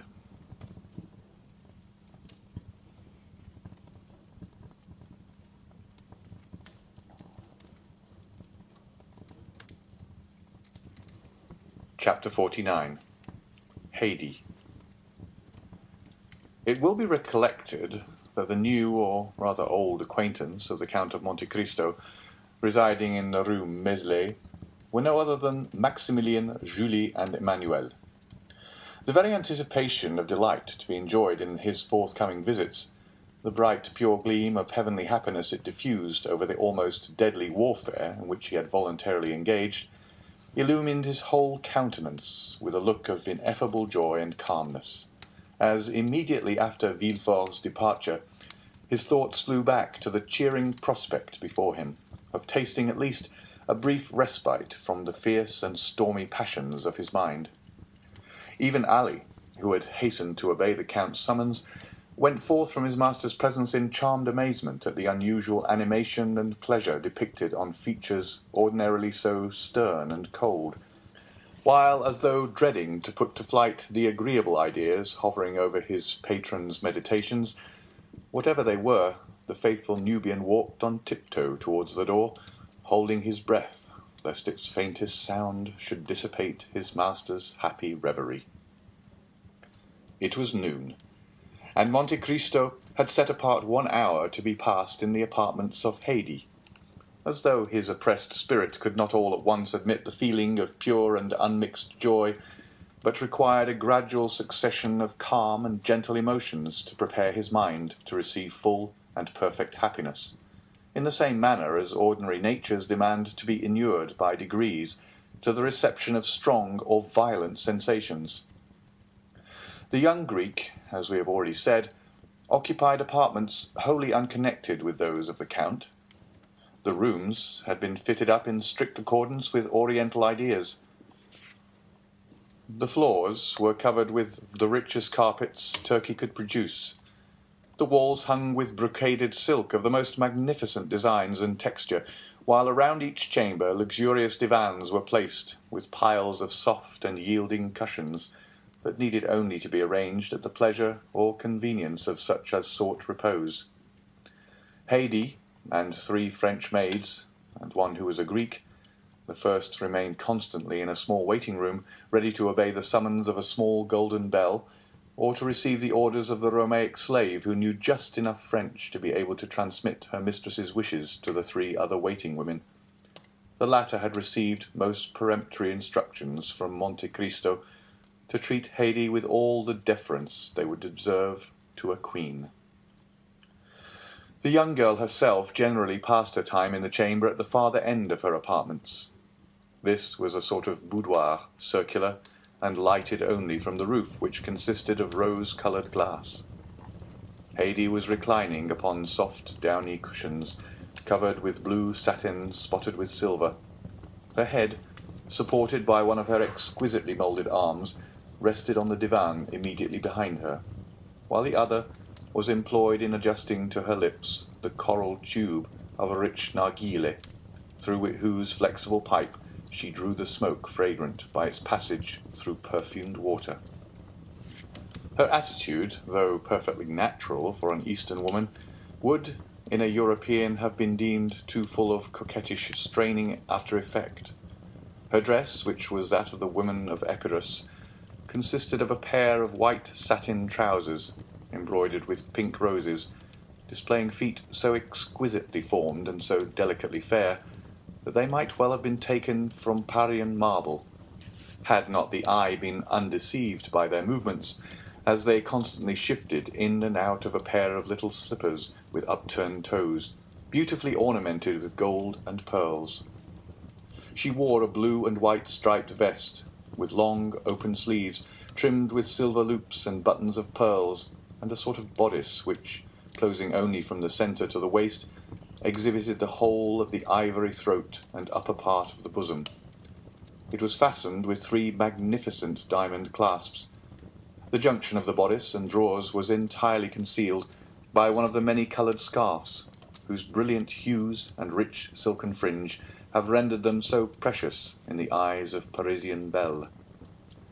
Tilted on one side of her head, she had a small cap of gold-coloured silk, embroidered with pearls, while on the other a purple rose mingled its glowing colours with the luxuriant masses of her hair, of which the blackness was so intense that it was tinged with blue.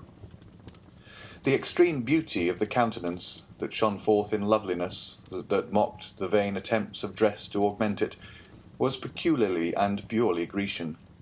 There were the large, dark, melting eyes, the finely formed nose, the coral lips and pearly teeth that belonged to her race and country. And to complete the whole, Haydée was in the very springtide and fullness of youthful charms. She had not yet numbered more than 20 summers. Monte Cristo summoned the Greek attendant and bade her inquire whether it would be agreeable to her mistress to receive his visit. Haydée's only reply was to direct her servant by a sign to withdraw the tapestried curtain that hung before the door of her boudoir, the framework of the opening thus made serving as a sort of border to the graceful tableau presented by the young girl's picturesque attitude and appearance. As Monte Cristo approached, she leaned upon the elbow of the arm that held the narghile, and extended to him her other hand, said, with a smile of captivating sweetness, in the sonorous language spoken by the women of Athens and Sparta, "Why demand the permission ere you enter? Are you no longer my master, or have I ceased to be your slave?" Monte Cristo returned her smile. "Haydée," said he, "you well know." "Why do you address me so coldly, so distantly?" asked the young Greek. "Have I by any means displeased you? Oh, if so, punish me as you will, but do not speak to me in tones and manner so formal and constrained." "Haydée," replied the Count, "you know that you are now in France, and are free." "Free to do what?" asked the young girl. "Free to leave me." "Leave you? Why should I leave you?" "That is not for me to say, but we are now about to mix in society, to visit and be visited." "I don't wish to see anybody but you." "And should you see one whom you could prefer, I would not be so unjust." "I have never seen anyone I prefer to you, and I have never loved anyone but you and my father." "My poor child," replied Monte Cristo, "that is merely because your father and myself are the only men you have ever talked to." "I don't want anybody else to talk to me. My father said I was his joy. You style me your love, and both of you have called me my child." "Do you remember your father, Haydée?"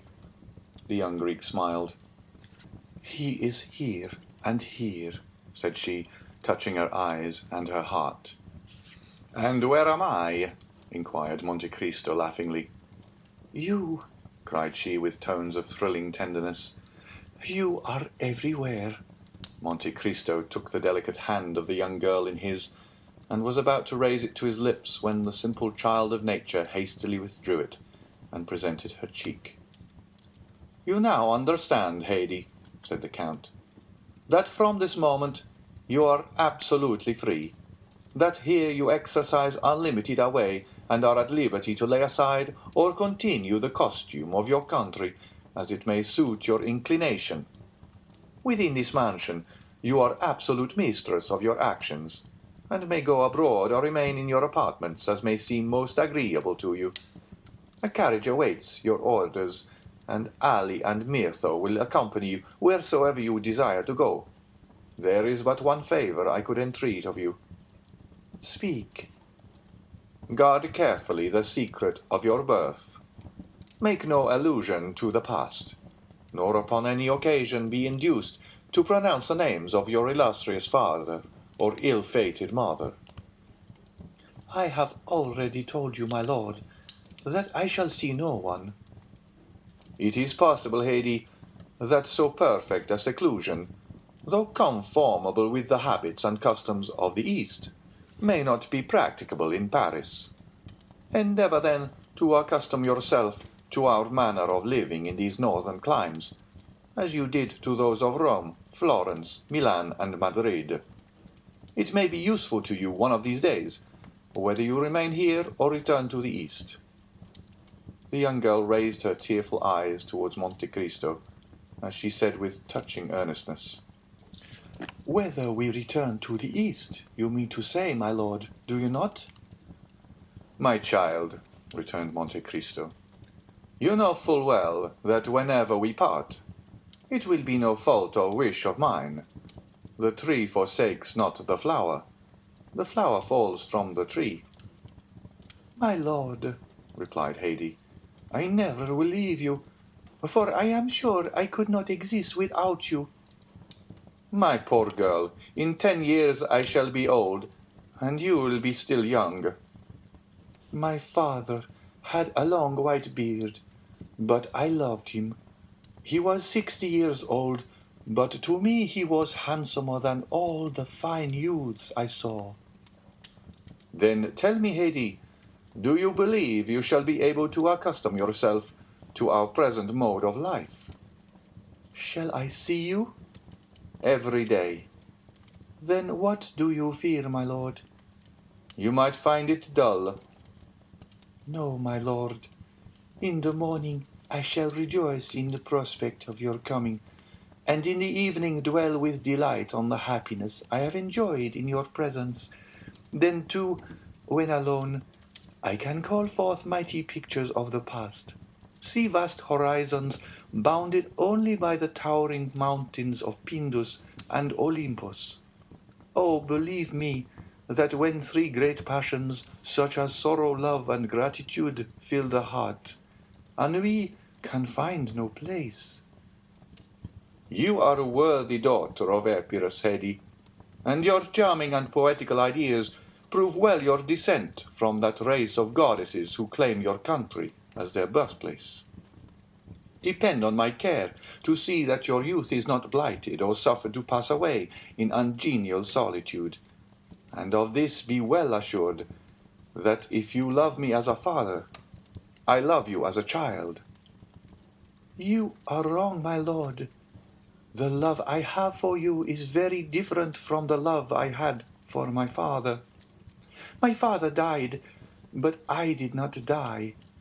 If you were to die, I should die too. The Count, with a smile of profound tenderness, extended his hand, and she carried it to her lips. Monte Cristo, thus attuned to the interview he proposed to hold with Morrel and his family, departed murmuring, as he went, these lines of Pindar. Youth is a flower of which love is the fruit. Happy is he who, after having watched its silent growth, is permitted to gather and call it his own. The carriage was prepared according to orders, and stepping lightly into it, the Count drove off at his usual rapid pace. End of chapter 49.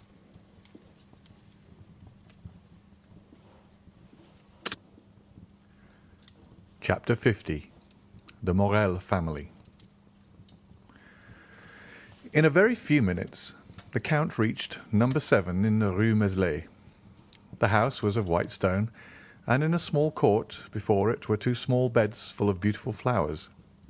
In the concierge that opened the gate, the Count recognized Cocle, but as he had but one eye, and that eye had become somewhat dim in the course of 9 years, Cocle did not recognize the Count. The carriages that drove up to the door were compelled to turn, to avoid a fountain that played in a basin of rockwork, an ornament that had excited the jealousy of the whole quarter, and had gained for the place the appellation of the Little Versailles. It is needless to add that there were gold and silver fish in the basin. The house, with kitchens and cellars below, had above the ground floor 2 stories and attics, the whole of the property consisting of an immense workshop, 2 pavilions at the bottom of the garden, and the garden itself had been purchased by Emmanuel, who had seen at a glance that he could make of it a profitable speculation. He had received the house and half the garden, and building a wall between the garden and the workshops, had let them upon lease with the pavilions at the bottom of the garden, so that for a trifling sum he was as well lodged and as perfectly shut out from observation as the inhabitants of the finest mansion in the Faubourg Saint-Germain. The breakfast-room was finished in oak, the salon in mahogany, and the furnishings were of blue velvet. The bedroom was in citron wood and green damask. There was a study for Emmanuel, who never studied, and had a music room for Julie, who never played. The whole of the second story was set apart for Maximilian. It was precisely similar to his sister's apartments, except that for the breakfast parlour he had a billiard room where he received his friends. He was superintending the grooming of the horse and smoking his cigar at the entrance of the garden when the Count's carriage stopped at the gate. Coquelin opened the gate, and Baptistin, springing from the box, inquired whether Monsieur and Madame Herbault and Monsieur Maximilien Morel would see His Excellency the Count of Monte Cristo. "The Count of Monte Cristo?" cried Morel, throwing away his cigar and hastening to the carriage. "I should think we should see him. Ah, 1,000 thanks, Count, for not having forgotten your promise." And the young officer shook the Count's hand so warmly that Monte Cristo could not be mistaken as to the sincerity of his joy, and he saw that he had been expected with impatience and was received with pleasure. "Come, come," said Maximilian, "I will serve as your guide. Such a man as you are ought not to be introduced by a servant. My sister is in the garden, plucking the dead roses. My brother is reading his two papers, the Presse and the Debat, within 6 steps of her.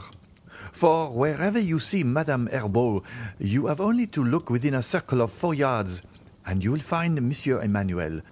And reciprocally, as they say at a polytechnic school." At the sound of their steps, a young woman of 20 to 25, dressed in a silk morning gown and busily engaged in plucking the dead leaves off a noisette rose tree, raised her head. This was Julie, who had become, as the clerk of the house of Thomson and French had predicted, Madame Emmanuelle Herbault. She uttered a cry of surprise at the sight of a stranger, and Maximilian began to laugh. "Don't disturb yourself, Julie," said he. "The Count has only been 2 or 3 days in Paris, but he already knows what a fashionable woman of the Marais is, and if he does not, you will show him." "Ah, monsieur," returned Julie, "it is treason in my brother to bring you thus. But he never has any regard for his poor sister. Penelon, Penelon!" An old man who was digging busily at one of the beds stuck his spade in the earth and approached, cap in hand, striving to conceal a quid of tobacco he had just thrust into his cheek. A few locks of grey mingled with his hair, which was still thick and matted, while his bronzed features and determined glance well suited an old sailor who had braved the heat of the equator and the storms of the tropics. "I think you hailed me, Mademoiselle Julie," said he. Penelon had still preserved the habit of calling his master's daughter Mademoiselle Julie, and had never been able to change the name to Madame Herbault. "Penelon," replied Julie, "go and inform Monsieur Emmanuel of this gentleman's visit, and Maximilian will conduct him to the salon." Then turning to Monte Cristo, "I hope you will permit me to leave you for a few minutes," continued she, and without awaiting any reply, disappeared behind a clump of trees and escaped to the house by a lateral alley. "I am very sorry to see," observed Monte Cristo to Morel, "that I cause no small disturbance in your house." "Look here," said Maximilian, laughing, "there is her husband changing his jacket for a coat. I assure you, you are well known in the Rue Meslay." "Your family appears to be a very happy one," said the Count, as if speaking to himself. "Oh, yes, I assure you, Count, they want nothing that can render them happy. They are young and cheerful. They are tenderly attached to each other, and with 25,000 francs a year, they fancy themselves as rich as Rothschild." 25,000 francs is not a large sum, however," replied Monte Cristo, with a tone so sweet and gentle that it went to Maximilian's heart like the voice of a father. "But they will not be content with that. Your brother-in-law is a barrister, a doctor." He was a merchant, monsieur, and had succeeded in the business of my poor father, Monsieur Morel, at his death. Left 500,000 francs, which were divided between my sister and myself, for we were his only children. Her husband, who, when he married her, had no other patrimony than his noble probity, his first-rate ability, and his spotless reputation, wished to possess as much as his wife. He laboured and toiled until he had amassed 250,000 francs. 6 years sufficed to achieve this object.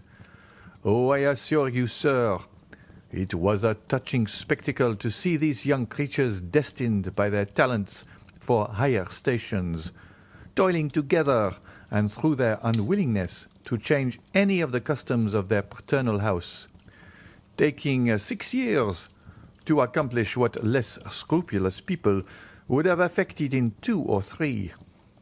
Marseille resounded with their well-earned praises. At last, one day, Emmanuel came to his wife, who had just finished making up the accounts. "Julie," said he to her, "Coquelin has just given me the last rouleau of 100 francs. That completes the 250,000 francs we had fixed as the limits of our gains. Can you content yourself with the small fortune which we shall possess for the future? Listen to me. Our house transacts business to the amount of 1 million a year, from which we derive an income of 40,000 francs.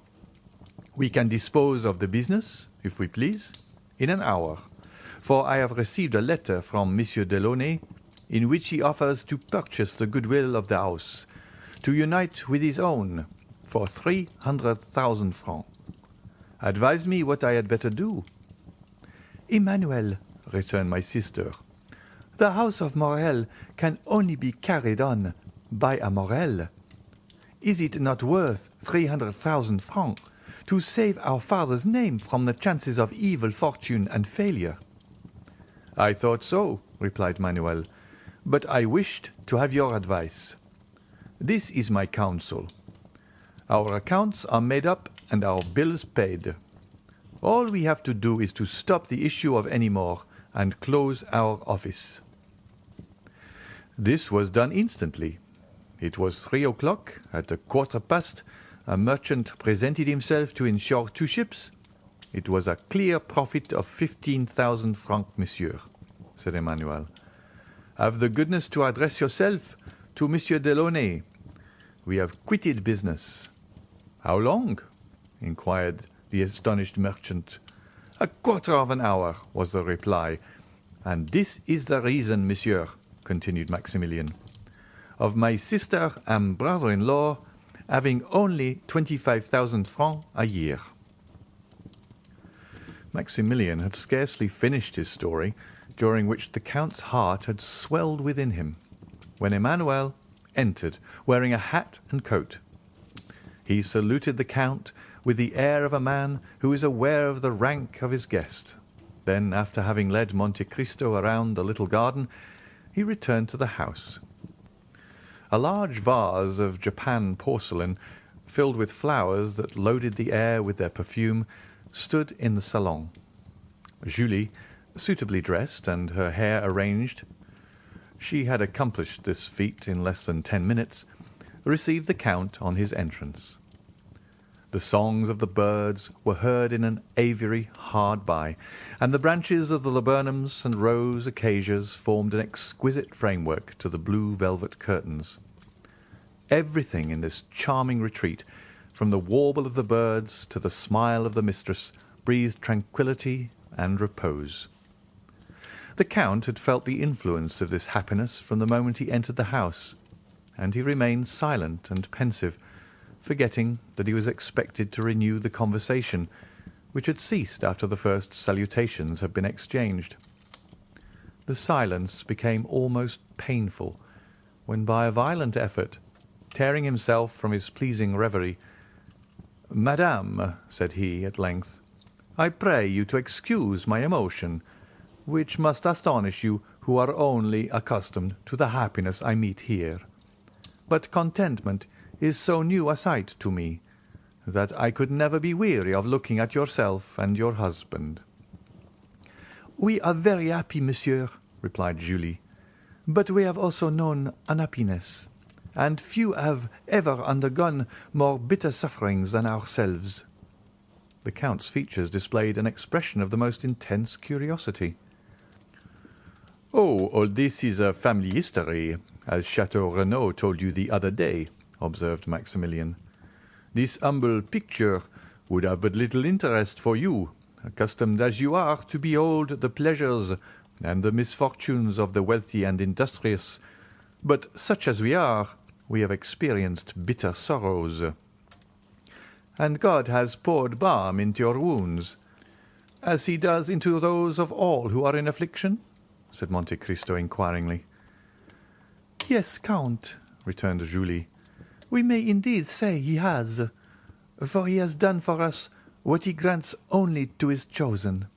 He sent us one of his angels." The Count's cheeks became scarlet, and he coughed in order to have an excuse for putting his handkerchief to his mouth. "Those born to wealth, and who have the means of gratifying every wish," said Emmanuel, "know not what is the real happiness of life, just as those who have been tossed on the stormy waters of the ocean on a few frail planks can alone realize the blessings of fair weather." Monte Cristo rose, and without making any answer, for the tremulousness of his voice would have betrayed his emotion, walked up and down the apartment with a slow step. "Our magnificence makes you smile, Count," said Maximilian, who had followed him with his eyes. "No, no," returned Monte Cristo, pale as death, pressing one hand on his heart to still his throbbings, while with the other he pointed to a crystal cover beneath which a silken purse lay on a black velvet cushion. "I was wondering what could be the significance of this purse, with the paper at one end and the large diamond at the other." "Count," replied Maximilian with an air of gravity, "those are our most precious family treasures." "The stone seems very brilliant," answered the Count. "Oh, my brother does not allude to its value, although it has been estimated at 100,000 francs.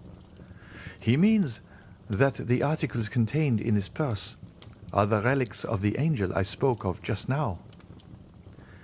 "This I do not comprehend, and yet I may not ask for an explanation, madam," replied Monte Cristo, bowing.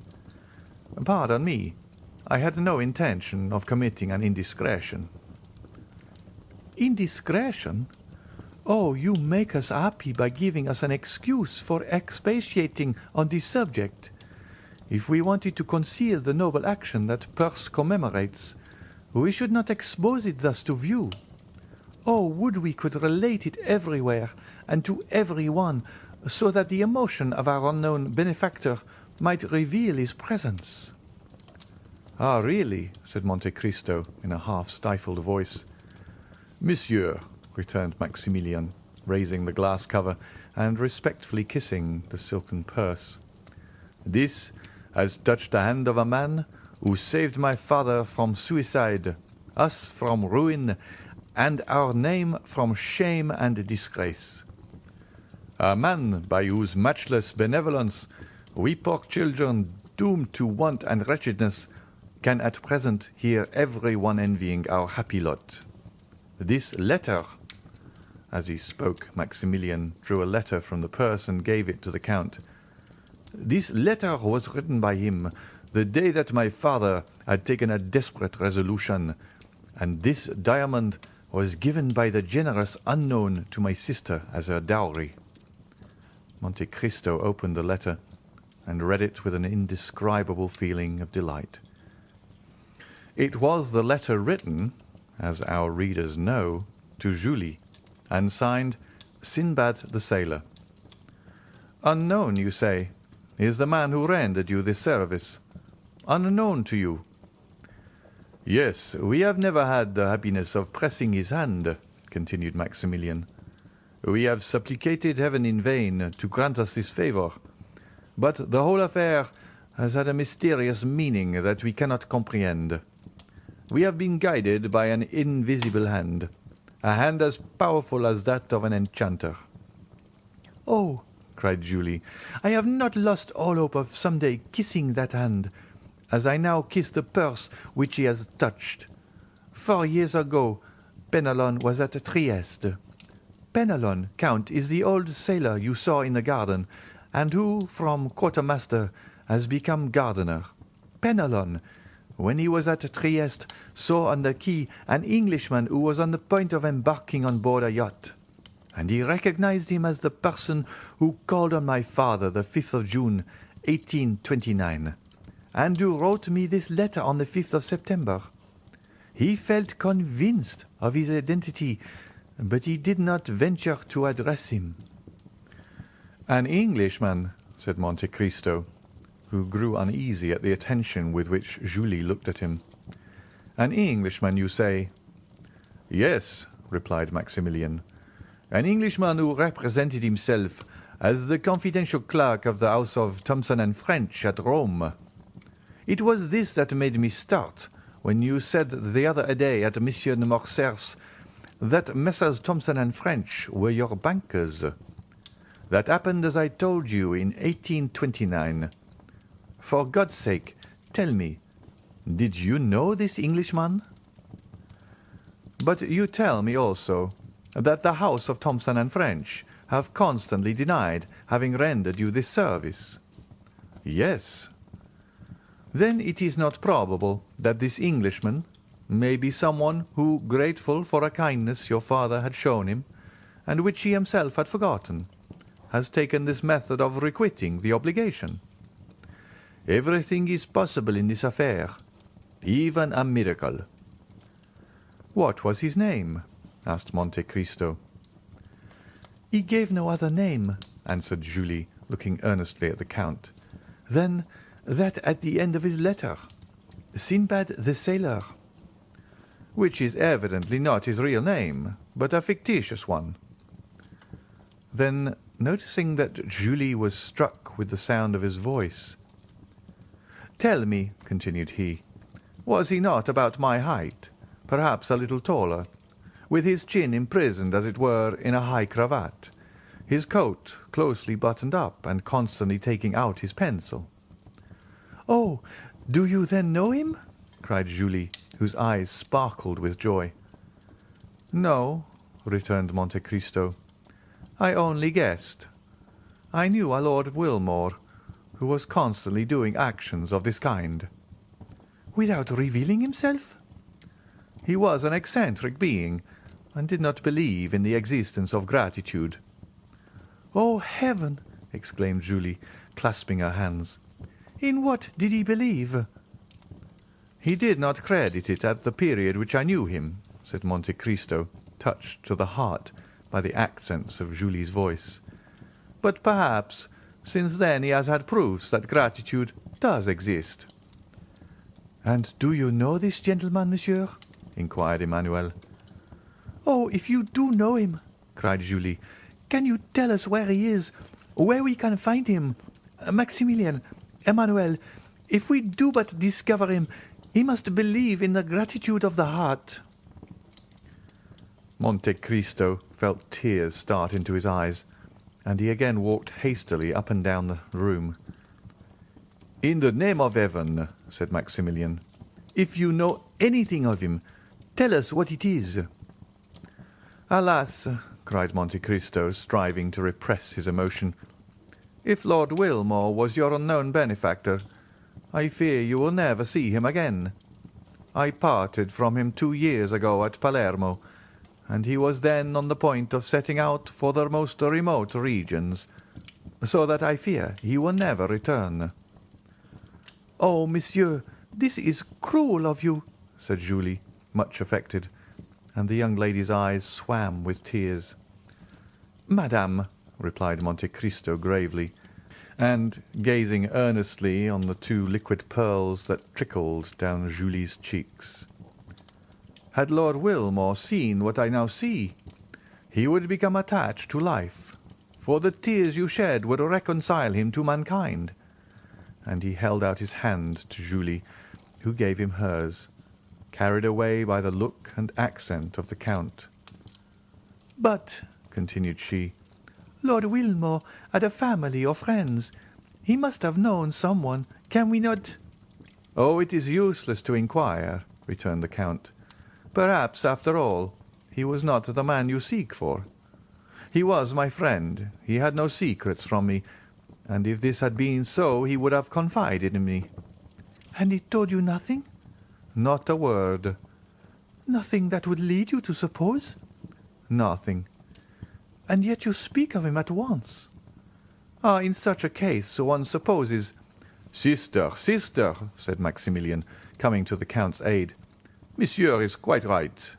Recollect that our excellent father has often told us, it was no Englishman that thus saved us." Monte Cristo started.